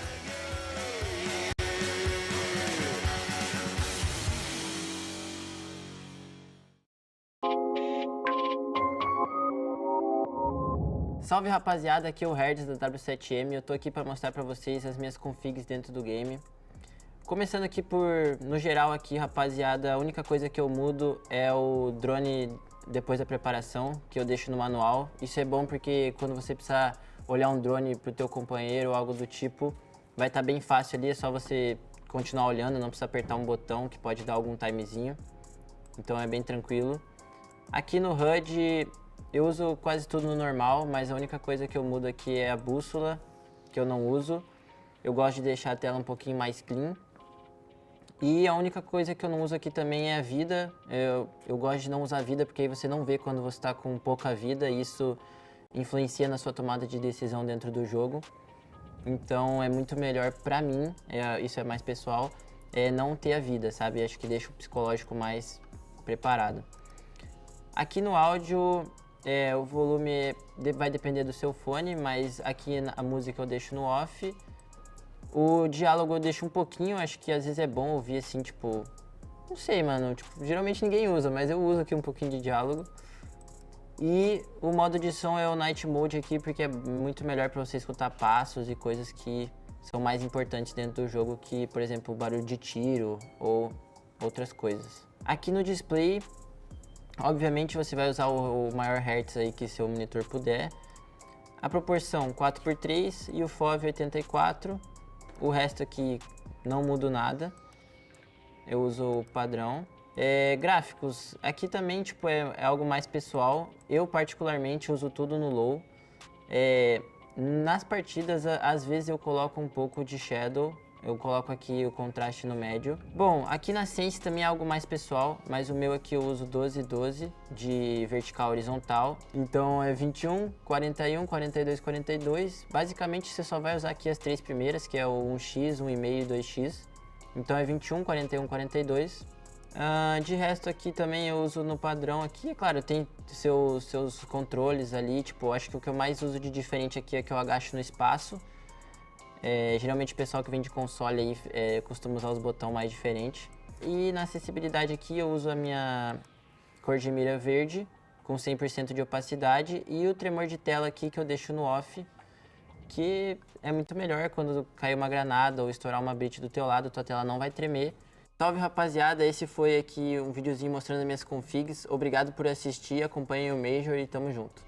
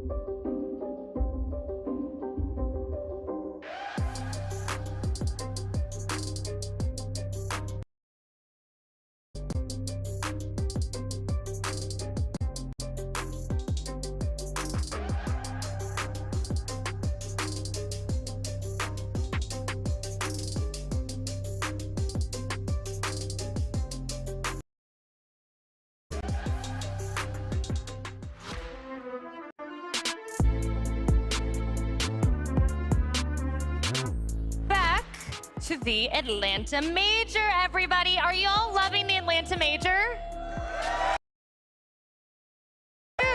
Any of you going to SI? Okay, well, guess what? More tickets are on sale now. That's right. That just dropping more tickets to SI on sale. So if you want to go to Sao Paulo, baby. Brazilian crowds is nuts. I know. Really looking forward to that. It's going to be in a completely different world than going to that SI. For sure. So grab those tickets. But okay, let's focus back here. Man, so much to talk about. So the crowd was chanting Lobin, and then it got a little bit quiet. We definitely need to see Lobin come alive, and also Maya, kind of a quieter phase 3, to be honest. Yeah, I think so. I think specifically for Lobin, he kind of, he had a very slow big round, but really wasn't the front runner that we've seen on this team. And the same for Maya. Maya's tournament kind of started very, very high and has been kind of spiraling downwards, all the way onto the main stage. Again, it's something we've leveled at Lost is that they rely on Lobin and Maya in this tournament. And around that, I think it was only I can't say his name. One of them. Knew it. One of them starts with a D. Yeah, exactly. No, I mean, yeah, you said it best. We didn't really see him start to pop into that server until that last round, the 6th round, going into that defense, switching sides. We need to see more from him going into this map specifically. And Maya, like you were saying, when we saw him in playoffs, we saw him in play-ins, we were seeing it complete. We were talking about Maya. We weren't really talking too much about Loban. But we do need to see the entire team step up. Can't just put that on Maya and Loban at the end of the day. Everyone needs to be showing up today. I know they all can. We saw the group effort yesterday. Sure, Loban might have been at the top of that leaderboard, but down the list, we were seeing everyone very close. And even in the ratings, I've seen players that were like ranked 80th and 70th, and now they're in the 50th and 40th of placing here. So all these players can definitely do it, but this is the main stage. This is the grand finals. This is where you need to be putting all of your focus and attention to. 100%. Consulate was Los's map pick. Now we're moving on to W7M's map pick. And Fresh, they love Chalet. They love it. So this should be very nice for them. Yeah, I write a little summary of every map for all teams. Okay. And I've wrote W7. So they're going to be absolutely happy. If they're available, if Chalet's available, they're going to pick it. It is 100%. Like, Lost knew this was going to happen. W7M knew this was going to happen. They love this map. And the reason why is when Jesse did the Telestrator about how they were manipulating to far and away the easiest map to do that on, because of the positions you can take in terms of the office balcony, the piano windows, the bathroom windows, and all the rappels. And you can do it basically on every single bomb site, and you can manipulate people around. W7M are the best team at that, so it makes sense that Chalet is their favorite map. Definitely leaning towards W7M. He didn't even write that down. That all just came off the top of his brain. That's how good of an analyst. How do you think Los is going to fare? Well, I don't want to write Los out. Okay. They are familiar with how W7M plays. Okay. They're playing each other in the same region, so that's got to feel good going into that regard. But we saw an entirely different Los going into these final playoffs. I mean, completely just oh my God, adapting, changing the strats, figuring out what the other team was doing. Sure, that DZ game might have been close in a 7-5, but what Los was doing really well was just doing the game prior or the round prior and figuring out how they could implement something here or a little something there. Jesse talked about those castles and mirrors on both that we saw on Skyscraper and both that we saw on Chalet. So here, this is where I need to see Los playing that game of adapting, really understanding what W7M is trying to do and run away with this map. Because if they can't, like he was saying, W7M loves this map, and if you're going to give them that control, you're not going to allow them to, be stopped and run into that brick wall, you're going to find yourself losing this map. Okay, so I want to pick your brain about W7M dominant, but Los had a little bit of a comeback there. You're, in my opinion, seem to be leaning a little bit more towards W7M. I think the fact that they've gone on their opponent's map pick and won puts an incredible amount of pressure on Lost right now. Okay. Because in theory, if W7M 2-0, which means the only way Lost would win this grand final is a reverse sweep. So obviously that's a lot of theory crafting. But they went on to Consulate, they've been hiding it, they brought it out against G2, won. They brought it out against Lost, won. And the one thing that I really liked from W7M was the fact that they chose, when they go onto their opponent's map pick, they chose the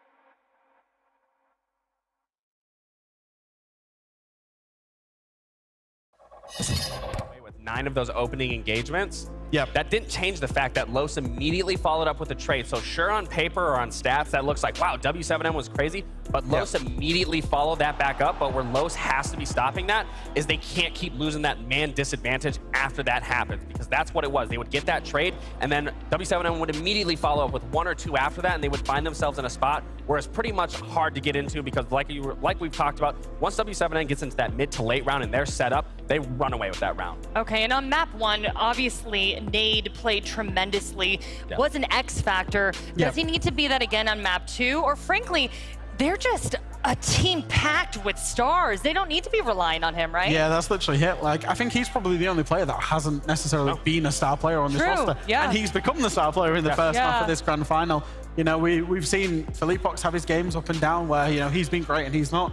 And that's their 2 backline players. That's not, you know, that's not Herds, it's not KZ, it's not JV. Those guys can all pop off at any moment as well. And I think that's what makes W7M so dangerous, is teamwork, theory, energy. The fact that they've got the experience of being here, and then any single member of this roster can pop off at any given time. Yeah, and I can definitely say the same about Los. Sure, we talk about Maya and Loban a lot, but there's been promising moments from Cameron. There's been promising moments from Dash and Dot, specifically in that cafe game yesterday. I mean, Dash was playing in those hidden spots, those rat corners that they weren't checking, and dominated FaZe in those spots. So it's not to say that both teams don't have a solid 5 roster, because they definitely do. It's why they're here playing in the grand finals, but everyone needs to be coming alive. So talking about Nade specifically, it's great for him to be set up the way that he did that game, but he doesn't need to be doing that, because I know the information that he is relaying to KZ, to JV92 is just as important, and same with Philippox and the rest of those guys. It's just going to come down to all 5 of these players coming into this lobby, working together, being in unison, being a team, and being better than the other team. Okay, we're going to roll up some highlights from the previous map and just want to dive deeper into that match, or that map rather. So I guess, what were the points that stuck out to you the most about this map? I'll say this. I thought it was very interesting from W7M, where they're initially a very aggressive team. Like I was saying in the beginning of this, they adopted a little bit of FaZe's play style, being very slow on that entry into the building, but then winning that crucial gunfight, like Fresh was saying, and then immediately running away with the round. And I think the one thing that we leveled, if we go all the way back to the pre-match, is we said that this was the best defense against the best attack, i.e. W7M had the best defense against Los's best attack in the competition. Now, W7M's attack has not been particularly great across, you know, across the whole competition. Granted, they've not played as many maps or as many rounds as some of the other teams. However, a 4-2 split attacking Consulate, you know, it shows that they were aware of that they thought about, right, what's the best way? How do we facilitate the attacks? When we saw them struggle, because they struggled on the attacks against G2 and against GK, it was when they weren't quite in unison, and that was particularly their front 3. That was particularly KZ, it was particularly Herds, and it was particularly JV, trying to force things at slightly different moments that created a gap in their attack. They slowed that down today. They got into the position, they made sure everybody was in the right position, and then they went as a unit. And you know, it's not a unit all one from the same side, it's 5 split across the map. But when they push, it's all together. And I think we saw the fruits of that labor, because the only site they could not attack was the basement onto Consular. So I think that's significant improvements they've made, even just since yesterday. Okay, so we are working on resolving a technical issue at this point. We're going to take a short break, but don't go anywhere. We'll be right back.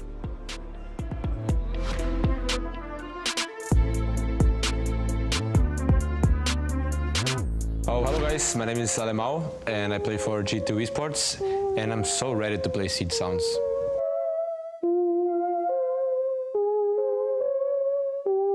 How I know the game? Perfectly, I'm professional, guys. We are not here to have fun, it's just the job. Probably not. How well do you know the maps? I mean, I don't think I know them perfectly, to be honest. I mean, if I hear something about maps, every maps, all the game, I will. It's easy for me, like this. Okay, are you ready? Yes, ma'am. I was born ready. Yeah. Let me vibes on it. I need to feel the sounds. So I want to say it's bank. It's border. In the sky, it's a helicopter, easy. And I think it's helicopters in border. Oh. What? Tank? You're kidding me. There!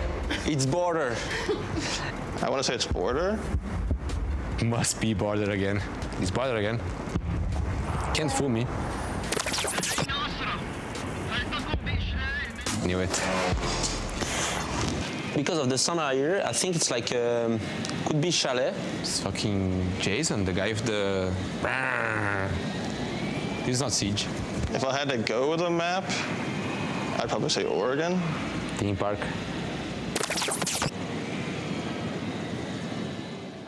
Oh, theme park is not on the. No, theme park is out. Ah, man. Where is this? Cafe. Spawn cafe. On the police cars. Must be. I'm thinking it's consulate. Maybe clubhouse. I think it's Oregon outside lobby door. I changed my answer. Yeah, I cheated. Clubhouse. I see. I forgot about Clubhouse. That's another map. Must be Oregon. Must be Oregon outside main door, for sure. Could be consulate, but I'm not sure. See, I want to say consulate again. I mean, I don't think it's front door spawn, but it's consulate. Okay, but you got 1 out of 5. How are you feeling? It's not bad, 1 out of 5. Could be 0, right? You have to think. You have to see the glass half full, not half empty. Half full with 1 out of 5? Kind of like 20% full.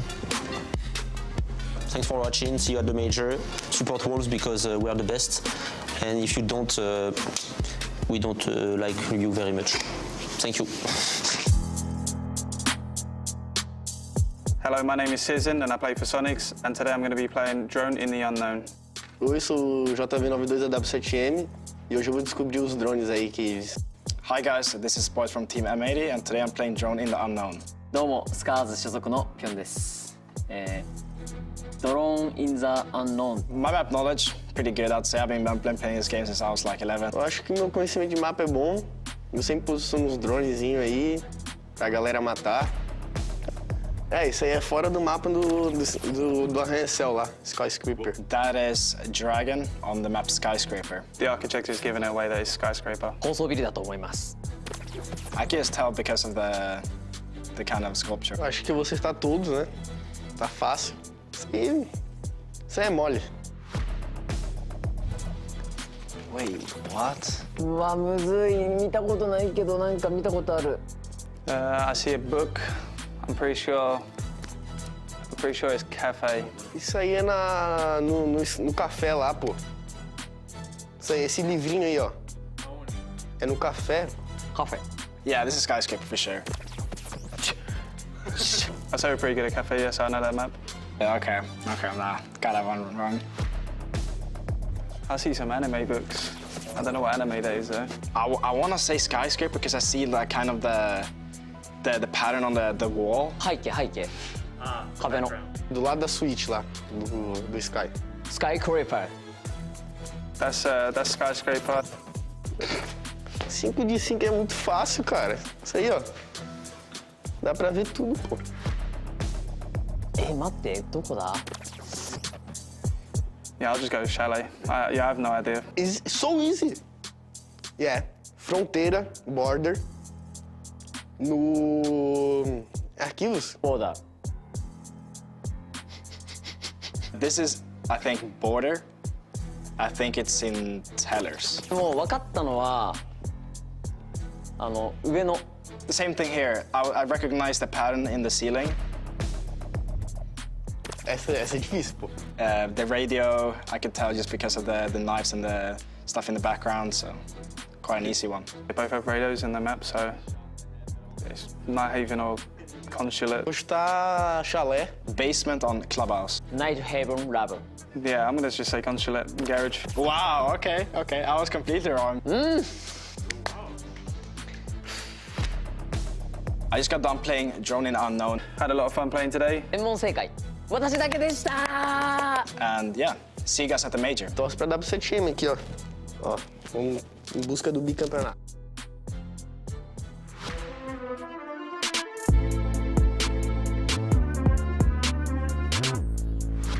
W7M surprised us by taking Los's map, and now they go on to very comfortable territory on Chalet. Do we have any expectations outside of the norm, which is done? Vâng, và như vậy thì những người đồng nghiệp của chúng tôi ở đất nước Mỹ xa xôi thì cũng đã vào việc rồi, và cũng không thể nào mà không đến lượt chúng tôi để có thể vào và gửi lời chào đến các bạn để chúng ta chuẩn bị đến ngay với cả map thi đấu tiếp theo của chúng ta, đó chính là Charlie được, đúng không anh Bắp? Vâng, chính xác là như vậy rồi, thưa anh Tommy. Ngay bây giờ thì chúng ta sẽ cùng đến với map thi đấu Charlie, map thứ 2 trong trận thi đấu ball năm này. Vừa rồi thì chúng ta cũng đã dừng chân ở Consulate, một map thi đấu trông thời tiết rất là bình thường, và ngay sau đó thì thời tiết trở đông ngay giữa mùa hè, ngay như Hà Nội vậy, ngay như ở Hà Nội không kha của chúng ta. Sáng nay trời vẫn nắng gần 30 độ, xong chỉ đi qua lúc 1 đến 2 giờ chiều thôi thì những cơn mưa đã ập xuống, và rất may tôi kịp rút quần áo của nhà tôi, nên bây giờ thì tôi đã có mặt ở đây, không làm ướt cái quần áo nào cả. Và hy vọng rằng cơn mưa ở Charlie thì cũng sẽ giúp cho một đội tuyển nào đó giành chiến thắng.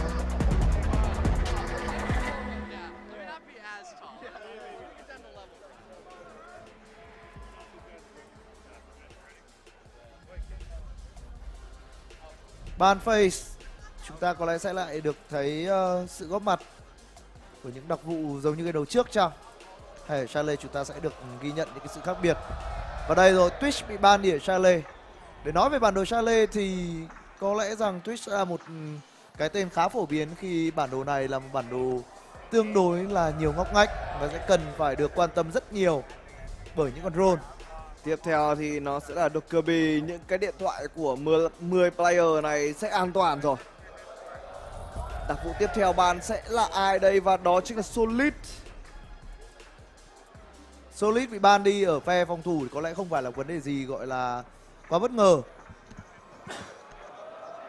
Vậy operator cuối cùng sẽ là ai, và đó là Azami. Không có một bức tường được tạo lên dành cho W7M cũng như Lost cả. Trong trận thi đấu chung kết tổng này thì W7M đang dẫn trước với tỷ số là 1-0 khi mà họ đã giành chiến thắng ở bản đồ thi đấu thứ nhất.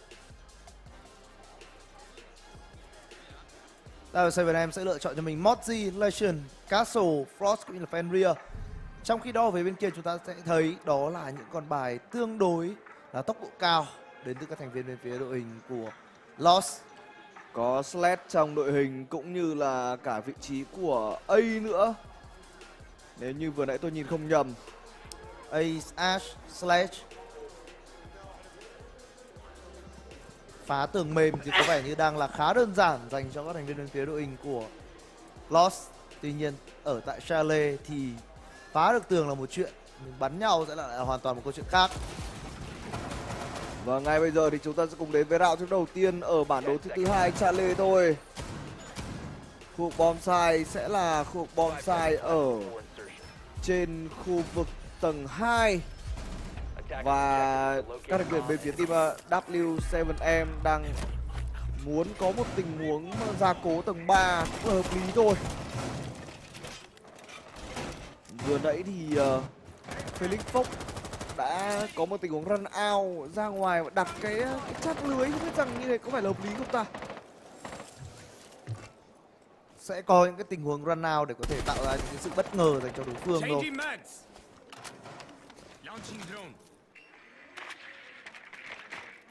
Drone đang đẩy vào đến từ vị trí của Maya. Tầng dưới thì đang là một khu vực tầng mà các thành viên bên phía team W7M đang bỏ trống hoàn toàn luôn. Có bom tầng 1 và họ sẽ chia người để thủ khu vực H ở trên khu vực tầng 2 cũng như là kiểm soát các cầu thang. Hãy cùng xem nào. Người đi roam ở khu vực cầu thang đang là cái anh chàng Mozi trong tay của JV92. Thêm một lượt scan nữa. Trong khi đó cầu thang hôn thì đang bị kiểm soát bởi Gridlock, nhưng cameraman đã có mạng đầu tiên sau khi kết thúc của JV92 rồi. Anh chàng đi ram của các thành viên bên phía team W7M đã bị bắt đi rồi. JV92 nằm xuống và bây giờ thì sẽ là một tình huống mà các thành viên bên phía team Lost đang hoạt động ở vùng thư viện tầng 2 thôi. Họ sẽ làm gì tiếp theo đây?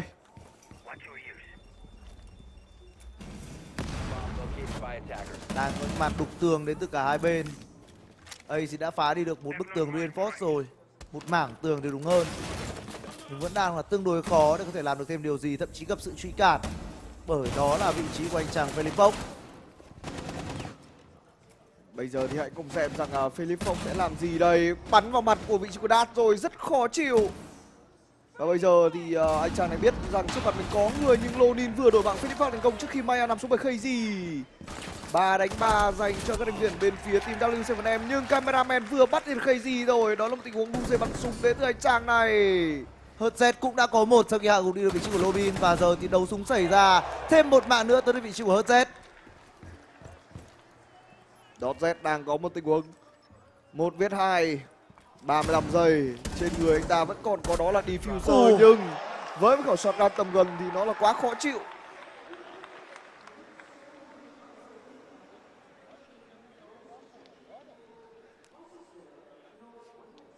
Một round thi đấu mà chúng ta thấy được cái sự khó chịu đến từ con bài Lesion của KZ.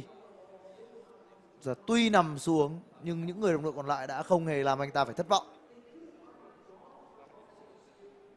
Một nụ cười rất tươi đã được nở trên đôi môi của KZ rồi. Round đầu trước thì KZ cũng đã có 2 mạng rất tuyệt vời.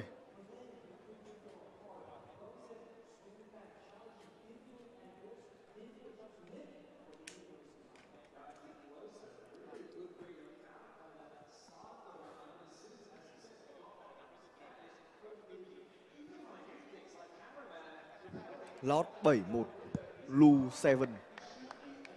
Không biết là M sẽ nghĩa là gì đây? Thì nó cũng chỉ là không phải là W7M mà là L7M thôi. Le Mao à? Loser mà.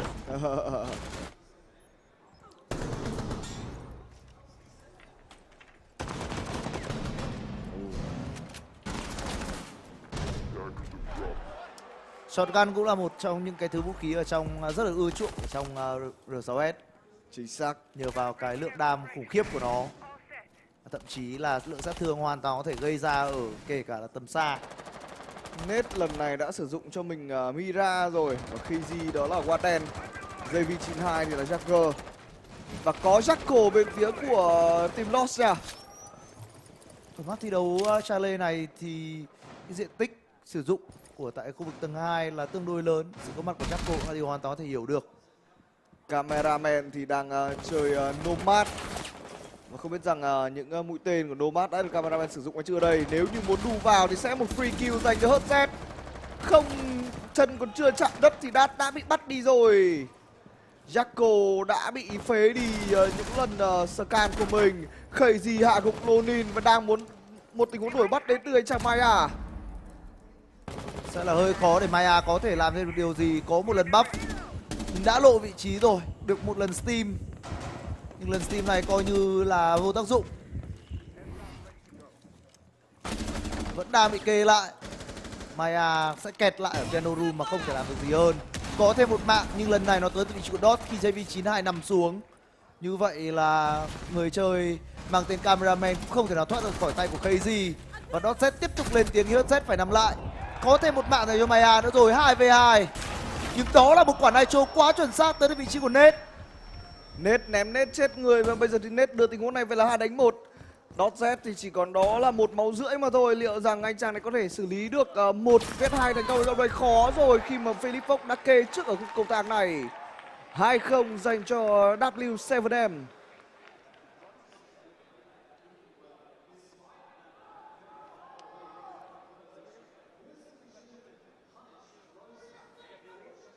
Những round thi đấu đầu tiên ở trên bản đồ thi đấu Charlie này đang không quá thuận lợi dành cho các thành viên bên phía team Lost. Khó khăn, đang chồng chất khó khăn, nhưng cũng phải nói rằng các thành viên bên phía đội hình của W7M họ bắn ghê quá. Ghê thực sự. Vẫn có những cái tên biết cách tỏa sáng như vị trí của DOS ở trong trận thi đấu này. Nhưng một cái tên khác đang có màn trình diễn tương đối là mờ nhạt. Đó là vị trí của anh chàng cameraman, một người cũng đã tỏa sáng rất nhiều trong cái cặp trận trước của anh ta, trước các thành viên bên phía đội hình của Dark Zero, cũng như là cả thành viên bên phía đội hình của Baseline trong ngày hôm qua nữa. Thêm vào đó nữa thì Lobin, một trận ngôi sao sáng bên phía đội hình của Lost, cũng đã không có được phong độ cao.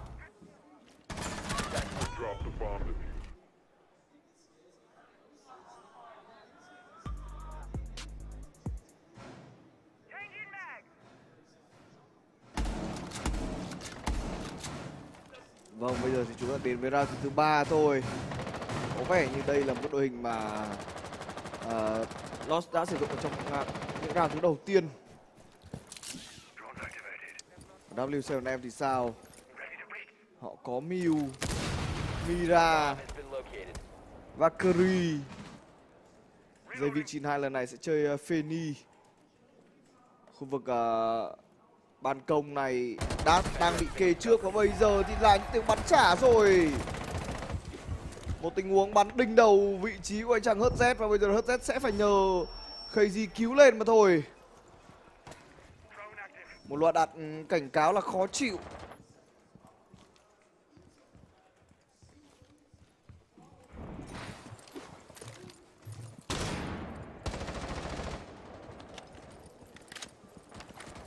HZ sẽ phải sống dở chết dở ở trong khoảng thời gian còn lại thôi. Và bây giờ thì Nết vừa trả thù được cho người đồng đội của mình rồi. Maya đã bị bắt. Gridlock không thể di chuyển được quá nhanh trước loạt đạn vừa rồi đến từ anh chàng Nết. Và bây giờ thì người ở dưới khu tầng 1 đó là cameraman không dám đặt chân vào khu tầng 1 cơ. Giao tranh xảy ra, Mira đã bị phát hiện ra vị trí và Dotjet là người có mạng. Một tình huống đẩy vào hay đến từ vị trí của Dotjet. Nhưng dưới tầng 2 đang có một góc nhìn thẳng xuống dưới khung tầng 1 rồi. Quả nết này, một quả nết trả ra là hay đấy. Nhưng nó chưa phải là gây ra quá nhiều đàm. Đang muốn xuống khung hầm, khu vực bom xài. Flash đang nhồi vào, Finca đang búp đồ và bây giờ đẩy vào. Nhưng Phoenix kích hoạt được chiêu thức của mình rồi. Một góc kê trước đến từ giây vị trí này và bây giờ thì đó là một mạng ngay bên trái ta có người nhưng súng hết đạn. Rất đáng tiếc. Tình huống đưa về đó là 3-3 dành cho W7M. Quyết định sẽ là cắm luôn cho mình diffuser nhưng HZ lại hạ gục đi được dash rồi và đi vào side đi tìm cái cục diffuse thôi. Một mạng nữa đã có, Crazy kết thúc cameraman và người cuối cùng chỉ còn đúng một chấm máu, thở là chết. HZ người sống dở chết dở từ đầu round nhưng bây giờ thì đang sinh tồn là quá tốt. 20 giây lộ bóng lưng rồi và đó là round thứ chiến thắng tiếp theo dành cho W7M.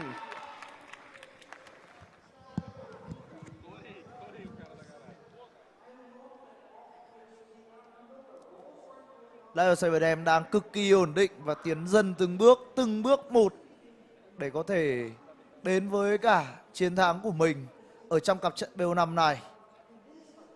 Dẫu biết bây giờ nói thì là quá sớm nhưng quả thật ở cả map thi đấu đầu tiên và map thi đấu thứ hai những cái bước đi của họ nó là quá chắc chắn.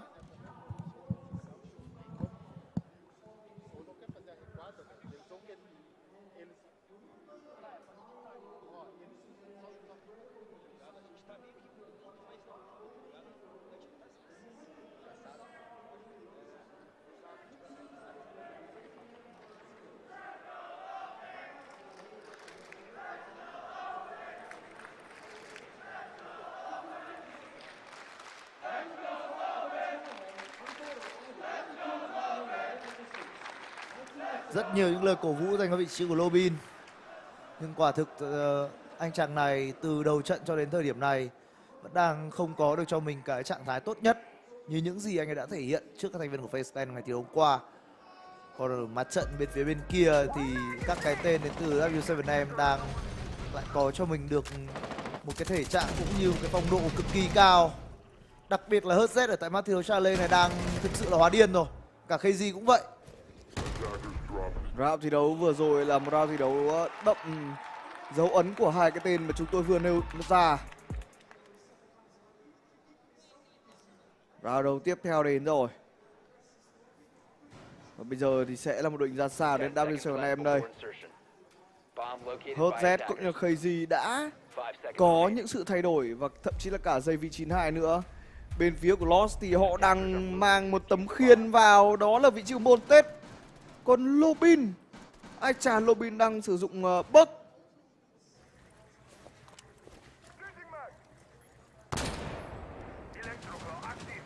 Không biết là cameraman sẽ lấy đi được bao nhiêu utility của đối phương với con drone của mình đây.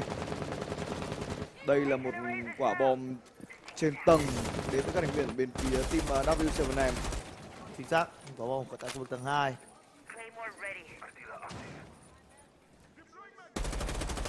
setup của bên phía đội hình W7M sẽ có cả thon ở bên phe phòng thủ. Một sự thay đổi đến từ vị trí của HZ.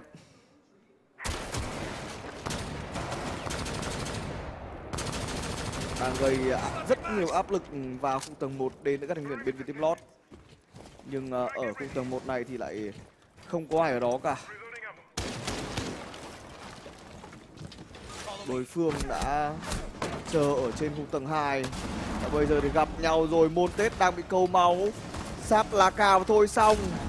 Một tình huống nổ. Đót lên bảng và Lobin cũng thế.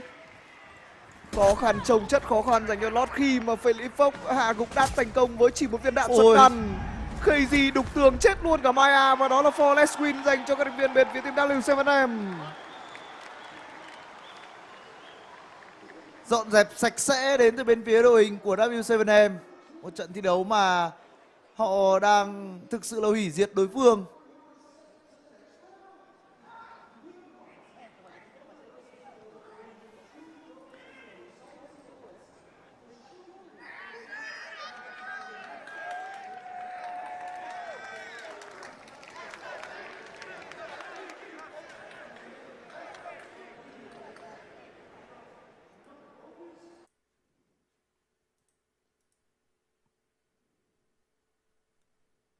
Vâng, thưa anh em, anh em hãy đợi chúng tôi một chút để chúng tôi có thể reset lại feed nha.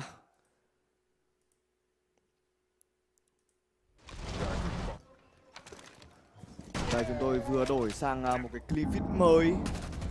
Không biết rằng nó đã nét hơn chưa đây. Đây.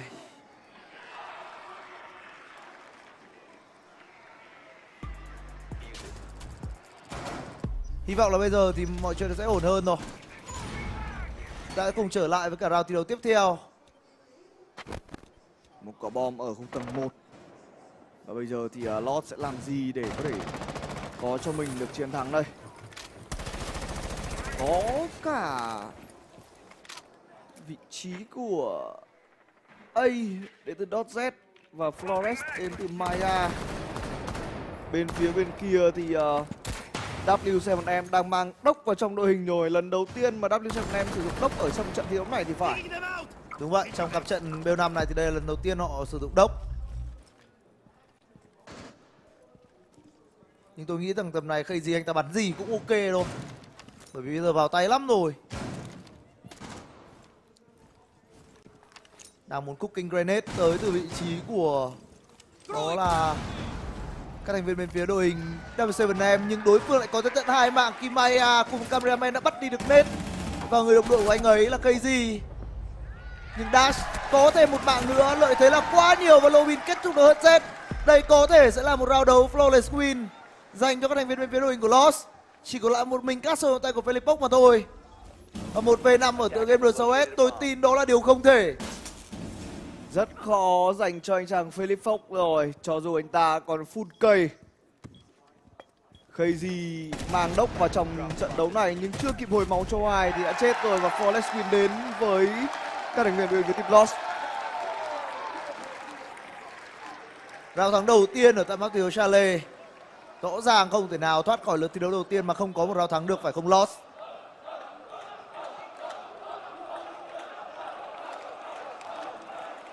Một round thi đấu mà chắc chắn là các thành viên của W7M cũng phải tự vấn lại bản thân, bởi vì họ đã để round thi đấu trôi qua một cách tương đối là nhạt nhẽo. Chính xác là như vậy rồi. Có thêm cả Zofia trong đội hình của các thành viên bên phía team Lost. Sẽ là một tình huống tấn công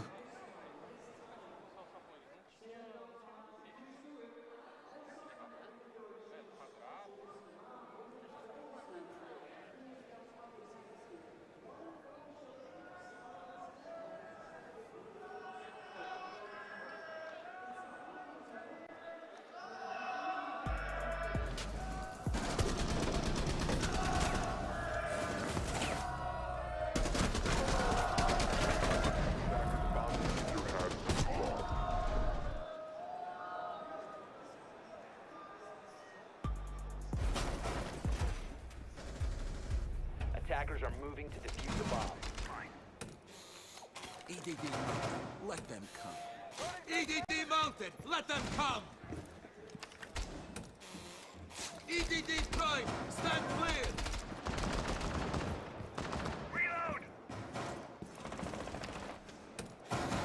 Vâng, bây giờ thì chúng ta hãy cùng xem rằng các thành viên bên phía team Lost sẽ làm gì để tìm kiếm thêm cho mình những chiến thắng đây.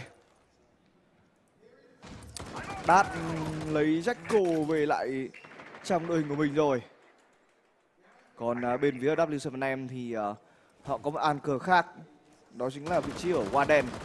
JV92 lần này sẽ là người chơi đặc vụ đốc. Đang có những tình huống gọi đến từ cameraman, nhưng W7M thì chưa lộ ra bất kỳ vị trí nào cả. Còn tách đến rồi và HZ vừa bắt được vị trí mày à. Capcan có một tình huống thủ đến 2 góc và làm 2 mạng rất nhanh. Nhưng đang có người móc đến từ vị trí của phòng piano rồi. Đốt Z đang móc vào sau lưng của vị trí HZ.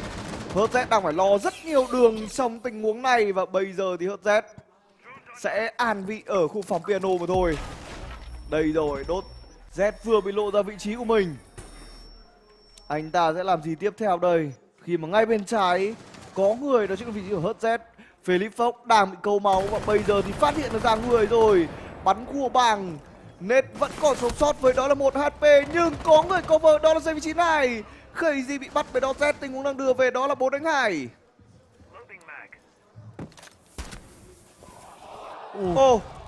Một tình huống vừa rồi chúng ta thấy nó chỉ diễn ra trong vòng đúng một tích tắc thôi.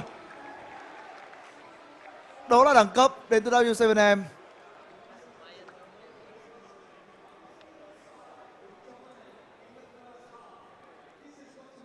Khuôn mặt chán chường của các thành viên bên phía đội hình Lost sau round đấu thua vừa rồi. Có lẽ các anh chàng của Lost cũng đang cảm thấy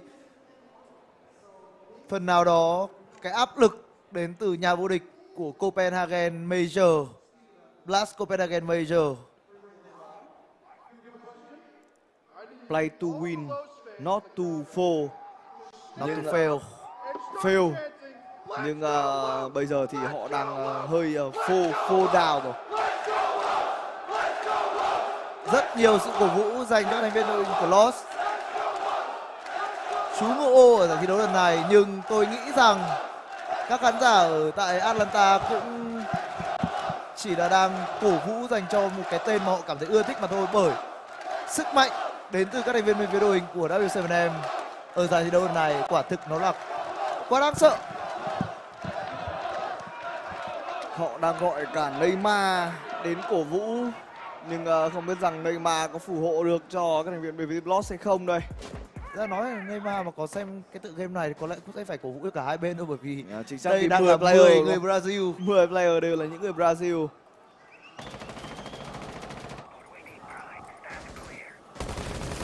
Nào, và bây giờ thì sẽ ra phiếu cuối cùng trước khi đổi sai. Hãy cùng xem có một tỷ số 6-1 hay không đây, hay sẽ là 2-5. 2-5 thì sẽ là có một chút cơ hội dành cho Lost.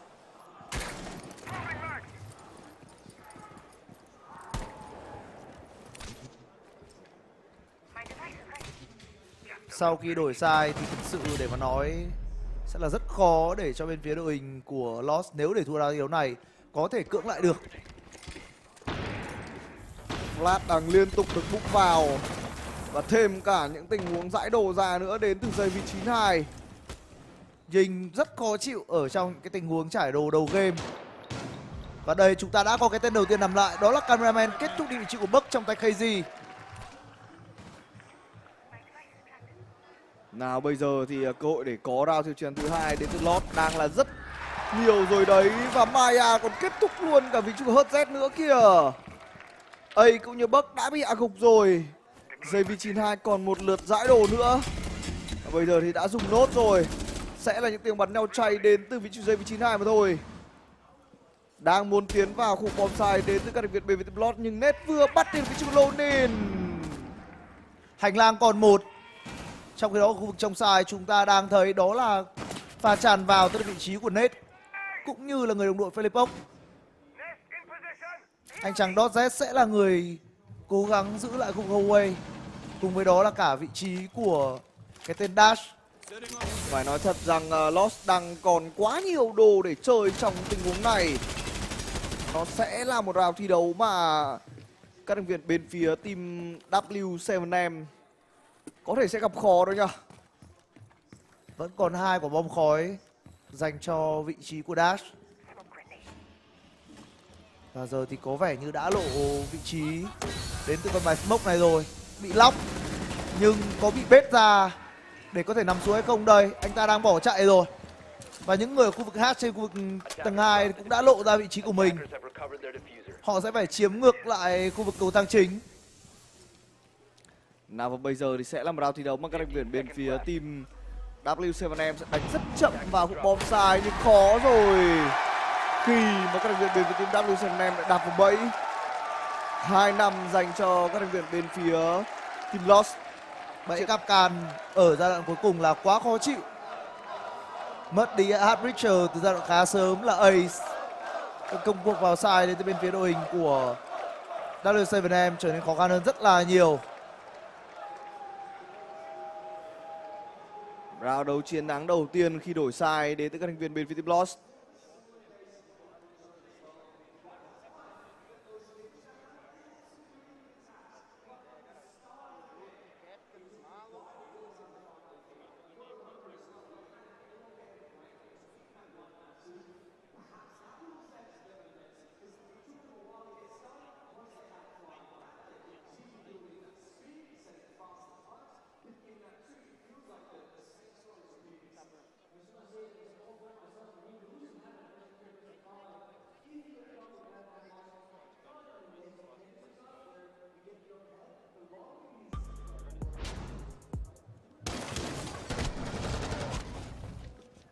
Một tình huống tưởng chừng như sai thăm mình đến từ cameraman, nhưng cameraman có một cái phản ứng thực sự phải nói rằng là quá đáng sợ.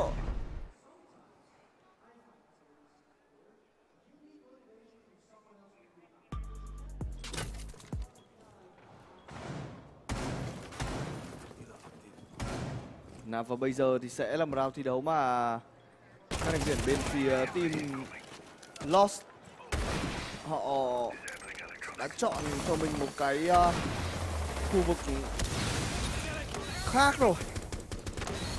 Chọn là khu vực gara để làm bom sai và khu vực tầng hầm. Quả bom mà có lẽ rằng nó sẽ cực kỳ phù hợp để có thể chơi những đặc vụ như là Goyo, Mira hay kể cả vị trí của anh chàng Kait nữa. Và người đầu tiên nằm lại là vị trí của cameraman. Người đi Rome nhưng lại bị bắt đầu tiên. Tuy rằng là cái gadget của Goyo thì không ảnh hưởng mấy, nó cũng sẽ là cái thiệt thòi rất lớn và khu vực gara đã bị đục thông bởi nó đã thơ mai rồi. Và phòng thủ hớ anh đến từ bên phía đội hình của Lost.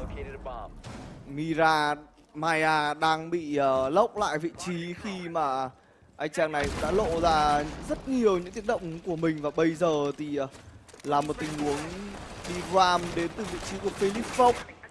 Mở không thả ra cái tường tầng 1 rồi và khó dành cho các thành viên bên phía Lost thì Maya đã bị bắt bởi HZ. Thông tin từ khu vực cầu thang chính nhìn ra hết được cả giới bom sai, bởi đó là cái sự khó chịu của con bài ram. Giờ thì cầu thang hầm cũng chỉ còn lại đó là vị trí của JV92 sang bên anh ta hạ gục Dodge mà thôi. Một mình anh chàng Dash sẽ làm được gì đây? Một mình Capcan đặc vụ người Nga. Nốc được một, kết thúc được hay gì? Và vị trí của anh ta đã quá là lộ. Và Ram chỉ việc kết thúc anh ấy thôi. Match point dành cho các thành viên bên phía team W7M.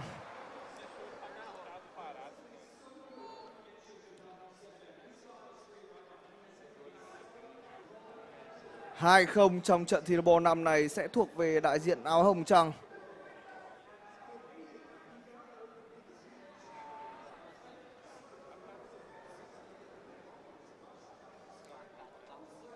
Charlotte có vẻ như vẫn đang là mảnh đất lành dành cho các thành viên bên phía team W7M.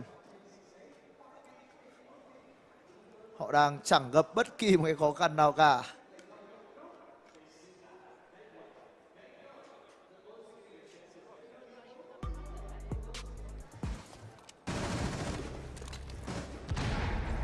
Một tình huống crazy ném nết vào.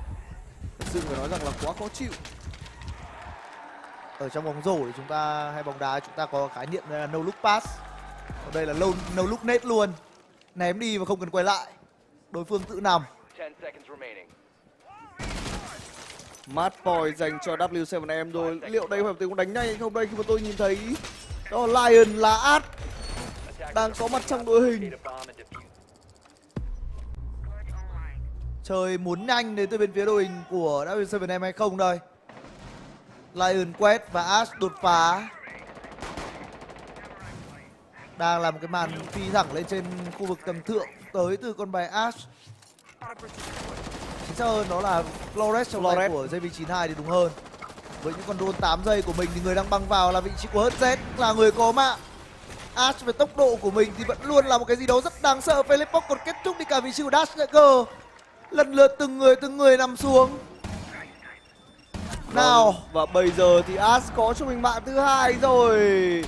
HZ đang bắn quá bay. Lonin đổi một, phát hiện được một người ở khúc cầu thang nhưng Lonin cũng không thể làm được gì hơn. 4 không đánh cần 1 dùng đồ.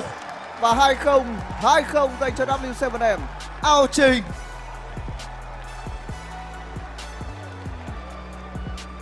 Thật sự thì chỉ biết nói đó là ao Trình đến từ bên phía đội hình của W7M thôi. Họ bắn mà không cần dùng kỹ năng, không cần dùng nhiều. Không biết map thứ 3 là map thi đấu gì và cơ hội nó là còn dành cho các thành viên bên phía team Lost hay không đây, hay đây sẽ là một trận thi đấu chung kết 3-0.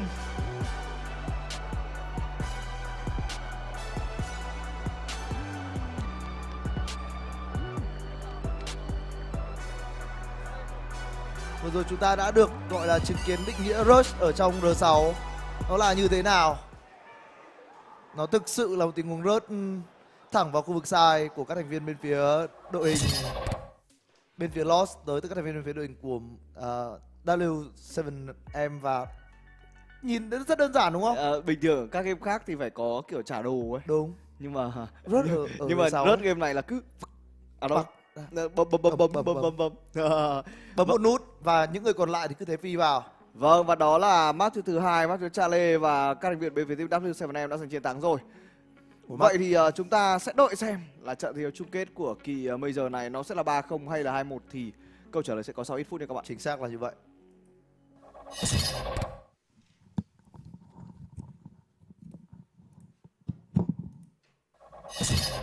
Over this map, they were so dominant on those defenses, swinging to grab back that man advantage. Lowe's had no answers at all. We need to see Loban stepping up. We need to see better stuff from Maya. The two big stars of Lowe's who were so good throughout the majority of this tournament seem to have disappeared. That's the reason that I call them the Kings of Chalet. That type of performance right there, because on the defense, again, they've started out on an unfavorable side on that map, and they've gone so well on their defense. Because they're close to each other, because they're refragging each other, because they're taking confident, aggressive fights, knowing that even if they lose them, which they're not, by the way, that there's somebody there to refrag them out. They get onto the attack, and they're just finding so many gaps in every single defense that Lost was putting up. I wouldn't want to play them there ever, and that's why most teams don't. You know, the moment I realized that Lowe's were going to lose this map, throughout the tournament, we have seen Dots have a fantastic play on Monty. I have felt that Dots has always brought the Monty when it made sense to, when they had a plan. He wasn't bringing panic Monties like we often see from teams like Space Station, G2, when they bring those panicked shields. This time around, Dots loses a 2v2 because he's not planting when he really had a safe position to do so. They call attack timeout, he brings out the Monty. That's a panic, Monty. These don't work. You're relying on this to save your round, to claw back some momentum. He didn't find it at all. Dots ends up having the top score, I guess, from the team. But ultimately, this was a poor performance from every single player on Los. They never had control of this match. I feel like if you're Los, you now start wondering whether you actually have some pressure on your shoulders. Because you came in already thinking, hey, whatever result we can get, that's going to be fantastic, because the fact that we were here in the first place is something that we probably didn't expect. But now you're at a point where you have to course correct. You don't have any more lives left with which to do it. You maybe have a couple rounds of leeway on map 3. But is pressure getting to you at this point? Like, because the crowd's behind you, but they've barely had any reason to cheer. Yeah, I mean, that's where the reaction is key coming into this next map, because you lost your own map pick, so you put yourselves under pressure.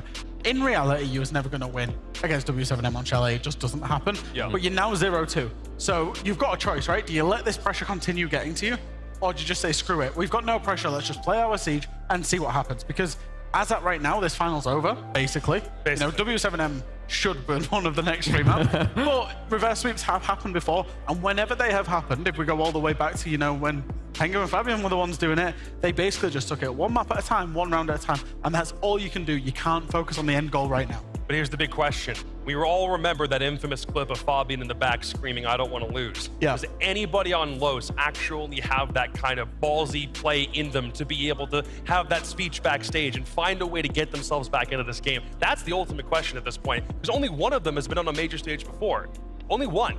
These other guys will have to find a way back into it. And it's going to be that one, right? That's who they're going to be looking to. They're going to be looking towards cameraman to be that voice for them, to be that source of experience, to be like that source of, guys, it's not as bad as you think. We still have a chance.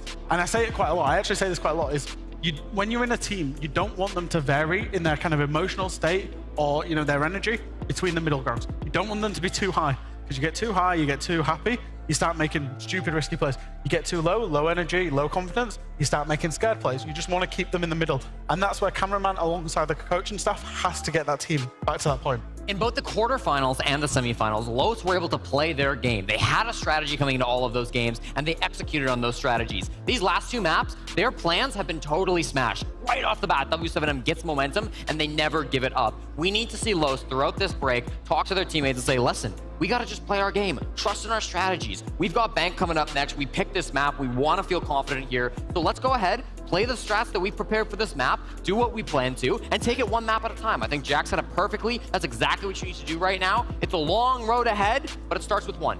Well, you got to find a way to get your feet under you somehow, which Los themselves still have yet to do. Are W7M about to win 2 consecutive major grand finals in 3-0 fashion, or do Los still actually have some fight in them? We'll find out after the break. Don't go anywhere.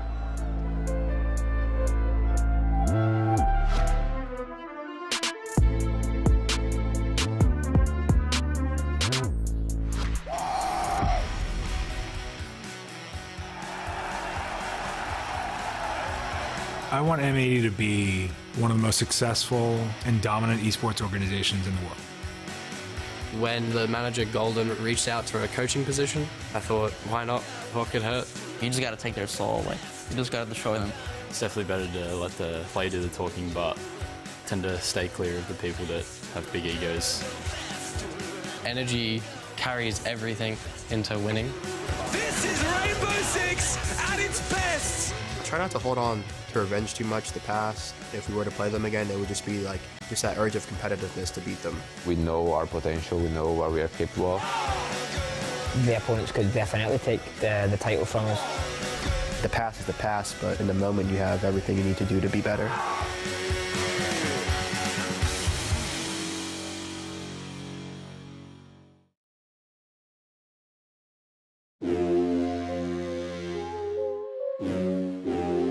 Hey guys, Gunnar from Sonics here, and today I'm going to be playing Siege Sounds. Hey guys, this is Iconic from M80. Hello guys, this is Felipox from W7M. スカーズ所属のフィッシュライクです。今回はCGサウンドをプレイしていきたいと思います。I think I'll do good.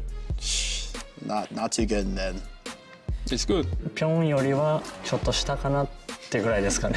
Yeah, I think I have a good pair of headphones, and let's see. It's organ spawn. Okay, I know this one. Dog sounds? 犬の鳴き声が聞こえる。It's Kennel's clubhouse. I hear dogs bark, and this is the spawn of in the garage of the clubhouse. Clubhouse, the like front spawn in clubhouse. My final guess is clubhouse. クラブハウスのガレージ側の外のリスポーン地点のとこっていうんですか。I'm right.オレゴン？オレゴン？オレゴン？一発目でダメだ。パーフェクト逃した。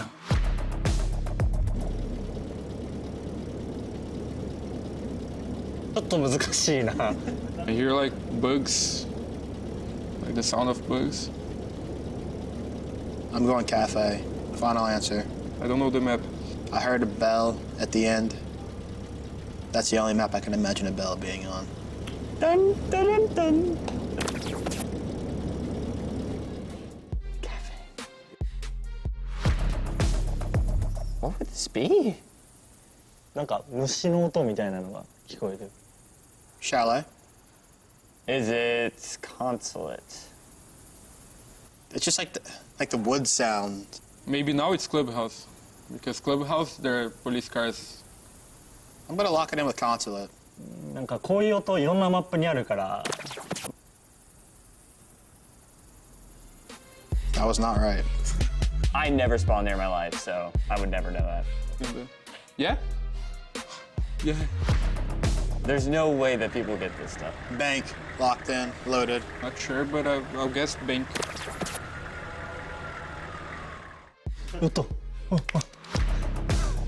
I hear a kid screaming in the background. Chalet. Chalet. Chalet. Chalet. I got to. I don't know about the others, but really hard for me. All right, guys, I had a lot of fun playing Siege Sounds. I had a lot of fun playing Siege Sounds. I had a lot of fun playing Siege Sounds today, and see you guys at the major.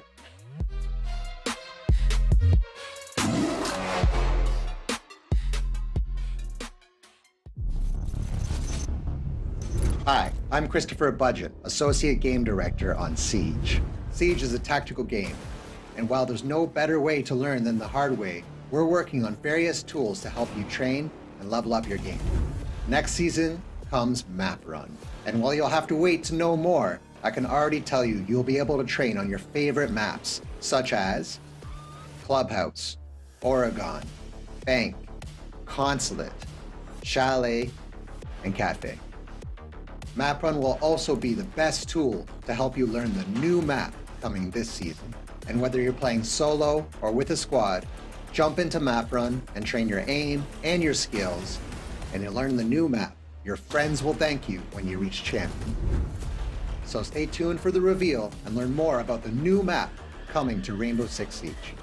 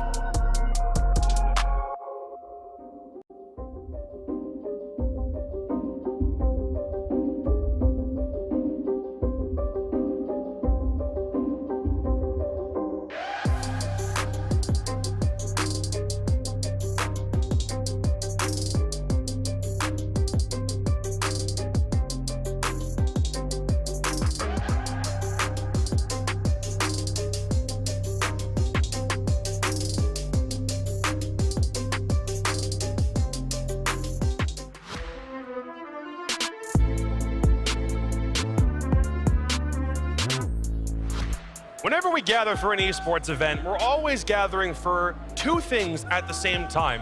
A funeral for the team that loses, and a goddamn celebration for the team that wins. And W7M might just be about to get the party started early. I'm Jacob, he's Jesse, he's fresh. We are 2-0.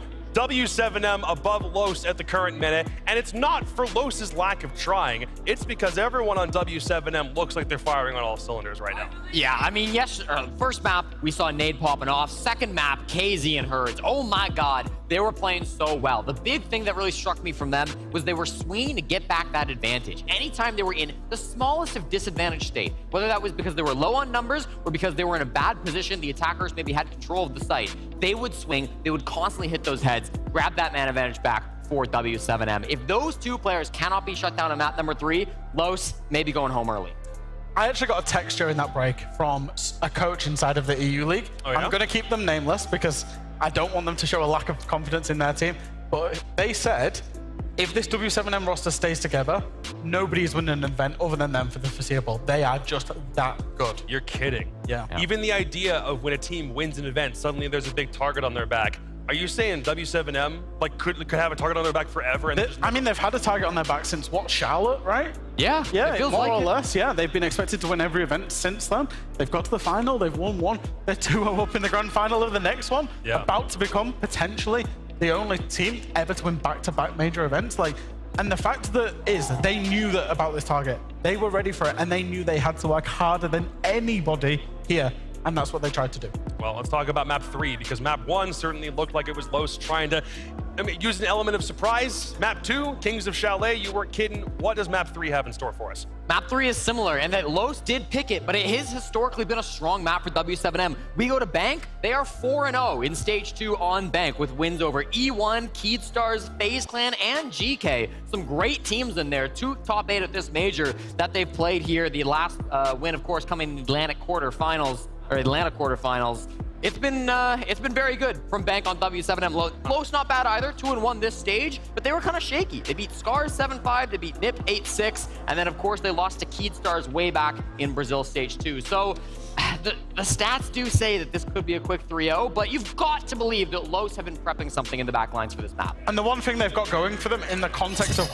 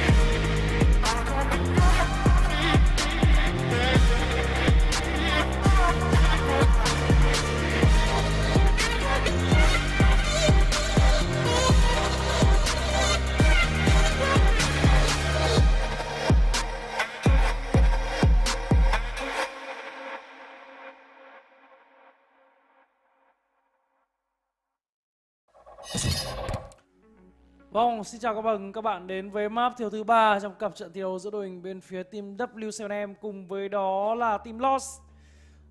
Và thật sự là theo giới đánh giá, giới mộ điệu thì đúng là đội hình bên phía team W7M đội tuyển mạnh hơn rất nhiều khi mà họ đã kết thúc được cho mình đó là tỷ số 2-0 rồi.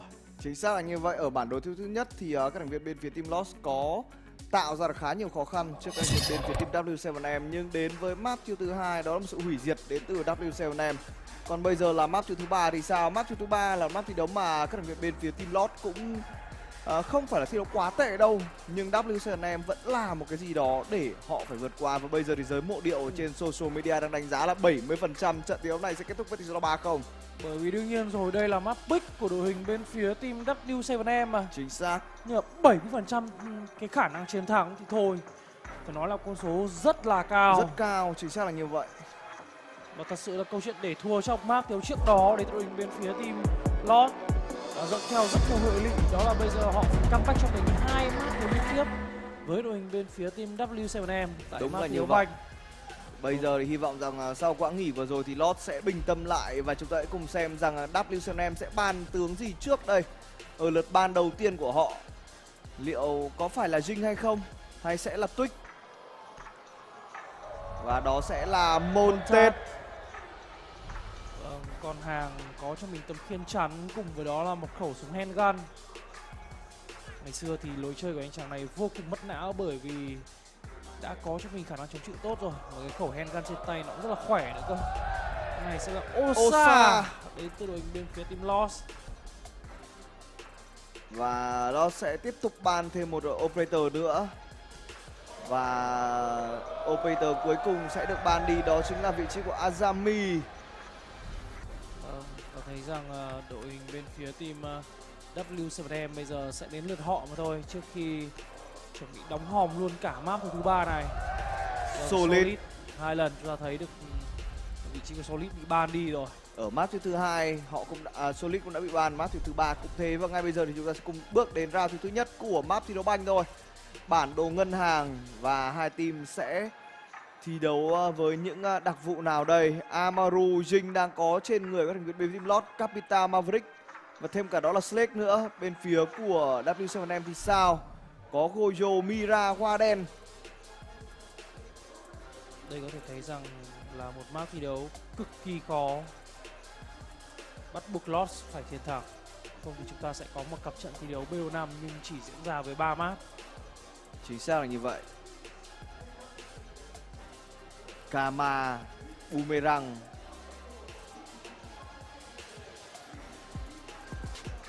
Play too good, not to fail.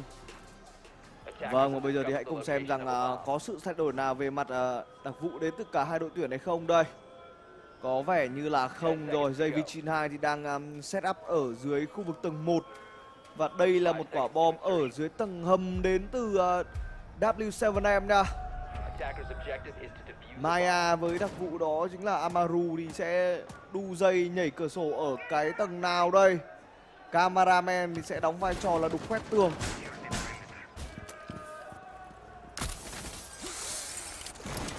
Vâng, Maui là một con bài mang tính chất đột kích và đột biến cũng rất là cao. Tôi thấy rằng đặc vụ này là một đặc vụ có cho mình tình huống đu dây bằng chiếc máy của mình và kỹ năng rất là đặc biệt. 3 lần làm điều đó nữa đến từ Maui.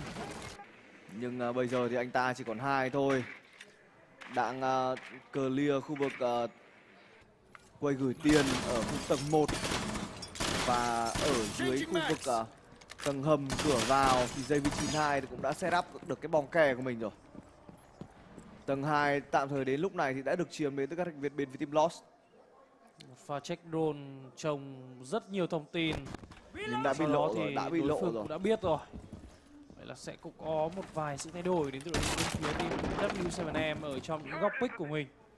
Họ cũng đang đẩy được từ tầng 2 xuống tầng 1. Nhưng bây giờ vấn đề là về cái khu vực cầu thang này thì đang có một người đợi sẵn rồi, đó chính là KZ và Mew. Nết đang nhồi xuống để clear cái khu vực cầu thang này, nhưng có đó là bình lửa của Gojo. Thấy rằng đã cẩn thận có cả dây thép gai, nhưng thấy có cả bình lửa nữa. Thấy các cái cầu thang rất là khó để đụng vào. Maverick vẫn đang tiếp tục khò cho mình những cái vị trí mà muốn đụng đẽo đến đội bên phía team đó chính là Lord. Vâng, chắc chắn cái quả diffuser sẽ được cầm về khu vực này thôi. Chúng ta thấy rằng đã phát hiện ra bom rất sớm rồi. Nhưng làm thế nào để xuống đây một cách an toàn thì đội hình bên phía team W7M lại không nói cho các thành viên của team Lost biết. Và bây giờ thì vừa rồi thôi, đó là mạng cũng đến từ Lovin. Nghe tức từ headshot tốt đến tuyển thủ này. Sau khi mất đi cũng là khá Lovin trong tiếng đập đẽo của mình chiếc búa. Vào khu vực phòng server này cũng không phải đơn giản đâu. Và chưa kể đang có một tiếng nhìn đều nữa đến từ Felix Fox. Và bây giờ thì có một lần nhìn qua smoke nữa rồi đến từ Felix Fox nha. Anh chàng này sẽ nhìn được bao nhiêu người đây. Bật luôn đồ lên. Vẫn đó thì bắn headshot cực kỳ nhanh đến từ vị trí Felix Fox. 4v4 rồi. Và thời gian chỉ còn đó là 35 giây mà thôi. Giây vị trí này hạ cũng được Maya. Sử dụng rất tốt vị trí của chiếc kính được tạo ra đến từ Mira. Và bây giờ thì thôi tan vỡ là thế đấy, khi mà đến tiếp tục hạ gục thêm cả anh chàng Dash nữa. Felix Fox khiến cho đội mình lên bảng đếm số, và liệu rằng đây có phải là tình huống thay đổi thế trận tại đội bên phía team Lost hay không đây? Đang đặt diffuser đến với các thành viên bên phía team Lost rồi, nhưng HZ cũng như Nết đã đẩy vào để ngăn cản đi tình huống đặt cái diffuser ở phòng server. Cho dù có một tình huống hơi trôn đến từ W7M nhưng không sao cả. Một pha Maverick vẫn đang rất khéo léo để khò. Và bỗng dưng thì nó lại tạo ra những cái kill hole để vị trí anh chàng Warden đã sử dụng cho mình cái kính của Mira trước đó rồi, có thể tìm pick người rất là khéo léo. Thẳng vào mồm luôn, không cần nói nhiều. Khởi đầu lại là tốt, lại là đẹp đẽ đội hình bên phía team W7M. Cho dù có một chút hơi trồn. Có một chút hơi trồn. Từ một tình huống 4-2 biến thành 3-2 bởi chính những tình huống bị friendly fire đến từ đội hình bên phía team W7M. Em nghĩ rằng cái lượng máu quá thấp như vậy thì đội hình bên phía team Lost không có cửa. I root for lose go. Ông này cổ vũ đội tuyển nào là đội tuyển thua. Thì suy ra là người cầm bảng đấy là cầm cho bên phía team Lost rồi. Cái tường đấy là cái tường bắt buộc phải mở ở trong round thi đấu đó.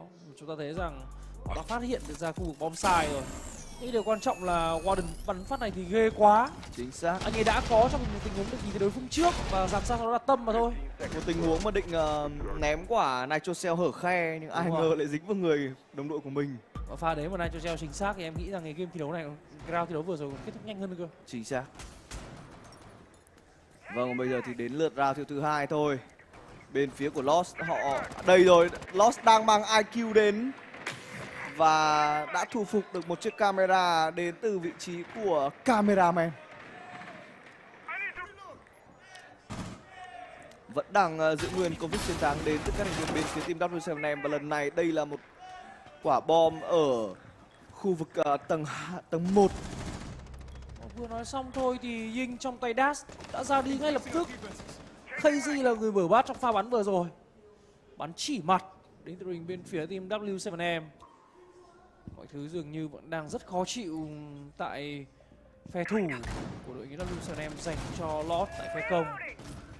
Map pick của đối phương lại được bắn cả ở khu vực defender trước. Không biết rằng đây có phải lựa chọn sai lầm đến từ Lost hay không đây.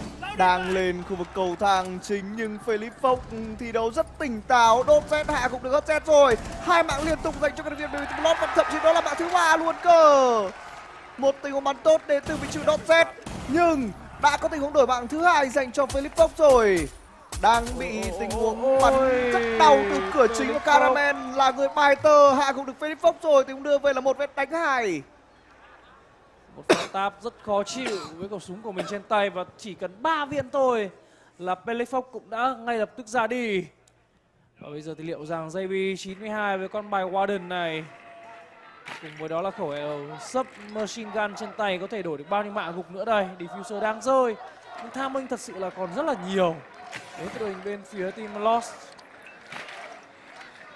Tiếp tục là có cho mình thêm tầm nhìn về cam dành cho cameraman. Anh chàng JV92 thì biết người chơi IQ ở đâu, đó chính là Lonin. Nhưng vấn đề rằng là diffuser đang rơi và có vẻ như là cái đường diffuser này sẽ phải xuống qua vị trí JV92. Phải nhảy hatch. Đây rồi, nghe thấy rồi. Rất nhiều tiếng động lộ ra và diffuser đã nhặt lại đến từ đội hình team Lost. Cơ hội dành cho JV92 chưa phải là hết nhưng bây giờ thì đối phương đột kích vào quá kịp thời. Và góc đứng này vị trí JV92 đang phải thực hiện một tên clutch 1v2. Đang bị bao vây nữa nha, đang bị bao vây nữa ra trước mặt và bên tay phải của JV92 đều có người. Khu vực H này thì chắc chắn là tôi spoil luôn cho JV92 là không có. Đối phương đang lốc vào rồi và thôi xong. Thắng round đầu tiên để thua ngay round thứ hai. Bắt được người đi ram ở tầng 1 thì tưởng chừng như là W7M nghĩ rằng không còn ai nữa nhưng không, vẫn có một người nữa, đó chính là cameraman. Nên nhớ là đội hình bên phía team W7M đội tuyển thích nghi với lối chơi đối phương rất nhanh chóng. Họ sẽ có cho mình cơ hội thay đổi bom sai cùng là thay đổi cả operator trong round tiếp theo. Một đều chưa nói lên bất cứ điều gì cả. Chúng ta thấy điều này rất nhiều lần trước đó rồi. Bao giờ đội hình bên phía team Lost chạm đến cho một cái match point cơ thì may ra em nghĩ rằng một cái cửa để đem đến cho chúng ta những map tiếp theo.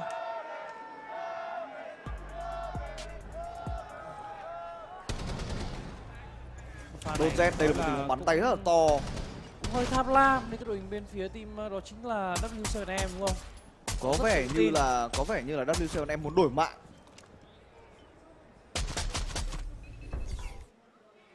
Rất tự tin những pha pick người của mình.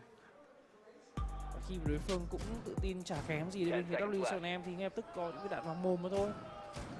Đổi rồi, đây là một quả bom trên tầng 2 đến các thành viên bên phía team W7M. Castle, Mira, Valkyrie là những đặc vụ đã thấy đến từ đội hình bên phía team W7M tại round thứ này. Cũng hợp lý thôi. Có Valkyrie thì sẽ có thêm rất nhiều thông tin dành cho các thành viên bên phía team W7M.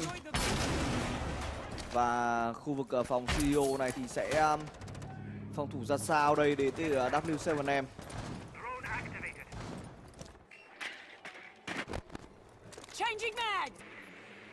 Đồn di chuyển vào thôi, ngay tức bị phá đi đối phương.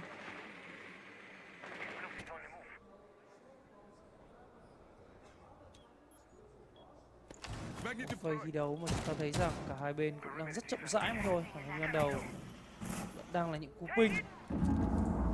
Biết rằng đôn một kẻ địch ở đâu rồi. Thấy rằng pha đấu này chủ động chơi phai luôn với cả hai đội tuyển.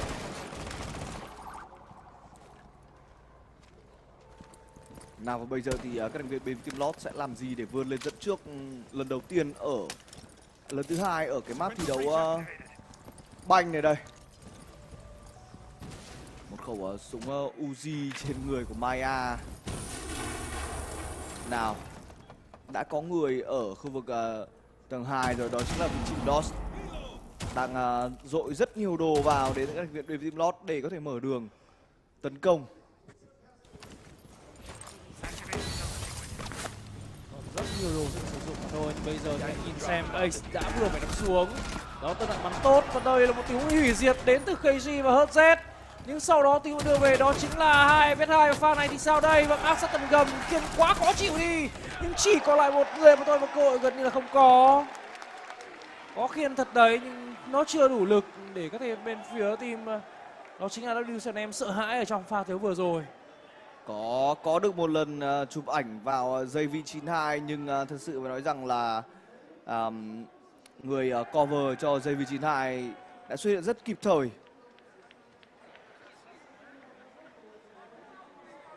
Ta thấy rằng đôi khi những tình huống action fake, những pha mà drone rồi sau đó set up, bom sai nó có thể ở lâu thôi, những tình huống bắn rất nhanh đến từ game Rainbow Six Siege.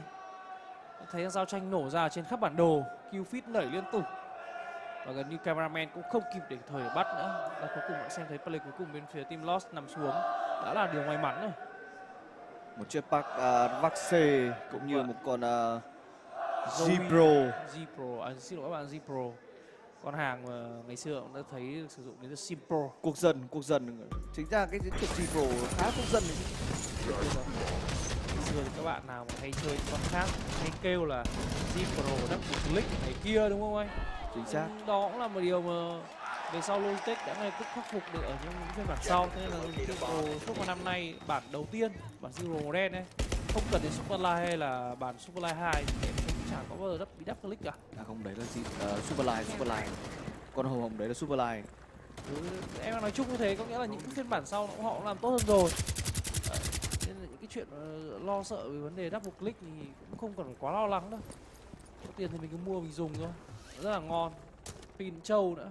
Chính xác. Và thôi bây giờ thì chúng ta sẽ cùng bỏ qua những câu chuyện về những con chuột của các pro và bây giờ hãy cùng đến với round thứ tư thôi.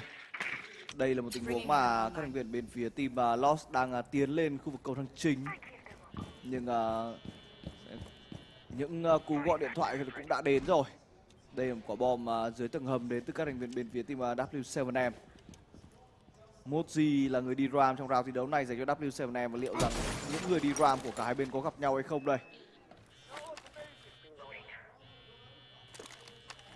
Đây rồi, nghe thấy rồi này. Rất là nhiều. Điều đó bắt buộc khiến cho đội hình W7M phải lựa chọn một điều đó là tắt cái điện thoại một đi.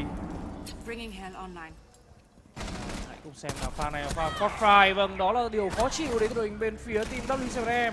Họ không bao giờ bỏ qua những tình huống cover người đội của mình cả. Đâu phải là dễ để pick được vị trí của anh chàng Pelifox đâu. Và tình huống lại đưa về đó là 4vs4 thôi.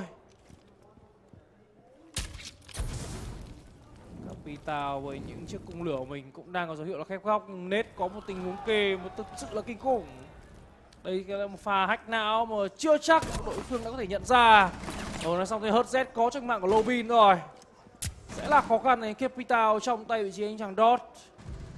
4 đánh 3, bây giờ nó đã là 4 đánh 2 rồi khi HZ có cho mình đó là 2 mạng liên tục triple kill dành cho anh chàng này.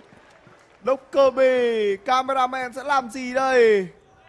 Không còn lượt gọi điện thoại nào cả và có đến 2 khẩu súng đang hướng đến anh ta và đó là sự chiến thắng tiếp theo dành cho W7M. Không thể đặt chân được vào khúc bonsai của W7M. W7M đang càng quét trong cái trận thi đấu chung kết này và họ đang hướng tới lần thứ 2 trong năm 2023 này vô địch được Major của Rainbow Six chăng?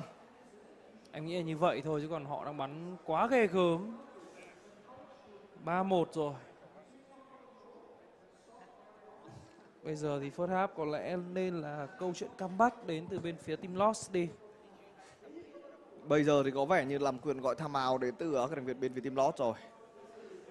Và một lọt. Nhưng mà Lost này thêm một chữ T nữa rồi. Em tưởng thấy chữ E. À nhỉ, quên. Lọt kia là mất tích. Lọt kia là mất tích. Thôi cũng mất tích ở trên trận thi đấu chung kết này thật. Bởi vì họ cũng chưa có mình bất cứ map chiến thắng nào đúng không? Pha này thôi hợt Z bắn rất tự tin rồi, check góc nào là tìm được ra kẻ địch góc đấy. Mỗi góc thi đấu anh em đều mang về mạng gục đúng không anh? Chính xác. Rất kinh khủng. Hợt Z là người đi ram nhưng thậm chí anh chàng này còn không có một cái mạng nào ram cơ. Ace, Dinh, lại là Dokebi. Muốn đánh nhanh rồi, muốn đánh nhanh đến từ Lost rồi. Của đội hình bên phía team Lost bây giờ thì phải nói rằng Dash đang khá là im hơi lặng tiếng. Lần này thì không biết rằng với con bài tweak như này thì Dash sẽ đem về những hy vọng nào hay không đây. Nếu mà cứ tiếp tục ăn chay thì đội hình bên phía team Lost sẽ chả còn cơ hội nào nữa ở trong map thiếu banh này.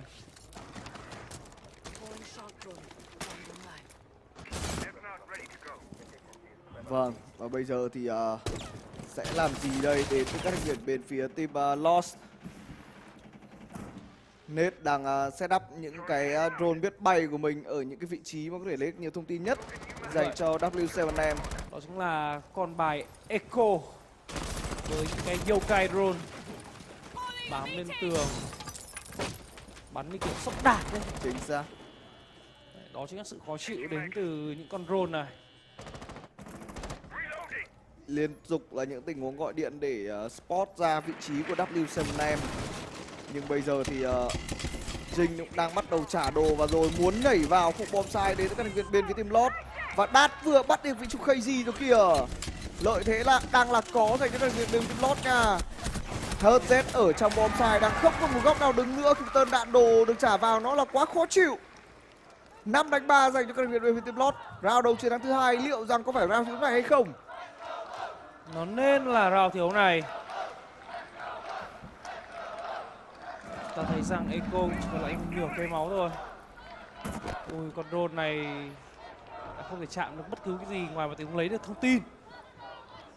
Lấy được thông tin xong thì đội hình bên phía team W7M phải hạ gục được kẻ địch cơ thì may ra mới có hy vọng.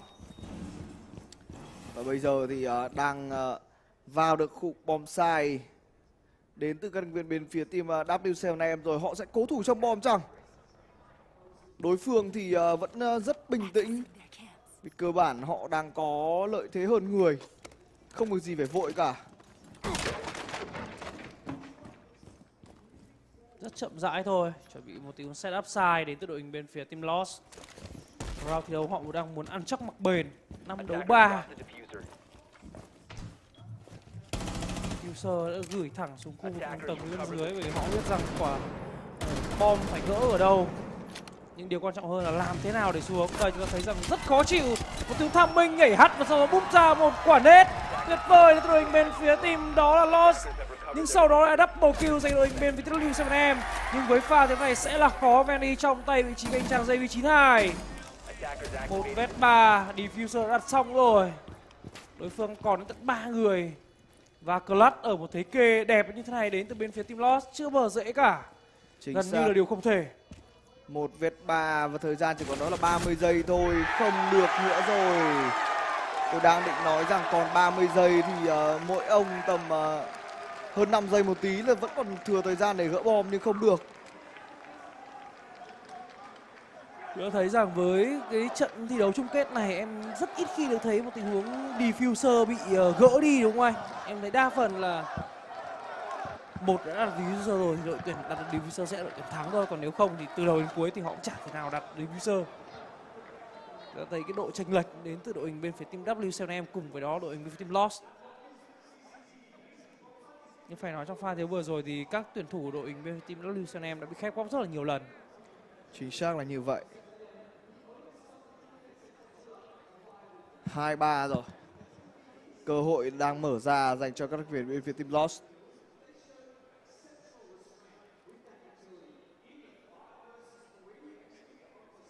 W7M vẫn sẽ rất bình tĩnh mà thôi. Họ không việc gì để vội cả. 2 map thắng rồi. Đây mới chỉ là lượt vừa first half. Pha này công nhận là tinh tế. Pha nhảy hash trên tay ném sẵn một quả nết flash nữa.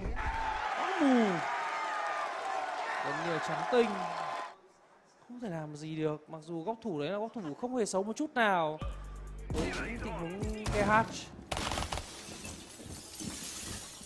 Vâng, và bây giờ thì sẽ đổi trái bom lên tầng 2 dành cho các thành viên bên phía team W7M rồi. Và bây giờ thì W7M đang muốn lấy nhiều đồ nhất của đối phương, lấy 2 chiếc cam đến từ cameraman. Một round thắng có Jing trong đội hình thì Lord vẫn đang giữ lại Jing trong tình huống tấn công này của mình. Bên phía của W7M thì cũng đã có những sự thay đổi, mang Melusi vào, cài ít và Nết đang sử dụng đó là người có thể sử dụng ra được những bức tường mà bằng sắt. Castle. Tên sao thì người cũng lực như vậy thôi. Tấm khiên sắt đấy nó sẽ giúp đội hình bên phía team W7M có trong những cơ hội pick người với các thành bên phía team Lost. EMP bắt đầu sử dụng để có thể vô hiệu hóa đi những thiết bị điện tử để tụi mình bên phía team W7M ở trong tình huống này.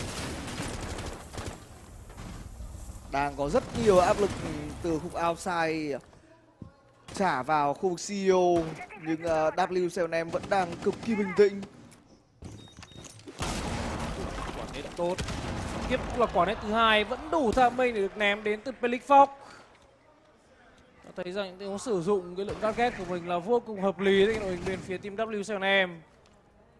Heartbreaker duy nhất thì cũng đã bị bắt rồi, nhưng ở đây thì HZ còn hạ gục luôn cả Lobin nữa cơ. Giây vị trí này hạ gục cameraman, một định rất vào nhanh đến từ vị trí của Đát, nhưng Đát cũng chỉ có một mạng mà thôi và cuối cùng thì Đát nằm xuống rồi. Kết thúc first half với tỷ số là 4-2 dành đội hình bên phía team W7M. Thật sự câu chuyện này đang lại là hơi quen thuộc tại map thi đấu banh. Bây giờ sẽ tới lượt đội hình bên phía W7M, họ có cho mình bên phía team Attacker. Và đây sẽ là cơn ác mộng dành đội hình bên phía team Lost hay không đây. Một map thi đấu như là banh, em tin chắc rằng đội hình bên phía team Lost rất khó để có thể thủ với cái bên phía team W7M. Vâng, Castle bít cửa thôi chứ tường sắt ở đâu ra thì tôi công nhận nó là đúng. Nhưng mà tôi cứ quen gọi là cái tường, cái đấy là cái tường sắt. Tôi quen gọi cái đấy là cái tường sắt. Rất cảm ơn các bạn trên kênh sóng đã có thể khai sáng anh em bọn tôi. Bởi thật sự với cái trình độ hạn hẹp tôi và anh Ngô thì có nhiều vị operator bọn tôi chưa đủ tiền để mua.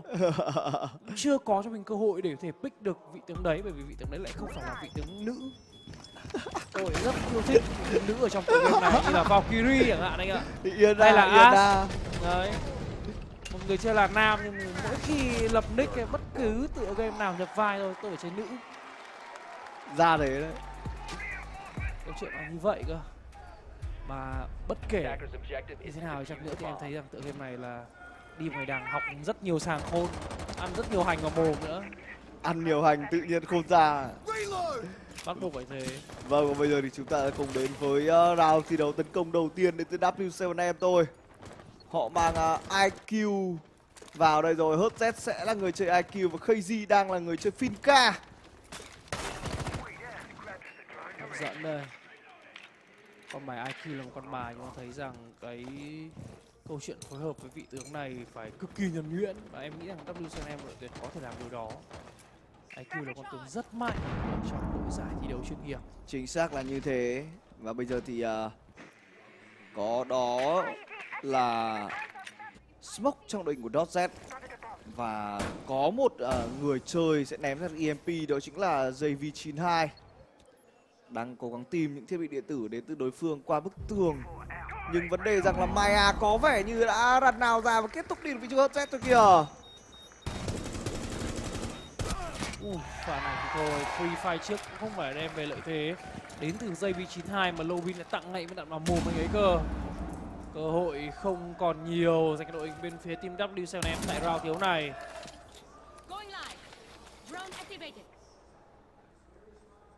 3 đánh 5 dành cho các thành viên bên phía team W7M.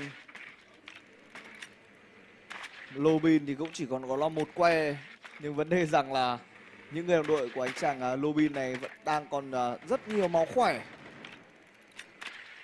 Vẫn đang phải tìm kiếm thêm info đến từ cục đặt bom này, đến từ W7M. Có vẻ như cũng đã hình dung ra được rồi. Billy Fox pha này nhảy hash cái là cũng ra đi luôn với vị trí của Maya. Thấy rằng đội hình bên phía team W7M vẫn đang rất cố gắng. Mặc dù khoảng thời gian còn lại cho mình đó là 1 phút mà thôi, nhưng mà nên nhớ rằng đội tuyển này đội tuyển bàn tay rất là to. Nên vẫn còn, Billy Fox vẫn còn, KZ vẫn đang ở đây, hy vọng của họ là còn nguyên. Nhưng nên nhớ rằng đây là câu chuyện 3v5 và họ là phe tấn công. 3v5 thực sự phải nói rằng là vẫn có cơ hội để làm được, nhưng nó sẽ là không dễ. Vấn đề rằng là một thời gian còn đang là hạn hẹp dành cho W7M. Họ có đục được vào khu vực phòng server này không thì là một câu chuyện khác. Định rớt nhanh luôn nhưng đối phương đang trả những quả lết cũng là khá khó chịu. Azad vừa vào cái lửa đón tận răng đội hình bên phía team W7M rồi. 20 giây còn lại, cơ hội nào để đặt cho mình cái diffuser xuống đây? Vẫn đang còn những quả smoke đến từ Dotz thì thực sự phải nói là hơi khó nha. Bóp thêm cả flash vào rồi nhưng đang cố gắng đặt diffuser đến từ vị trí net, nhưng đang có những điều bắn trả vào. Net nằm xuống rồi, không kịp, và đây sẽ là chiến thắng dành cho các thành viên bên team Lost rồi, chắc chắn là như thế. Cấu được một mạng danh dự dành cho các thành viên bên phía team W7M trong round thi đấu vừa rồi. Vào khu phòng server nhưng smoke vẫn còn có đó là 2 hay 3 quả smoke nữa đến từ anh chàng Dotz thì làm sao mà có thể vào được đây. Utility quá nhiều đến từ đội hình bên phía team Lost. Vâng, quả máy scan ngoài đời thật luôn.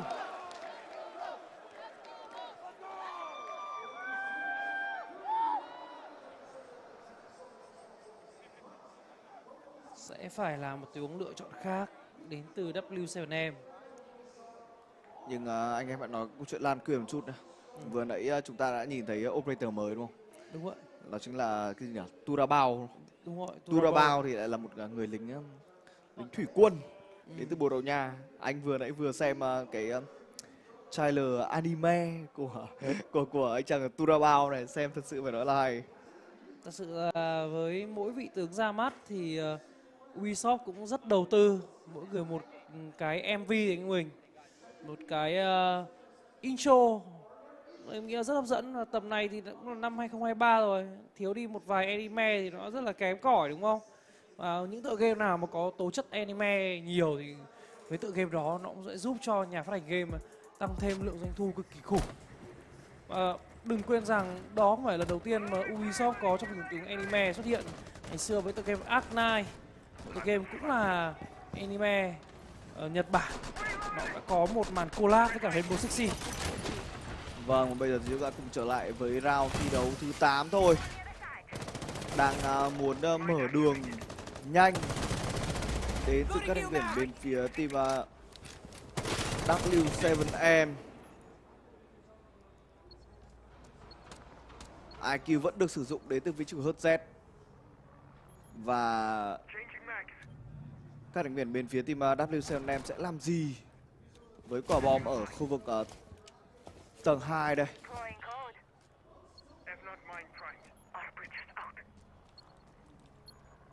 Tôi thấy rằng con bài IQ này vẫn đang liên tục có những cú ping.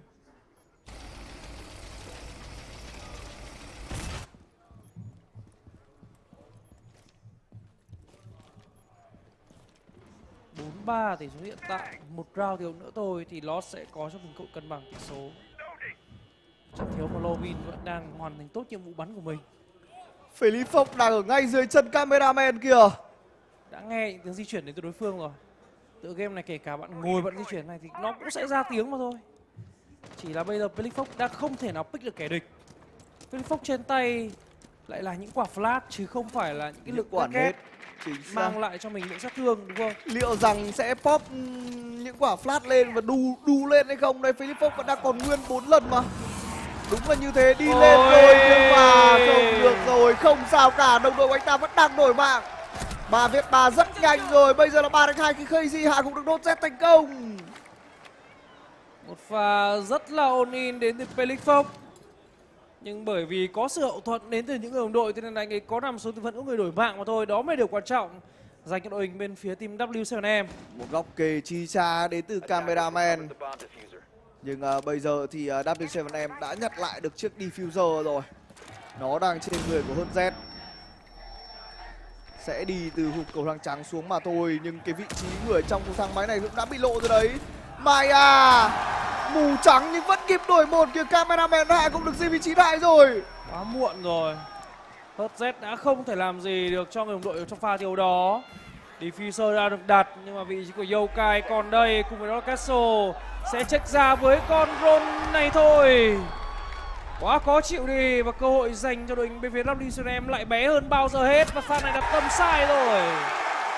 4 đều dành bên phía team Lost. Liệu có một màn comeback để các thành viên bên phía team Lost hay không đây? Đó là một nhịp sai sách.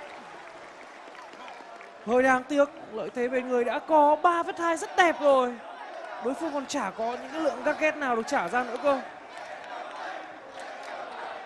Nhưng bởi vì đã là một tiếng sai tham minh đến cái đội hình bên phía team W7M, nên cái giá của họ phải trả trong round thiếu vừa rồi đó là 4 đều dành cho đối phương thôi. Và hãy cùng xem liệu rằng ai sẽ người chạm đến cho mình cái match point trước đây.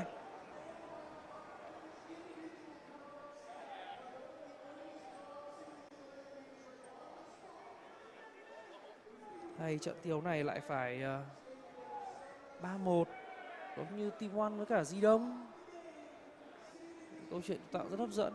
3-1 à? 3-1. Hoặc là có thể lại là câu chuyện 3-2 nhưng mà dành cho đội tuyển nào ta cũng chưa biết.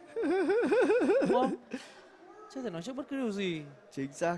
Trong trận thi đấu này, đội hình bên phía team W7M đang hơi bị xuống tinh thần một chút. Đây là một pha thi đấu có thể là rất đen. Các bạn nhìn điều gì? Ui, đây là gì nhỉ? Đây là Lee Sin của tựa game này à? Mình không biết rằng đấy có phải lấy cảm hứng đến từ một operator nào, một cái bộ skin nào của operator đấy hay không, nhưng mà trông cũng rất là ngầu lòi, đúng không? Chính xác. 4 đều rồi.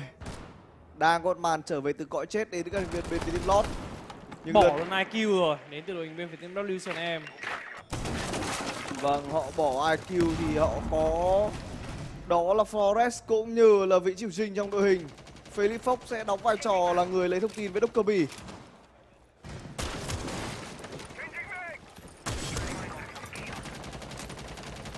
Để bên kia Fenry, Wu cùng với đó là con hàng Valkyrie.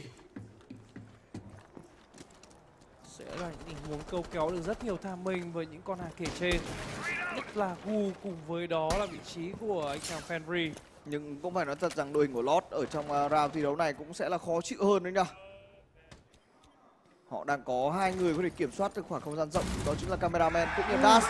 Vừa nói xong Dash hạ gục được dây vị trí 2 rồi. Mất đi vị trí của A. 4-5 dành cho W7M.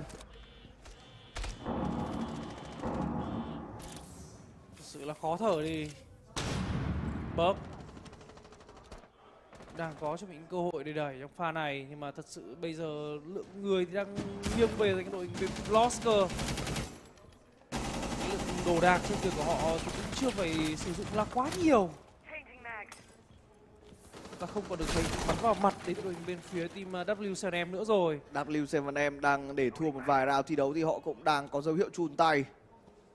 Bây giờ thì họ sẽ phải đục vào khu vực tầng hầm. Sẽ đục ra sao đây? Rồi xong rồi. Suýt chút nữa thì cái drone đó nổ. Nhưng cũng đã có một tình huống counter hay. Lát vào rất trắng. Maya vừa đem về mạng gục quái chân nết. Và cả Crazy bắn chỉ mặt mà thôi. 5 vs 2 đã biến thành 4 vs 2 khi Felix Fox cũng vừa đem lại một chút cơ hội đối bên phía team WCNM, nhưng thật sự bây giờ không còn nhiều đâu. Khi mà vị trí Felix Fox sẽ là người cuối cùng với con bài độc kê bì. Đang bị bủa vây đến từ cả hai đường rồi. Felix Fox ơi, anh làm gì đây trong tình huống này? Khó dành cho anh quá, Felix Fox à. Bây giờ thì cố gắng ăn mạng AC Frag đến từ vị trí Felix Fox. Nhưng ngay sau khu phòng library này có người, thậm chí nó lại còn là một từ bật chéo sang nữa cơ.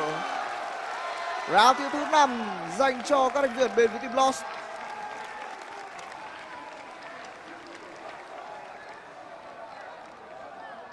Cuối cùng chúng ta thấy rằng đội hình bên phía team Lost vươn lên trước tỷ số là 5-4. Và bây giờ thì khoảng cách còn đó là một round thiếu nữa để có cho cái match point tại map thiếu banh. Ngay lập tức nhận ra điều đó thì đội hình bên phía team WCNM đã có một loạt tactical timeout.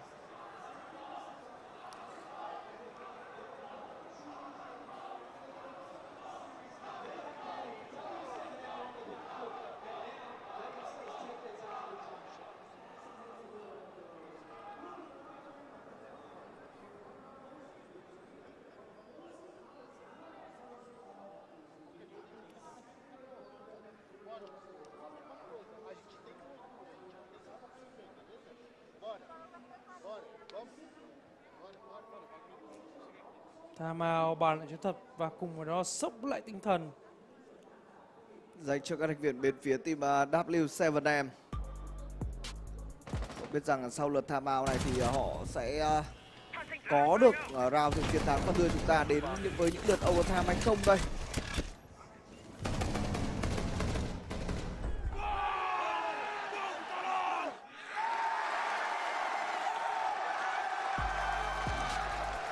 điều kháng các bạn fan của đội hình bên phía team WCNM ở trong round thiếu vừa rồi. Và bây giờ thì cơ hội làm lại cũng không còn nhiều dành bên phía WCNM đâu, nhất là khi đây là map pick của họ, đúng không? Anh nghĩ rằng nếu bên phía WCNM họ có cho mình cơ hội chiến thắng luôn map thiếu này, họ nên làm điều đó. Chính xác là như vậy. vậy. Nếu để cho bên phía team Lost họ lấy lại được cho mình cái tinh thần cùng với đó là những cảm xúc thăng hoa khi thi đấu thì mọi thứ nó sẽ kết thúc đấy. Chính xác. Nên nhớ rằng đây cũng là một map mà Lost lựa chọn. Họ tự tin nên họ mới lựa chọn được đấy. Và bây giờ thì hãy cùng xem rằng Lost sẽ chọn khu bom ở tầng 1 ra sao đây. Có đó là những sự đổi mới trong lựa chọn operator đến từ W7M rồi. KG lần này sẽ bắn đặc vụ A, còn JV92 sẽ là người chơi Lion.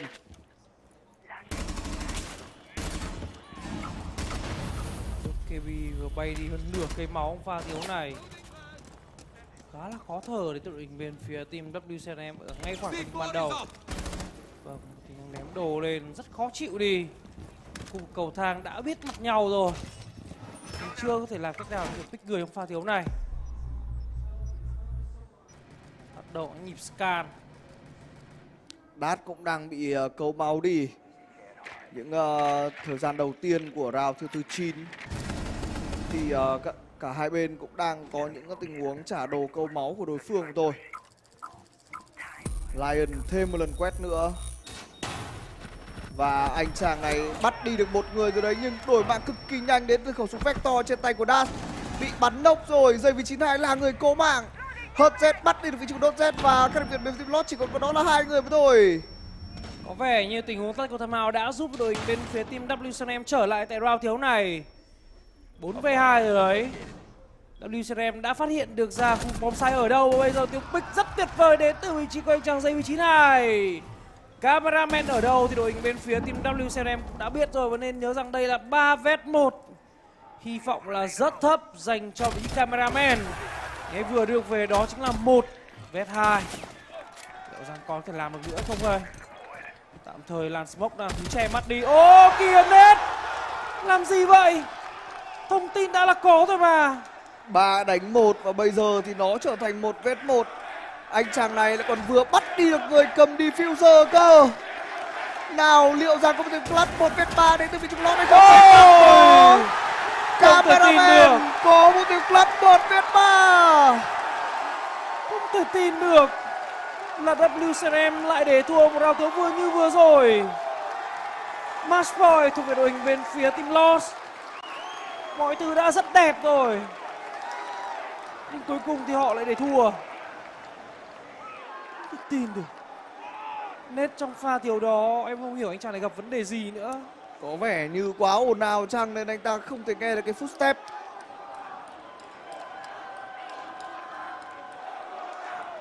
Pha thi đấu mà lúc quay ra nên còn đang cắm vào tường. Chút bọn có tiếng pre-fire rồi mà đúng không? Chứ đâu phải là im hơi lặng tiếng di chuyển tới đâu. Pha di chuyển phải nói rằng hỏi chấm đến đội bên phía team WCM. Họ đã throw đi tình huống quan trọng nhất rồi. 4v3v1 lại còn để thua. Đây, xem lại pha thiếu này. Ôi, thay vì kê lại thì đối phương này cũng đâm thẳng lên. Và có cho mình kết liễu được người cầm diffuser, hoàn thành một cái quad kill. Đó sẽ là một round thi đấu bản lề dành cho các thành viên bên phía team Lost. Bây giờ thì WCM họ dừng lại ở con số 4 đã rất lâu rồi đấy. Kết thúc first half là tất cả gì ta thấy đến WCM. Sang đến second half họ đang thua thông 4 round thi đấu. Và liệu rằng có phải 5 round thua thông đến từ bên phía team WCM hay không đây? Thật sự là bất ngờ. Ở bên phía phòng thủ này thì các thành viên bên phía team Lost đang bắn phải nói rằng quá cháy. Lần này thì không có Lion mà có đó là Finca trong tay của Seiji, Kiji, HZ cũng như ở Dokkaby. Không, chính xác hơn là Philip Fox và Nate sẽ là những người cover cho vị trí HZ để phi vào bom đây mà. Nếu trận đấu này đội hình bên phía WCM vẫn còn muốn níu kéo thêm cơ hội của mình tại bay thì có lẽ họ vẫn phải cứu cho mình 2 cái match point để đến với lượt thi đấu overtime. Cơ hội thật sự là không nhiều khi mà cái phong độ của đội hình bên phía team WCM tại match thiếu này đang khá tệ. Chính xác, đang bị tụt dốc. Bây giờ thì sẽ là một round thi đấu mà khu vực tầng 1 đến thời điểm này WCM mới tiếp cận vào. Rất nhiều áp lực được gây ra trên khu vực tầng 2. 2 quả flash được stack vào rất trắng nhưng mà tiếc thay không có ai đẩy theo cả. Đó là một tiếng câu thêm tham minh thôi chứ cũng chả để làm gì cả. Pha này thăm nhẹ nhẹ giữa cả hai tuyển thủ, đó là con hàng mang tên Castle cùng với đó là Ash trong tay HZ. Cầu thang chính thì đang bị bẫy dây cản đường rồi nên anh chàng Dokkaby không thể lên được và Maya vừa có cho mình mạng phân tích đầu tiên kìa. Họ đang muốn kết thúc đi map thiếu banh này, map pick của đội hình bên phía team WCM. Nào, giới mô điệu liệu rằng có sai không đây? 70% tỷ lệ thắng dành bên phía WCM và lót 30 rồi. Trông có vẻ như là điều đó sẽ sai tại lượt thi đấu này chăng? Nào và bây giờ thì WCM họ chiếm được khu vực hành lang ở tầng 2 rồi đấy. Có một con bò lạc đang chạy ra kìa nhưng Dotnet lại là người chủ động hơn cơ. Bây giờ thì có một tiếng đổi mạng đến giây 92 nhưng Lonin kết thúc được cái gì rồi. Map thi đấu tiếp theo đến rất gần với các thành viên bên team Lost 4-1. Và bây giờ JV92 có cho mạng thứ 3, liệu rằng có phải là một tiếng A-clutch dành cho JV92 không đây? Triple kill kìa. Vẫn đang rất cố gắng, diffuser được nhặt nhưng mà đối phương đang có tiếng crossfire. Vòng tham minh, đây rồi, qua ra kill dành cho JV92. Vâng, tầm nhìn là thoải mái mà thôi. Ôi, tôi thật sự hết rồi. Stun một phát thẳng vào mặt và tham minh không còn nữa dành cho đội hình bên phía team. Đó chính là WCM. Không cần lộ diện cũng đủ để lót đem về trong chiến thắng tại round thiếu này. Map thi đấu thứ 4 thuộc về các thành viên bên phía team Lost. Quá khó chịu. JV92 đã cố bằng tất cả những gì mình có rồi. Nhưng tiếc thay, kẻ địch đã có một cái setup đẹp hơn rất nhiều.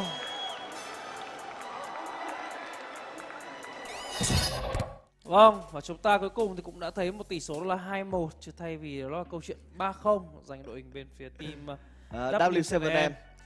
Chúng ta vẫn sẽ còn đó là niềm hy vọng với map thứ tư dành cho đội hình bên phía team Lost, và đây cũng chính là map pick của bên phía team W7M. Đấy là câu chuyện cơ, nhưng mà map pick của W7M cũng chưa chắc là họ có thể đem về chung chiến thắng đâu. Đúng. Bởi vì vừa rồi thì 70% tỷ lệ thắng tại map banh, mà nhưng cuối cùng thì W7M vẫn để thua mà thôi. Nhưng mà nếu mà đội hình bên phía team Lost đem về cho mình cái niềm hy vọng tại map thứ này thì hoàn toàn có thể tin tưởng vào map thứ 5 sẽ là map thứ Oregon. Và bây giờ thì chúng ta sẽ cùng nghỉ ngơi trong ít phút trước khi đến với những diễn biến tiếp theo này các bạn.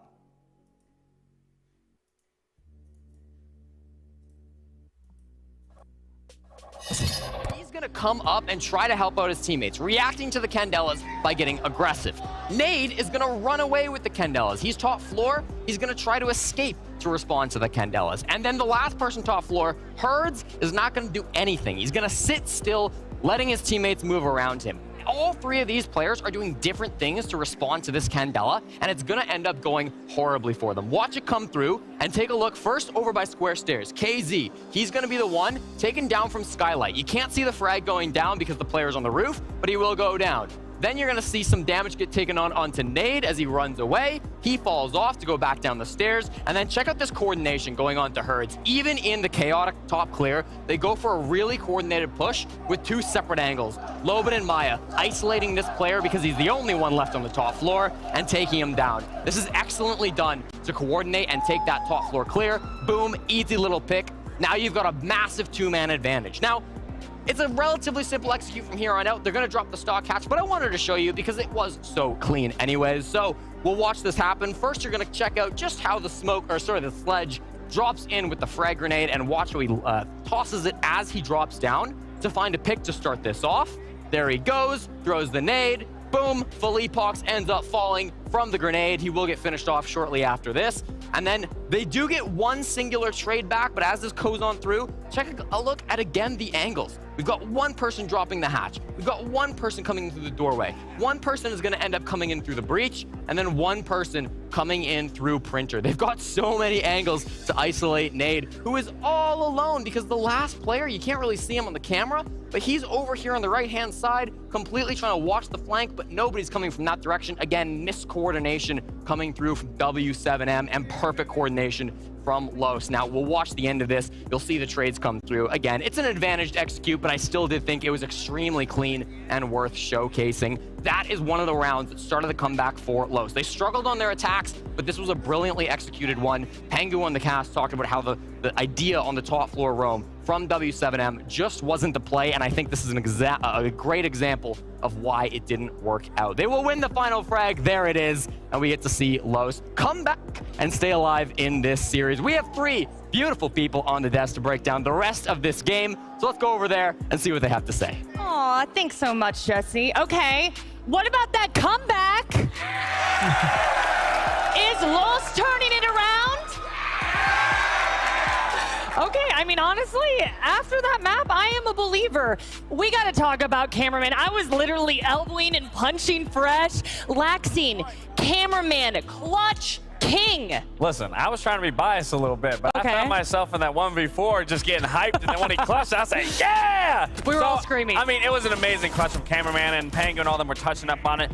Just because you're old doesn't mean you don't got it. Oh, man, he is a veteran, but he's shown us why he's been in the game so long, right, Fresh? It was that composure. That's exactly what it was. In that environment, 1v4, just isolate your 1v1 engagements and win them, and that's exactly what he did.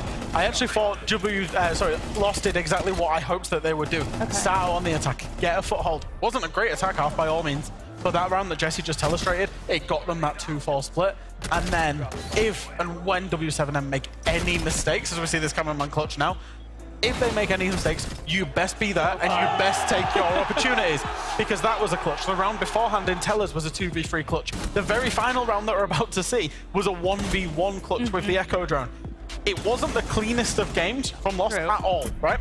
But W7M made enough mistakes and they were there to capitalize on them. That's the key thing, is they capitalized on the mistakes, punished them, and now they've got a foothold in this best of 5. And we were talking about it. We were struggling watching Los play those rounds because they were playing individually and W7M was just eating it apart. But once cameraman maybe made a call saying, hey, we need to start working together, we need to start playing with one another, we need to start playing this trade game, that's when you started seeing that bounce back from Los. And even in those clutch rounds, sure, W7M we're making those mistakes. But that's what Siege is. It's mistakes. It's a lot of mistakes. You have to hope the other team makes mistakes, and you got to hope that you can capitalize off those mistakes. That's what Los was doing beautifully. I also think Los was taking it back to the basics with intel, utility. Laxine, you were like, Jackie, they're not playing together. They're playing individually. And then later you're like, okay, Jackie, they're gelling. Yeah, sometimes you just got to go back to the basics. You don't got to do anything extra. You don't got to make comms hectic. You don't got to make the play hectic. You just got to play with your teammate, play confident. And that's exactly what we were seeing. Yeah, and I think it was a distinct change in the style. That's exactly what they did, was just double up, start trying to overwhelm some of the W7M players, start making the trade game in their favor, and they did it perfectly. You know, it took a while, and it took a while for them to even settle into this best of 5, but they're here now, and that win and the manner in which they won it will give them a lot of confidence. Okay, crowd, y'all ready for another map? Okay, well, we're gonna take a short break, but we'll be right back.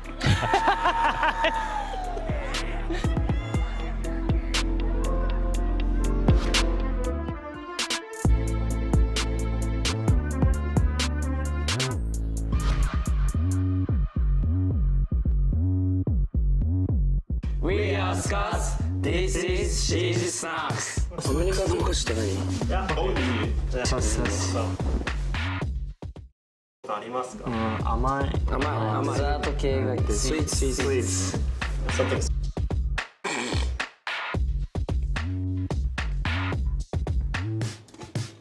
お、うまそう。な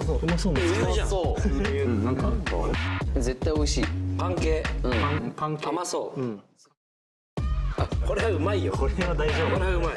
いただきます。いただきます。いただきます。うまい。マジでうまい。これうまいわ。何？大丈夫？こいつ？みんな酸っぱくない。大丈夫これ？大丈夫？マジで。怖っ。なんで切れんの？切れてんの？僕ね。うまいよ。うまいよ。レモン系の風味あるよ。チョンチーっていう風景のある。ある。食べたことあるこれ。お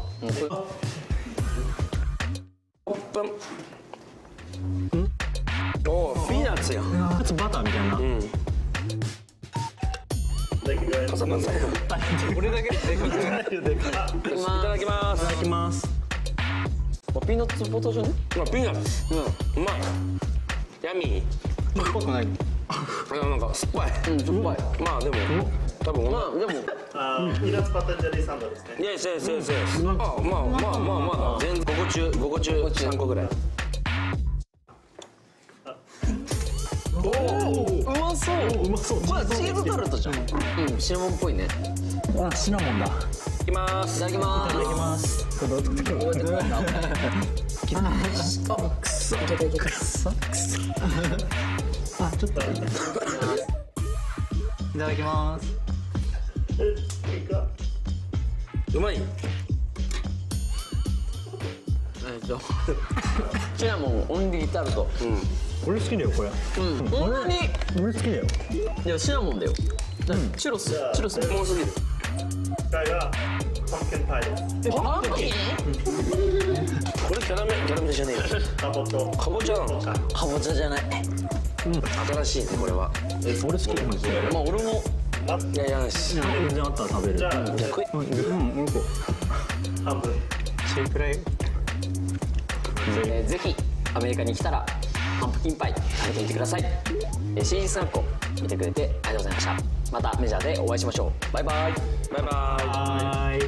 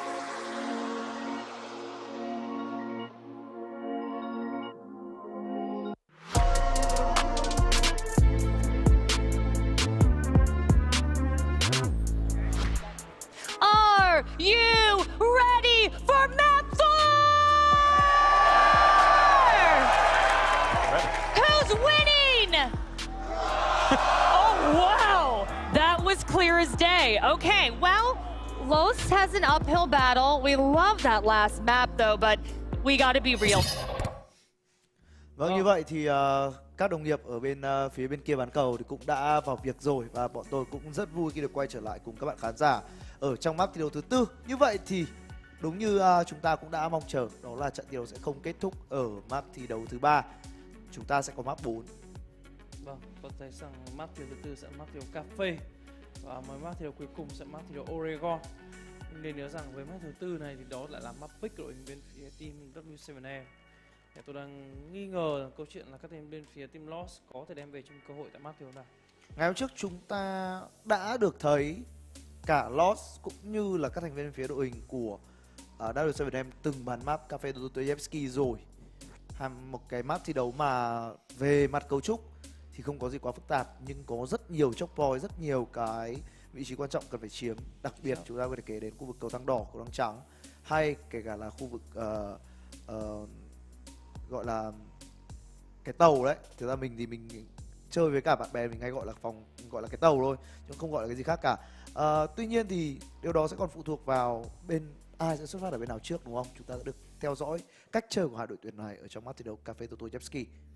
Vâng, và chúng ta thấy rằng với map pick của mình thì chắc chắn đội hình bên phía team Lost sẽ có cho mình cơ hội được chọn sai rồi. Anh nghĩ rằng bên phía Lost cũng sẽ hướng tới khu vực defender này mình thời điểm ban đầu thôi, chứ cũng ngay sẽ quyết định đó là chọn cho mình đó là bên phía tấn công cả. Đấy, có lẽ như vậy thôi. Nhưng mà đội hình bên phía team Lost vẫn đầy những cái sự bất ngờ, chúng ta chưa biết được bất cứ điều gì có thể xảy ra ở trong cặp trận thi đấu tại map thi đấu Cafe này. Map thi đấu vừa rồi đúng không? Chúng ta đã thấy là tại map thi đấu Anh chúng ta đã thấy là bên phía đội hình của W7M đã có một cái khởi đầu tương đối là tốt. Không thể nào không nói đến việc là họ đã có một cái giai đoạn dẫn trước đối phương, mà tưởng như là mọi chuyện có thể kết thúc chỉ sau lượt thi đấu đầu tiên rồi. Nhưng mà không. Bên phía đội hình của Lost họ đã bounce back rất là tuyệt vời và có cho mình một cái pha lội ngược dòng trước các thành viên bên phía đội hình của W7M, và rõ ràng là chúng ta có thể kỳ vọng được ở việc Lost có thể tạo nên điều bất ngờ ở trong cái lượt thi đấu thứ hai này. Và đến bây giờ thì bọn mình vẫn đang chờ đợi những cái tình huống chuẩn bị đến với map thi đấu Cafe thôi. Chúng ta đã có màn hình in game chưa đây? Vẫn chưa. Vẫn đang là một chút phân tích viên, một chút analyst trước khi dẫn đến với map thi đấu thứ tư này, map thi đấu Cafe, map pick của đội hình bên phía team W7M. Để mà bảo là 2-1. Analyst về cái tựa game này đúng không? Thì bọn mình chưa đủ trình để có thể analyst được, nhưng mà caster thì cũng chưa đủ nốt.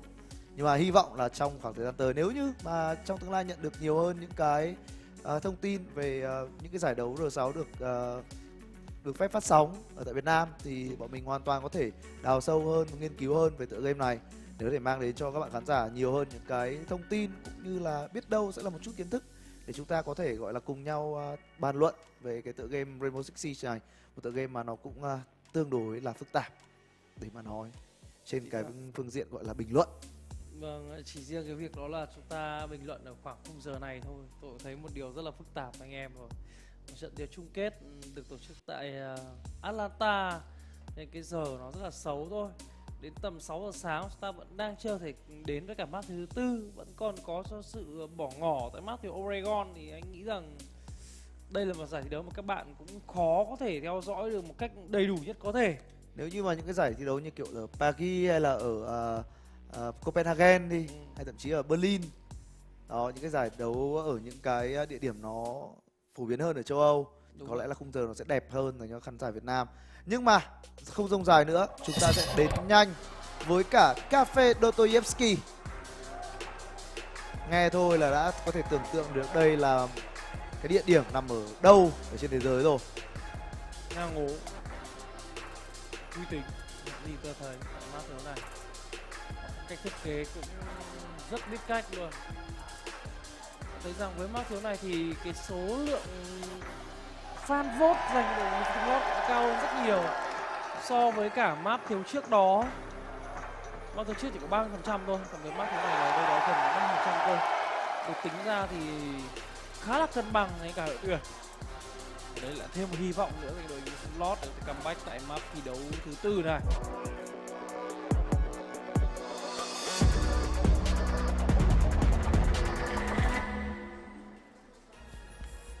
Nào, Hãy cùng đến nhanh với cả phần veto.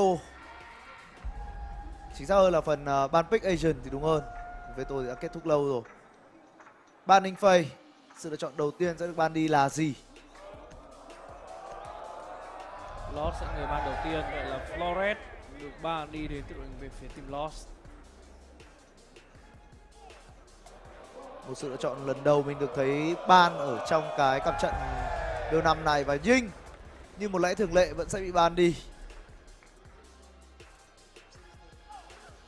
Hai đội tuyển đều kết thúc lượt ban bên attacker và sẽ đến với cả defender thôi. Valkyrie. Và cuối cùng sẽ là con bài nào đến từ bên team Lost đây? Azami. Không thoát khỏi số phận bị ban, thật sự là như vậy. Thật sự là heal dành cho Azami tại trận tiêu chung kết này. Người khác không ban thì người này lại ban. Nói chung là cả hai đội hình bên phía team Lost hay là đội hình bên phía team W7M đều không muốn để lọt ra cho mình con bài Azami. Đến nhanh với cả phần lựa chọn operator thì Nomad, Lion và một số những đặc vụ khác là sự lựa chọn đến từ bên phía đội hình của W7M, và vào trận thì chúng ta sẽ nói sâu hơn về điều này. Bây giờ hãy cùng đến nhanh với cả Cafe Dostoyevsky mà thôi. Thấy là đội bên phía team đó chính là W7M cũng đã rất cố gắng rồi. Defender của họ cũng mong rằng sẽ có cho mình một cái câu chuyện khá khẩm hơn. Mình thấy cả cái tên con hàng Capcan nữa. Và chúng ta sẽ đến ngay vào round thứ đầu tiên thôi. W7M sẽ là bên phía attacker. Lost sẽ sở hữu cho mình Capcan, Castle, Warden. Một quả bom ở khu vực 3, quả bom lộ thiên. Cùng với đó là một quả bom ở khu vực launch. Như vậy thì đó sẽ là hai cái khu vực chính mà bên phía đội hình của Lost cần phải bảo vệ. Một tình huống muốn run out sớm tại reading room tới các thành viên bên phía đội hình của Lost, tuy nhiên không thành công khi không bắt được bất kỳ một cái tên nào bên phía đối phương cả. Thủ tại khu vực cầu thang đỏ sẽ là vị trí của anh chàng Womai trong tay của Dash. Chính xác là Warden. Womai của Dorset thì sẽ di chuyển ở vị trí khác. Trong khi đó Lobin đang là người muốn có những tình huống bắt sớm và đu dây đến từ đối phương, và đây rồi, cho nổ nhưng không thành công với cái tham bình vừa rồi. Vị trí đã bị lộ bởi một con drone. Rất chậm rãi là gì ta thấy đến từ đội hình bên phía team W7M. Họ không hề vội vã. Tôi thấy cái lượng utility được bào đi cũng đã có phần nhiều rồi. Pha này thì ôi, bắn tốt đến từ vị trí của Lost. Ngay sau đó thôi KG là người đổi mạng. 4v4. Bây giờ được điệu rất là nét luôn trong pha thiếu này. Đội hình bên phía team W7M ngay lập tức đem về cho mình lợi thế bên phía team tấn công. Mất đi khu vực cầu thang đỏ với pha di chuyển hớ hênh vừa rồi tới từ Warden. Nhưng cameraman tại khu vực cầu thang trắng lại bắt đi được cái tên đó là KG. Trong khi đó khu vực Freezer ở trong side thì vẫn đang được cai quản bởi vị trí của Lobin. Key player đến từ bên phía đội hình của Lost. 3v3. Cầu thang đỏ đang hoàn toàn trống trải. Nhưng vào trong side thì vẫn đang có tất 3 người. Gai của Thon cũng không, chính xác hơn đó là đúng rồi, gai của Thon vừa được kích hoạt ở tại khu vực launch, nhưng điều đó không ảnh hưởng gì đến pha công vào tới vị trí của JV92 cả. Nết đang biết được kẻ địch ở đâu. Thấy rằng với pha thiếu này thì liệu rằng Nết sẽ đổi được mạng ở cục nào hay không đây. Diffuser bắt đầu được hạ xuống đến từ vị trí anh chàng Nết này, và bây giờ thì Tam Minh không được rồi. Felix Fox không thể cover cho đội của mình, và đó là 2 điểm kill, 3 điểm kill dành cho vị trí của Maya. Wow ơi, đồng đội đặt Diffuser nhưng mà người cover lại không thể là người làm tốt trong nhiệm vụ vừa rồi. Đã có một nhịp đỏ Diffuser ra đến từ bên phía team W7M, nhưng cuối cùng thì họ vẫn để thua với cái tên Maya. Bắn cho đờ người luôn đến từ các thành viên phía đội hình của Lost. Một pha bắn 3v3. Nhưng nó trở thành 1v3 dành cho cá nhân của Maya mà thôi.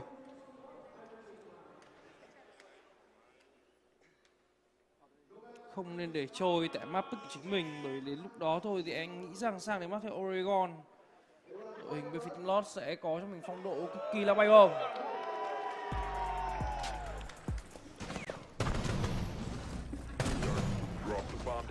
Pha bắn quá chủ động tới vị trí của Maya. 3v3 không mất một ai. Khi đó thì fan hâm mộ của đội hình bên phía team Lost còn đang bận làm điều gì đó thì anh chàng Maya đã thực hiện xong tiếng triple kill rồi. Quá nhanh, quá nguy hiểm.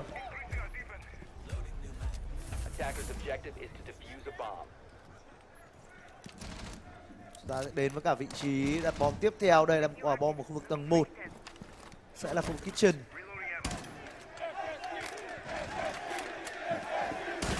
Rất nhiều những cái pha cổ vũ dành cho SSG, đội tuyển đã bị loại và không còn ở đây. Trong khi đó cửa khu vực Bakery sẽ bị phá tung trong tình huống này.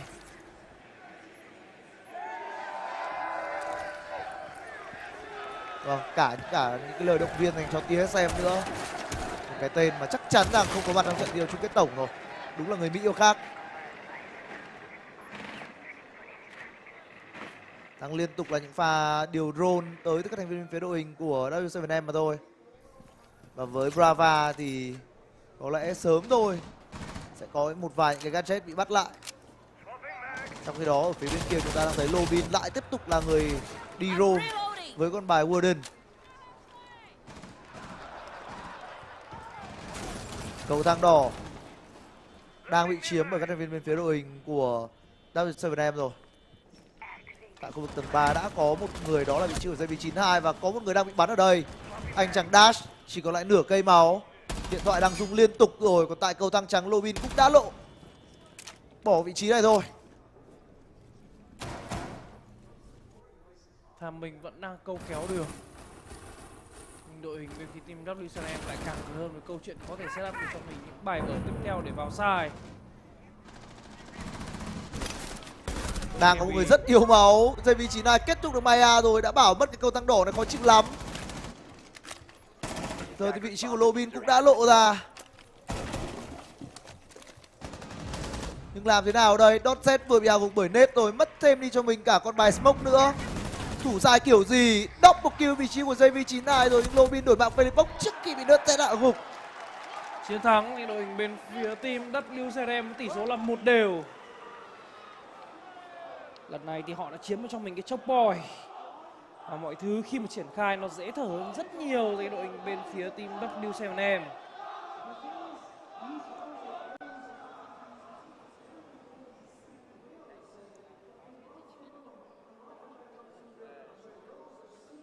Một round thi đấu mà chắc chắn rằng chúng ta phải gọi tên vị trí của anh chàng Nết cũng như là nước Z. Bộ đôi này lại một lần nữa là những player có được cho mình những cái frag rất quan trọng.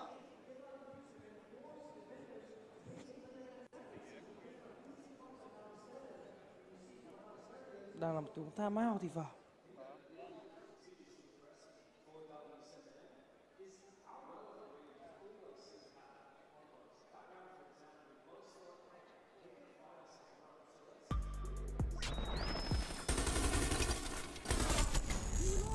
Xem lại những highlight trong round thứ 2 vừa rồi. Khá là nhanh chóng và gọn gàng đến từ đội hình bên phía team W7M thôi.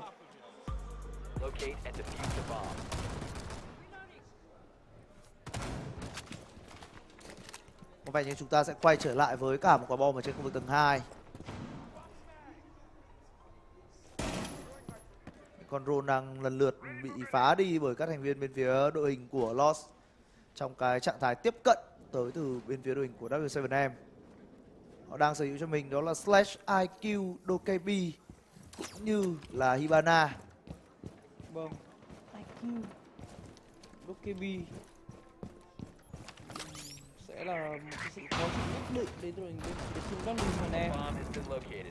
Nhưng nên nhớ bên kia thì cũng sẵn sàng có vị trí của Echo, Solid hay là anh chàng Fenry đón thời sẵn đội hình bên W7M tại round thiếu này.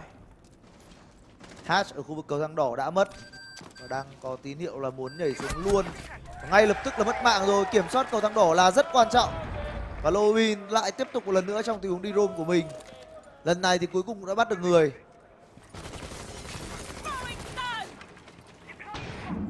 Và được bút vào. Đội thế đang nghiêng về cho đội hình Lost. IQ đã mất rồi. Bây giờ liệu rằng team các anh em còn có thể làm nữa không đây? Vừa có một tình huống muốn run out để bắt đi vị trí của KZ nhưng không thành công. KZ còn lại cho mình không quá nhiều máu. Đang có những tình huống sử dụng drone để có thể tanh vào nhưng Maya lại bắt đi được cái tên KZ. Mất đôi KB rồi. Giờ thì có lẽ mọi chuyện sẽ phụ thuộc vào những tình huống trả đồ tới từ bộ đôi Nết cũng như là JV92. Họ biết được quả bom ở đâu. Lượng người thì không cho phép họ có thể làm được điều gì bất ngờ.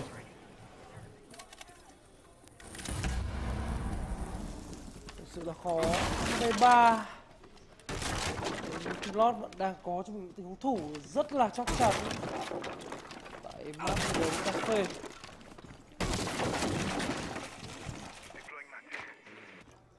Cái chân ở trên khu vực tầng 3 sắp lủng trước cái búa của anh chàng Slash trong tay của Felipok rồi.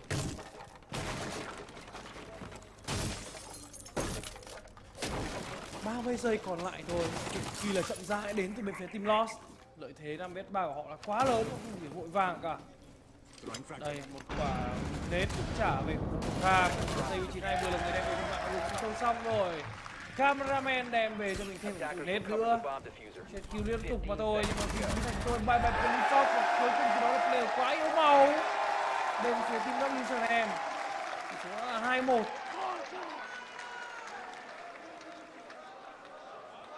Liệu rằng chúng ta có map thi đấu thứ 5 hay không đây? Bên phía đội hình của W7M đang khá trôi.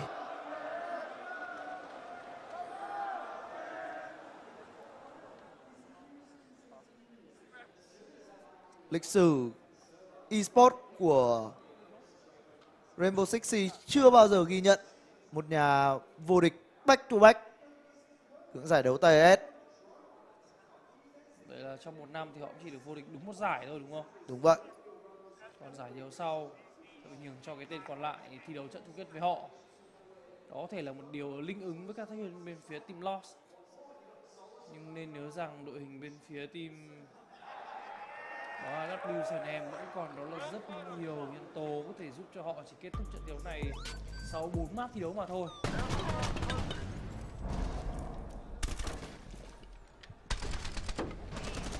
Attackers recovered the bomb diffuser.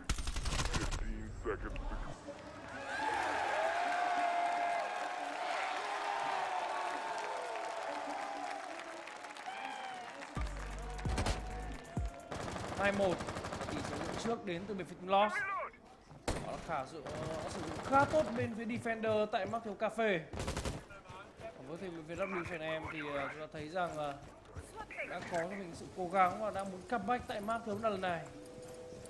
Thấy không? Từ Hurt Z, Elifok, V92, cầu thang. Lost đang muốn về nơi đây. Liệu rằng có ổn hay không không?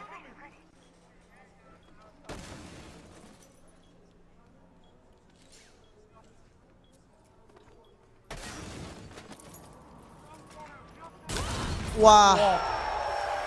Cameraman một pha trả đã rất ghê gớm và đánh đá. Một quả vào mặt đối phương ngay lập tức đưa hấp dẫn lên bảng điểm số. Kinh khủng thật sự. Bây giờ thấy rằng đối phương rất là lực đi.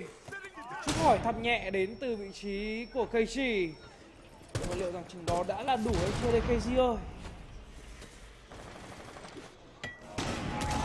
Thêm một quả nết nhưng lần này nó tới từ Felipok. Và vị trí của Dash đã ra đi. Cầu thang đỏ với vị trí của Gridlock thì đang được kiểm soát một cách rất thoải mái. Nhưng chúng ta sẽ xem là Lobin với cả con bài Goyo trong tình huống này sẽ đi roam như thế nào cho hiệu quả đây. Đã thấy được một người rồi và đó là Felipok với tình huống đục rất chính xác. quá quái vật tân vị trí của Felipok. 3 đấu 4. Bây giờ đội WCM vẫn là đội tuyển có trong lợi thế về người nữa cơ. Lót mới chỉ còn lại 3 mà thôi. Nhưng mà nếu Lót có thể đổi thêm một người nữa thì liệu rằng đội hình bên phía Lót có thể làm được. Tôi vừa nói xong lobby headshot thành công của anh thằng Nết rồi. 3 đấu 3, chúng ta thấy rằng sang với map thi đấu cà phê này thì cái lối di chuyển rất là chậm đến từ cả hai đội tuyển. Mặc dù cũng có một vài điểm hạn chế của ban đầu nhưng chúng đó thôi vẫn không khiến cho những round đầu diễn ra một cách nhanh chóng và nhàm chán. Nhất là khi JV92 vừa headshot thêm cả vị trí cameraman. Felipok sẽ là nghe tiếng drop rồi, nghe tiếng drop rồi, bắn yếu và bắn chết luôn vị trí của Dotz. Chỉ còn lại một mình vị trí của anh chàng mang tên Lobin mà thôi. Lobin có một. Lobin liệu có thể có đôi, đang đuổi đối phương rồi. Đang đi đuổi nhưng đối phương kề lại và đó sẽ là JV92 khi rút cho mình cổ lục ra. Một bạn nữa JV92 và đó thi đấu chiến thắng thuộc với thành viên bên phía đội hình của W7M. Tỷ số bây giờ sẽ là cân bằng 2 đều thôi. Và chúng ta đã chuẩn bị kết thúc đi lượt thi đấu first half để tới với cả second half. Defender sẽ thuộc với phía team W7M. Chưa kể là map pick của họ nữa thì chúng ta thấy rằng chưa có bất cứ điều gì có thể gọi là chắc chắn. Nếu một đội hình bên phía team Lost không có cho mình một khoảng cách đủ để an toàn với cái bên phía team đối phương.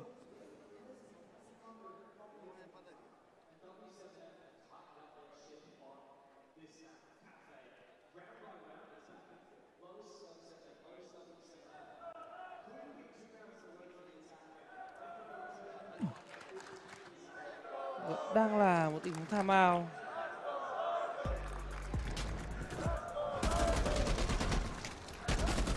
Chúng ta vừa được xem lại một cái tình huống đục vừa hay lại còn vừa may tới tất cả vị trí của anh chàng Felipok.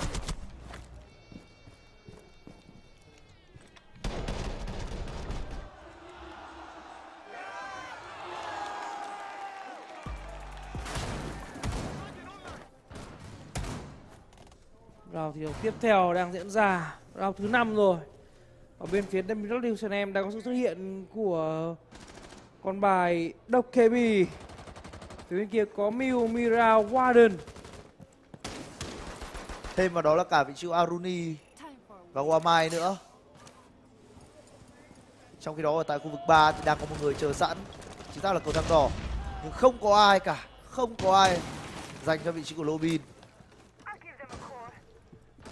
Khu vực tầng 2 của cầu thang đỏ thì đã có sự có mặt của Bấc.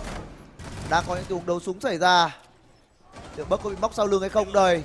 Không, người nằm xuống là vị trí của cameraman. Bấc vẫn đang an toàn.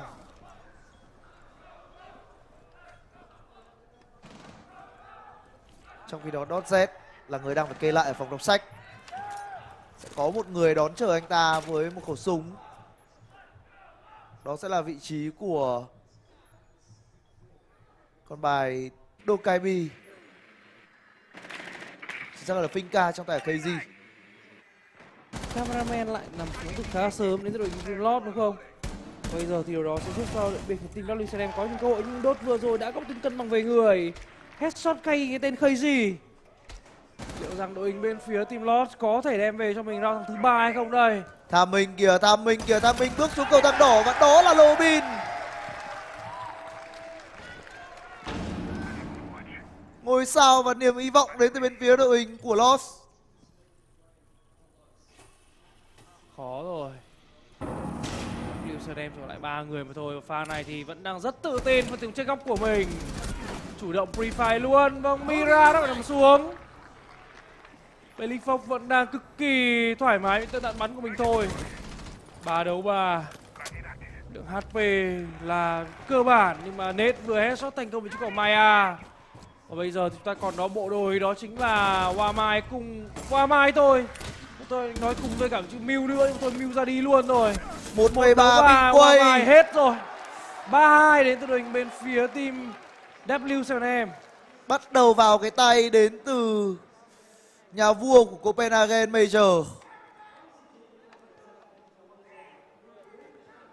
Đây mới là cái mà bên phía đội hình của W7M đã thể hiện xuyên suốt cả mùa giải. Có lẽ sẽ rất khó chấp nhận nếu họ để thua thêm một map thi đấu nữa. Mà nói thật, đó là nếu thua map thi đấu này thì có khi là thua luôn cả map sau không chừng. Chính xác. Lúc đó đối phương có thể lấy lại cho mình cái sự tự tin. Để thắng ở map pick của kẻ địch cũng là cái gì đó mà đội tuyển hạng mong muốn, đúng không? Để thêm một phần kích lệ tinh thần. Và sẽ được xem lại những cái highlight trong game thi đấu này. Đội bên phía WCM biết làm cách nào cân bằng về người và đem về cho những lợi thế. Và thì cuối cùng là Pháp sẽ diễn ra.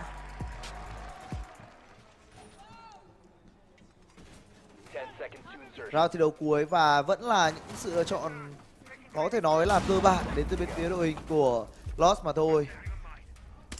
Với đó là Warden, Womai, Fenrir cũng như là Smoke. Và kèm theo đó là cả Solid nữa. Trong khi phía bên này chúng ta vẫn sẽ thấy đó là bộ đôi Finka, đôi KB. Cùng với đó là Gridlock và cả Slash nữa. Thêm vào đó là Capital dành cho Nate. Đang muốn thực hiện spawn pick là vị trí của anh chàng Lobin với con bài Warden. Roamer chính đến từ bên phía đội hình của Lost. Luôn luôn đảm nhiệm vai trò là đi roam. Sẽ có một roamer phụ trong trận đấu này nhưng đó là một người có phong độ không cao.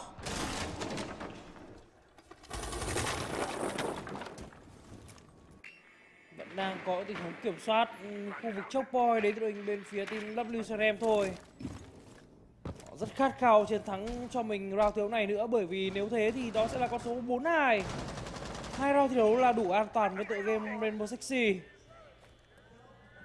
Tôi biết rằng điều đó không phải quá nhiều nhưng cũng sẽ là tiền đề cực kỳ tốt tại lượt thiếu first half. Cầu thang đỏ ở khu vực tầng 2 thì đang nằm trong quyền kiểm soát của bên phía đội hình W7M rồi. Điện thoại của họ thì đang reo liên tục, còn người có mạng thì chính là vị trí của dây B9 này. Tiếp theo nữa sẽ là mạng dành cho KG khi mà cameraman nằm xuống. Paranoid tới từ Fenrir có thể khó chịu đấy, nhưng Fenrir thì rất tiếc đã nằm mất rồi. Kích hoạt được cái gadget của mình đúng một lần duy nhất mà thôi. Trong khi đó Lobin từ khu vực tầng 3 anh ta đã rút xuống đường khu vực VIP section ở dưới tầng 1 rồi. Nhưng để làm gì thì không ai nói. Cầu thang trắng thì đã bị phong tỏa bởi Gridlock. Cả hai cái cầu thang giờ thì đang nằm trong, chính xác là 3 cái cầu thang đều nằm trong quyền kiểm soát của bên phía đội hình W7M. Khó thật sự. Người đi roam gần như đang có thể nói là bị kẹt rồi. Anh ta chỉ có thể chơi được quanh khu vực bomb site mà thôi, quanh khu vực kitchen này mà thôi. Đây sẽ là khoảnh khắc của sự thật dành cho đội hình Team Lost. Đó là họ có thể kết thúc lượt tiếp pháp tỷ số cân bằng hay sẽ để thua với tỷ số là 4-2 dành cho các WCM đây. Đã có diffuser trên người rồi và đơn giản sẽ là tiếng cover trong cái diffuser này mà thôi. Vâng, Capital sẽ bắn ra một tên lửa thế nào đây khi một người đồng đội của anh ấy đó chính là vị trí của anh chàng Mew. Cái đốt đã ra đến ngay lập tức rồi, đổi được 1. Nhưng vẫn là 4-2, lợi thế là quá lớn cho đội WCM. Bakery có người và Maya lại một lần nữa là ngôi sao tỏa sáng. Và tiếp tục là Maya. 3 mạng rồi. Không có 4 mạng khi mà bị JB9 này hạ gục. Nhưng vị trí của anh chàng Lobin cũng đã lộ ra. Và Lobin ở đây đấu súng không chiến thắng được Felipok. Thật sự đáng tiếc và đó 4-2 thì đội bên phía WCM tại round cuối cùng của Pháp trước khi đổi sang phe phòng thủ. Maya đã rất cố gắng ở trong round thi đấu vừa rồi với 2 mạng, 3 mạng thì đúng hơn. 3 mạng rất quan trọng, 3 tình huống bắn tay rất to. Nhưng đó là không đủ.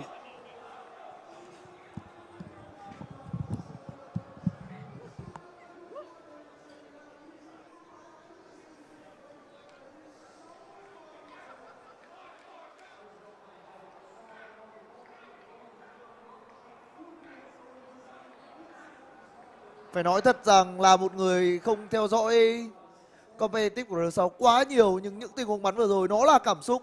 Nó là cảm xúc tới từ vị trí của anh chàng Maya. Nhưng sức mạnh đến từ bên phía đội hình của W7M nó tới từ cả tập thể khi ai cũng có thể tỏa sáng được. Warden và Maya đã rất cố gắng. Chắc là Lobin và Maya đúng hơn. Pha nhấp nhả rất là nhiều nhưng mà đây là cuối cùng là rút ra một khẩu handgun để kết liễu nốt play cuối cùng bên phía team Lost. 4-2. Lần này thì mọi thứ gần hơn cái tên bên phía team W7M rất nhiều rồi. Đổi bên. Và sự lựa chọn đến từ bên phía đội hình của W7M sẽ là Mew, Castle, Aruni, Jaeger cũng như là Womai. Trong khi đó ở phía bên kia chúng ta sẽ có Twitch trong tay của Lobin, Dots với Hibana, với đó là Buck trong tay của vị trí Maya. Cameraman sẽ là người chơi Ash mà thôi, và họ sẽ có thêm cả Quicklock để kiểm soát các chốc point nữa.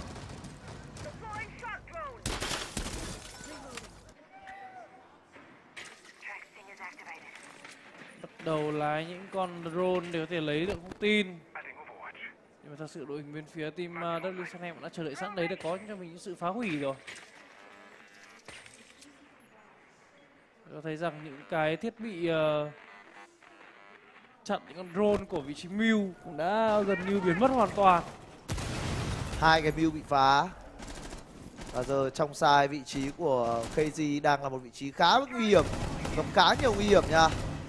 Anh ta đang phải đối diện với 2 hướng tấn công từ 2 cửa sổ và buộc phải di chuyển lại về storage để có thể đảm bảo an toàn, chính xác hơn là freezer để đảm bảo an toàn. Liệu rằng bên phía team Lord có đem về chiến thắng này không đây? Một chiến thắng mà họ đang rất cần thiết ở trong round thiếu này. Đường vào khu vực sai đang là tương đối khó khăn khi gặp phải bức tường của Aruni.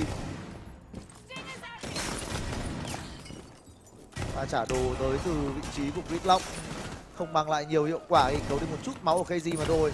Khu vực cầu tăng trắng nó vẫn đang nằm trong quyền kiểm soát của bên phía đội hình W7M. Còn vừa rồi là một pha bắn trượt tới vị trí của Dash, người đang có phong độ thực sự thấp, 0-5-0 ở trong trận đấu này. Quá khó.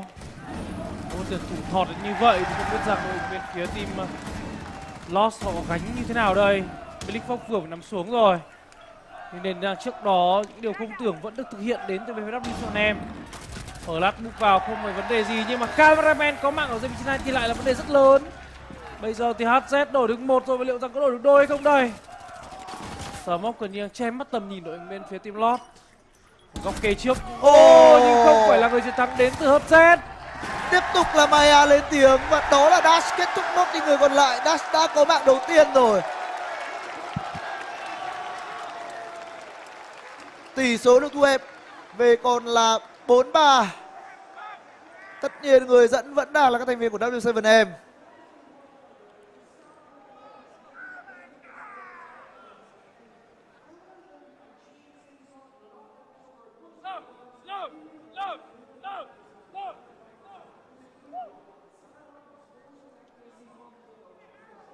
Khá áp lực cho các thành viên bên phía đội hình của W7M ở thời điểm hiện tại, khi mà đối phương cũng đang bắn càng ngày càng hay, đặc biệt là vị trí của anh chàng Lobin cũng như là Maya.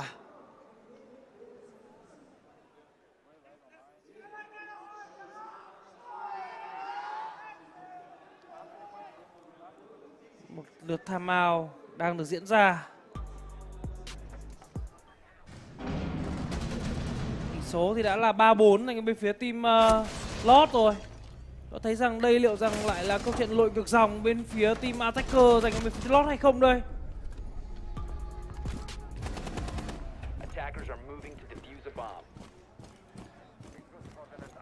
Sử dụng cho mình đó là quả bom ở dưới khu vực tầng 1 trong khu vực kitchen của bóng kitchen.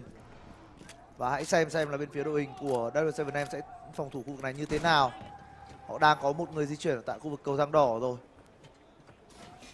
Trong khi đó ở tại khu vực back alley này thì bên phía đội hình của Lost họ đang muốn công vào từ tầng 2 với con drone để clear khu vực này cho dễ dàng.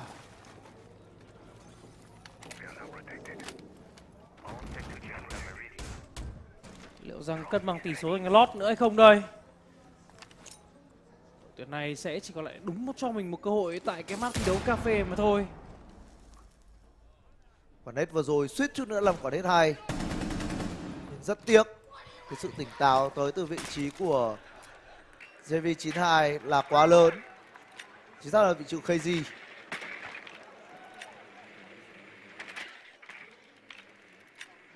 Maya và con bài Finca của mình thì đang clear lại toàn bộ khu vực tàu hỏa rồi. vẫn đang có được check được rất nhiều thông tin.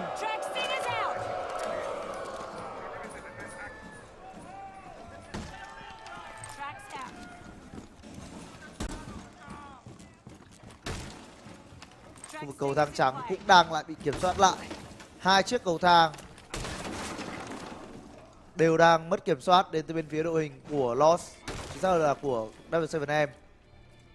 Và giờ thì họ gần như chỉ có một sự lựa chọn duy nhất, đó là bảo vệ lấy khu vực tầng 1 của cầu thang đỏ, chứ đừng để đối phương tràn xuống. Tầng 2 thì Flash đang clear khu vực sàn này quá nhanh chóng.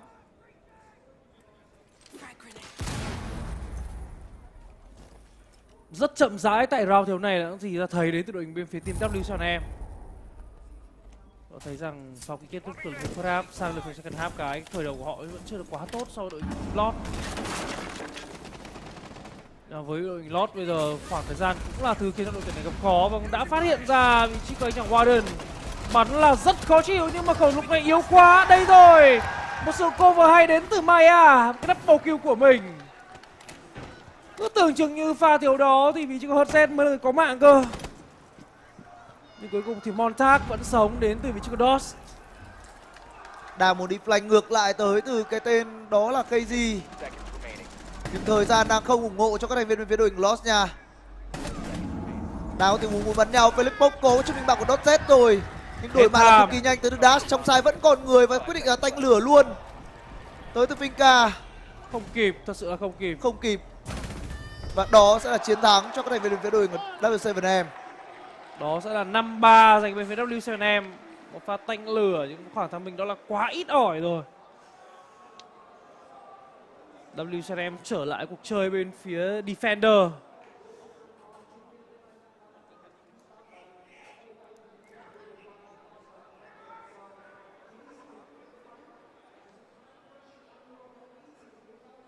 Năm 3, 2 round nữa thôi là chức vô địch sẽ thuộc về đội hình bên phía team W7M ở khoảng khung giờ đó là 7 giờ sáng.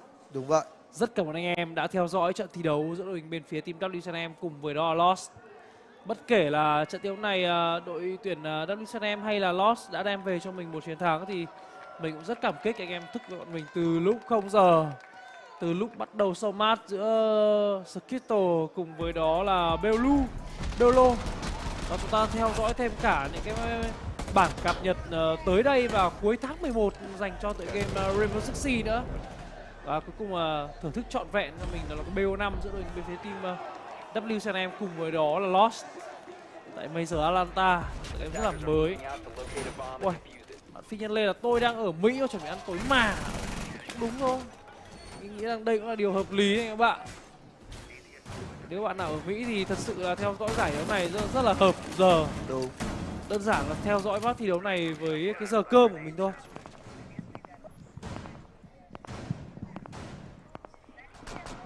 Lần này chúng ta sẽ có sự góp mặt của Pulse trong tay của Hudset. Trong nói Goyo sẽ được sử dụng bởi JV92. Nói gì thì nói thì anh chàng Hudset chơi những cái đặc vụ mà được đi Biter thì cũng phải nói rằng là rất hay đến từ anh chàng Hudset. Bây giờ thì Gridlock trong tay của Dash đang cố gắng ép vào khu vực cầu thang. Kiểm soát được cầu thang đỏ bằng Gridlock là điều khá đơn giản.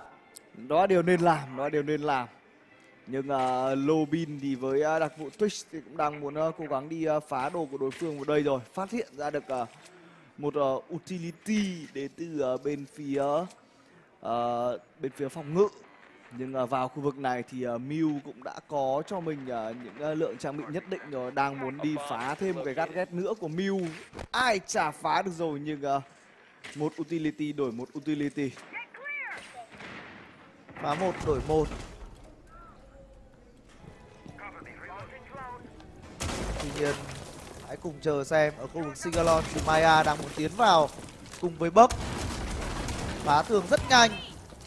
Khẩu shotgun của con bài Buck này thì rất là khỏe. Pulse đã biết có một người ở đâu rồi. Và Nitro. Ui, nửa cây máu bốc hơi tới từ vị trí của Dotset. Nhưng Nết thì lại dash bằng khẩu handgun của mình cơ. Khẩu DMG11 thật sự là quá đáng sợ.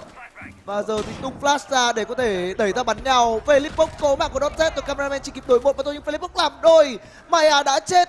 Và giờ đến lượt vị trí của Lobin lên tiếng từ bài tờ của mình. Lobin làm đôi 2v2.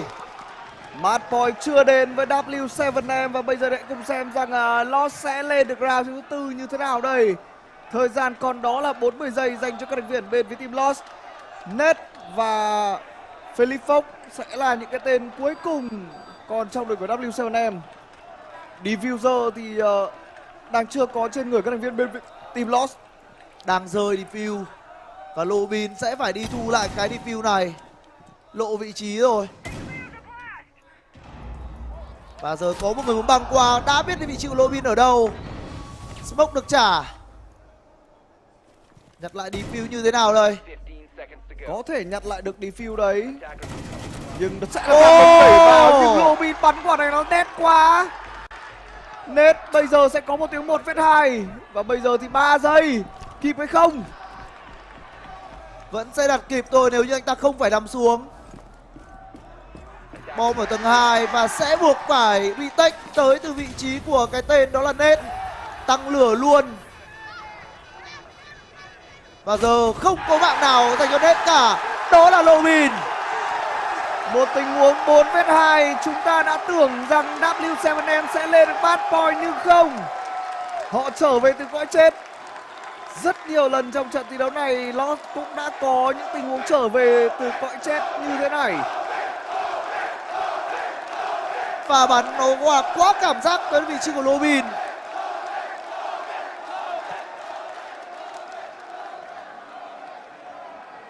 Suýt chút nữa thì các thành viên bên phía đội hình của W7M đã lên được match point.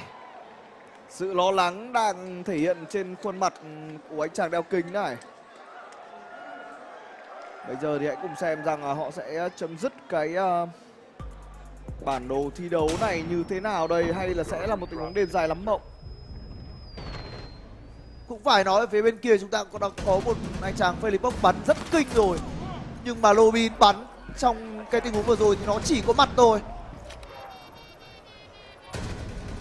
Chính ra thì quả smoke đến từ bên phía đội hình của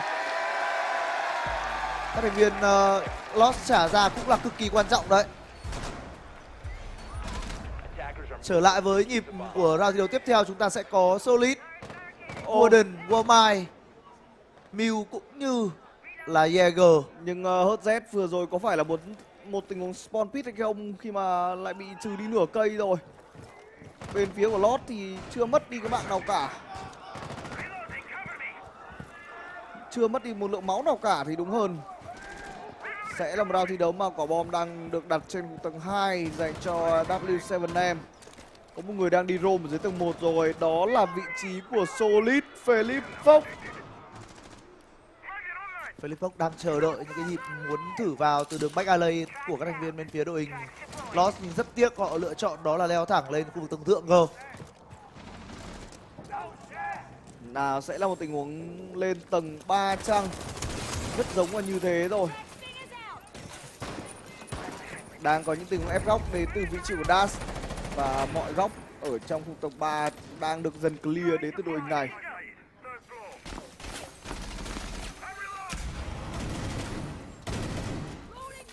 Phá được những lượng đồ cơ bản đầu tiên đến từ W7M bày trên khu tầng 3 rồi.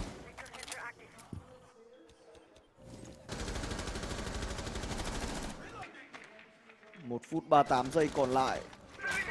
5 đều hay sẽ là 6-4 dành cho W7M đây. Vẫn đang là những setup đồ của Mew. Và Twitch đang đi tìm đến từ anh chàng Lobin, người đã làm 3 trong round thiếu trước. Nết trượt đến từ vị trí của Gridlock rồi. Đó là một quả nết rất tai hại từ Dash. Không những không thể clear được góc mà lại còn mất đi cho mình một cái lượng máu rất lớn nữa. Mất đi nửa cây và về số lượng máu của anh chàng Dash đang bằng với cả vị trí HZ. Hai ông này ăn viên đạn vào người thôi chắc chắn là đi. Nếu như trận đấu này mà đến với map thiếu thứ 5 sẽ là một bạn đầu tiên. Lần này tới từ gây gì rồi nhưng đổi mạng là ngay lập tức. Maya có tình huống bắn quá kinh. Bắn tiếp theo sẽ là ai đây? Một người bị nốc rồi, Warmai nằm xuống. Chưa thể nào cứu lại được. Cái vị trí bị nằm rất là khó để có thể cứu. Tâm của Maya nó quá chắc. 2v3. HZ có lẽ sẽ nằm thêm một thời gian nữa thôi. Lost thì đã có trên người cái diffuser rồi. 25 giây, đây sẽ là những giây phút rất quan trọng dành cho các thành viên bên phía team Lost. Gần như lúc này thì HZ sẽ không được cứu nữa. Và bây giờ thì giây vị trí này lại bắt đi được vị trí Maya rồi. 3 đánh 2 và bây giờ nó kéo tốt đến giây vị trí này. Quay chắc là vị trí này. Match point dành cho các thành viên của W7M. Championship point luôn thì mới là chuẩn nhất dành cho W7M.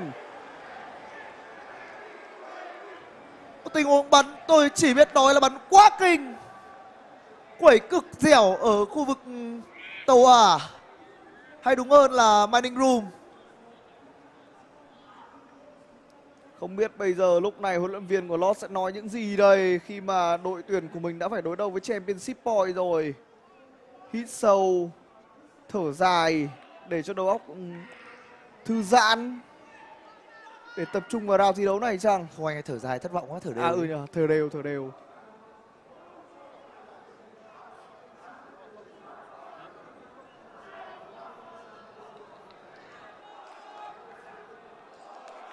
À vâng, xin đính chính lại thì đó là tại khu vực launch chứ không phải là mining room. Mining room là ở tại khu vực tầng 2.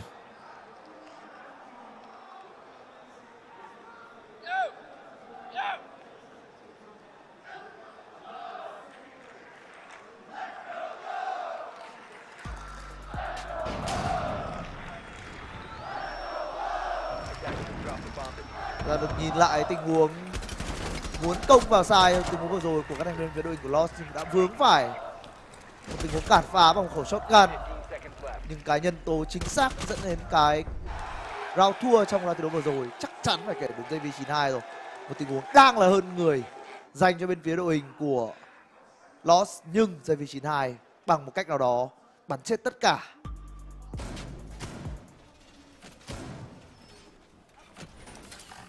Lại làm quả bom ở dưới khu vực tầng 1. Và đây sẽ là một quả bom kitchen mà thôi. Hãy cùng xem là họ sẽ kiểm soát khu vực này như thế nào. Nào, và bây giờ thì sẽ là Championship point. Khu vực tầng 1 có một đặc vụ bang giáp lớn dành cho các thành viên bên phía Lost rồi, đó chính là Montet.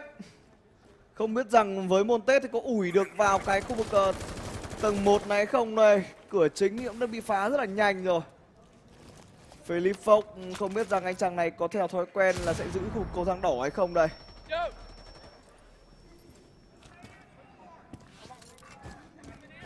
Mọi thứ vẫn đang diễn ra khá chậm rãi cho các thành viên bên phía đội hình của Lost. Họ vẫn đang muốn kiểm soát map đấu một cách từ từ. Chúng ta sẽ có sự góp mặt của KZ ở tại khu vực cầu thang đỏ, nhưng anh ta cũng đang phải bỏ vị trí rồi. Chắc chắn đối phương sẽ dồn đồ vào để check lại khung cầu thang này thôi, không thể khác được đâu.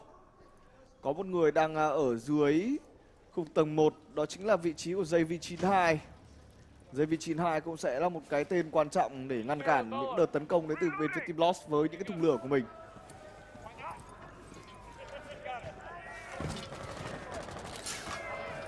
Đang muốn tăng vào là vị trí của Monty. Kiểm soát cầu thang đỏ bằng cái lượng đồ tới từ vị trí của Gridlock là hoàn toàn dễ hiểu. Tất cả những khu vực nào có cầu thang mà cần check lock thì đều có sự xuất hiện của Gridlock.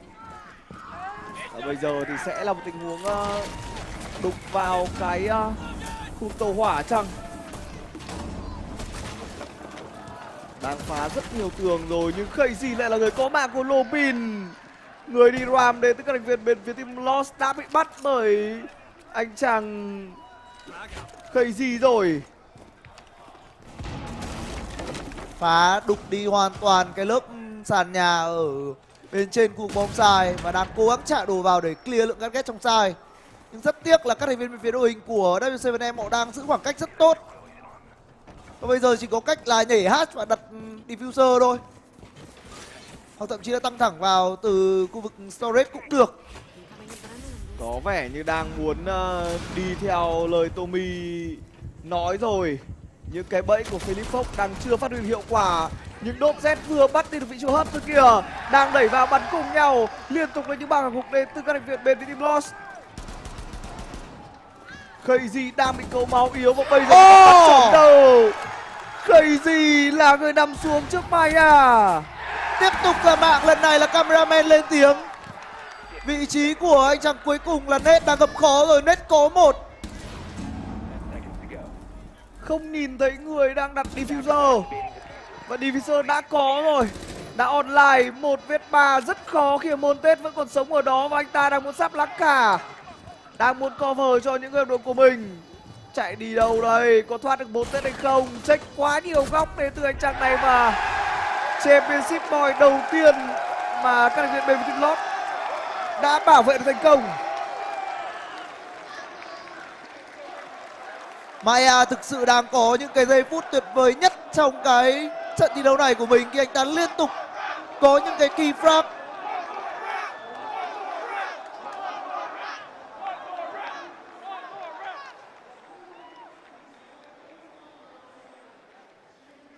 Trong cái thời điểm bế tắc thì các thành viên bên phía đội hình của Lost quyết định chơi một cái chiến thuật khá đơn giản, cho Monty chạy thẳng vào trong freezer để đặt bom. Sau đó cố thủ với quả bom đó bằng cái đường kê chéo từ khắp mọi nơi. Khi họ đã cài được đủ người trong khu vực tầng 2 và kiểm soát được nó với những đặc vụ như là Gridlock hay cả Finca nữa. Chúng ta đang được xem lại những thứ bắn rất kinh tới vị trí của Maya.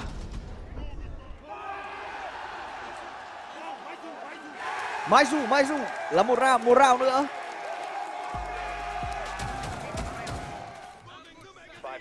Vâng, bây giờ thì chúng ta hãy cùng xem rằng các thành viên bên phía team W7M với cái Championship Point cuối cùng của mình thì họ có tận dụng đấy không đây. Hay chúng ta sẽ đến với map thứ 5. Và Nết đang sử dụng đó là một đặc vụ có một chiếc cam rất là to rồi. Maestro với đó là cái Devil Eye. Trong khi đó thì vị trí của anh chàng mang tên HZ cài cho mình tới tận 3 trap cam can ở trên một cánh cửa. Gần như là ai đi qua sẽ là Denonate và đi luôn. Đặt Claymore chống spawn Spick đến từ Thatcher. Chính xác hơn cameraman. Và cầu thang đỏ thì tất nhiên rồi, chúng ta luôn luôn được thấy những cái tình huống trả đồ rất cơ bản tới từ vị trí Gridlock. Dash thì nãy giờ chỉ có một nhiệm vụ duy nhất thôi, đấy là đi kiểm soát cầu thang đỏ. Đang muốn đi phá đồ đến từ anh chàng Lobin. Lần gần nhất mà anh ta giao chiến trên cái khu tầng 2, tầng 3 này thì anh ta đã làm đến 3. Không biết rằng anh ta sẽ làm được đến mấy đây. Đấy, nhưng mà trong cái đội hình của W7M có mốt gì, nhưng mà hình như là mốt gì không bao giờ bắt được cái utility của Twitch thì phải. Có vẻ là vậy. Một quả bom ở khu tầng 2. Một quả bom ở khu tầng 2 thì chiếm tầng 3 nó là đơn giản hợp lẽ thôi. Đây rồi, đã có người đầu tiên nằm xuống và đó là người bước qua cái bẫy của Capcan. Anh chàng .Z như đã nói, bước qua mà Denonate thì chắc chắn là cái chết. 3 cái trap Capcan. Một trap thì không sao, nhưng từ trap thứ 2 và thứ 3 chắc chắn là sẽ có nhiều sao đấy. Và bây giờ thì trong cái Championship Void phải cứu thì Lost đã mất đi một người từ rất sớm rồi. Đang lấy thêm thông tin đến từ cái Devil Eye này.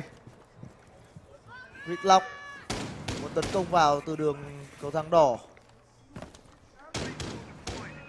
Thông tin là có được về người đi roam là bao nhiêu.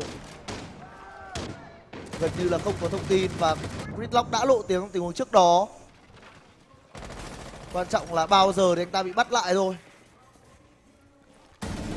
Có những tình huống kề đến từ cả hai bên ở khu vực đây này rồi. Nhưng Crazy là người bắn khó chịu hơn. Một gì lần này không đi bắt utility của đối phương, lại bắt mạng cơ. HZ2 cũng được đát rồi. Đổi một đến từ vị trí của Maya. Maya trong tình huống class anh ta bắn sẽ rất kinh, nhưng JV9 lại có được một mạng. Maya tiếp tục là ngôi sao. Nhưng 3v1 thì ai cứu Maya và ai cứu những người còn lại đây? Quyết định của anh ấy là cắm luôn nhưng không được rồi. Chiến thắng thứ 7 dành cho các thành viên của W7M. Và đó là chức vô địch bây giờ lần thứ 2 trong năm 2023 của đội tuyển này. Chúc mừng W7M. Một chiến thắng quá xứng đáng dành cho W7M với thực lực của họ, nhưng cũng xin dành rất nhiều những lời ngợi khen dành cho các thành viên bên phía đội hình của Lost. Họ đã rất cố gắng để đến được với trận thiểu chung kết tổng và cũng đã làm khó được, đã cho các thành viên bên phía đội hình của W7M một cái thử thách thực sự, một cái thử thách mà chưa chắc những đội tuyển như là FaZe Clan hay là Dark Zero có thể làm được. Nhưng đó là các thành viên bên phía đội hình của Lost. Còn về phần W7M thì xin chúc mừng họ. Họ là nhà vô địch của Major thứ 2 liên tiếp, Atlanta Major 2023. Một chức vô địch chưa từng có trong lịch sử của Competitive Rainbow Six Siege. Chức vô địch thứ 2 liên tiếp dành cho các thành viên bên phía đội hình của W7M.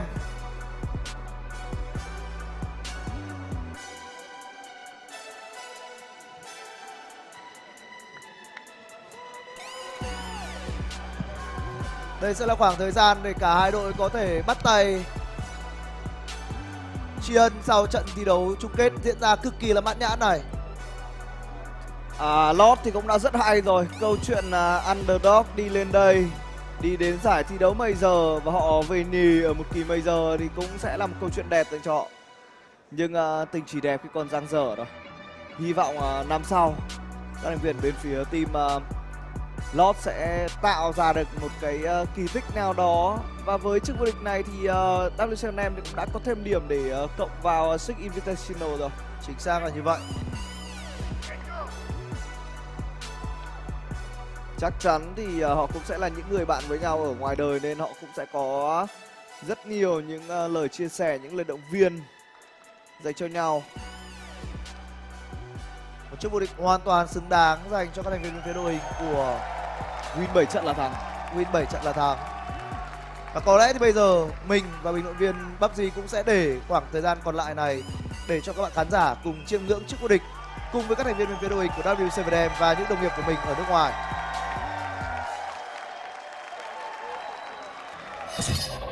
Headed into Sao Paulo, but for today, they are champions. They're the best players, with the best coach and the best support staff, and the best attitudes. And that's why they are the best team in the world. Right now, undisputed. What a team. For one final time, let's throw it to Ian Chambers on stage. Making history in esports is a rare opportunity, but it's one these Brazilians have taken, and they will go down in the history books forever. Please step forward. The first ever two-time back-to-back, your Blast R6 Atlanta Major Champions, W7M!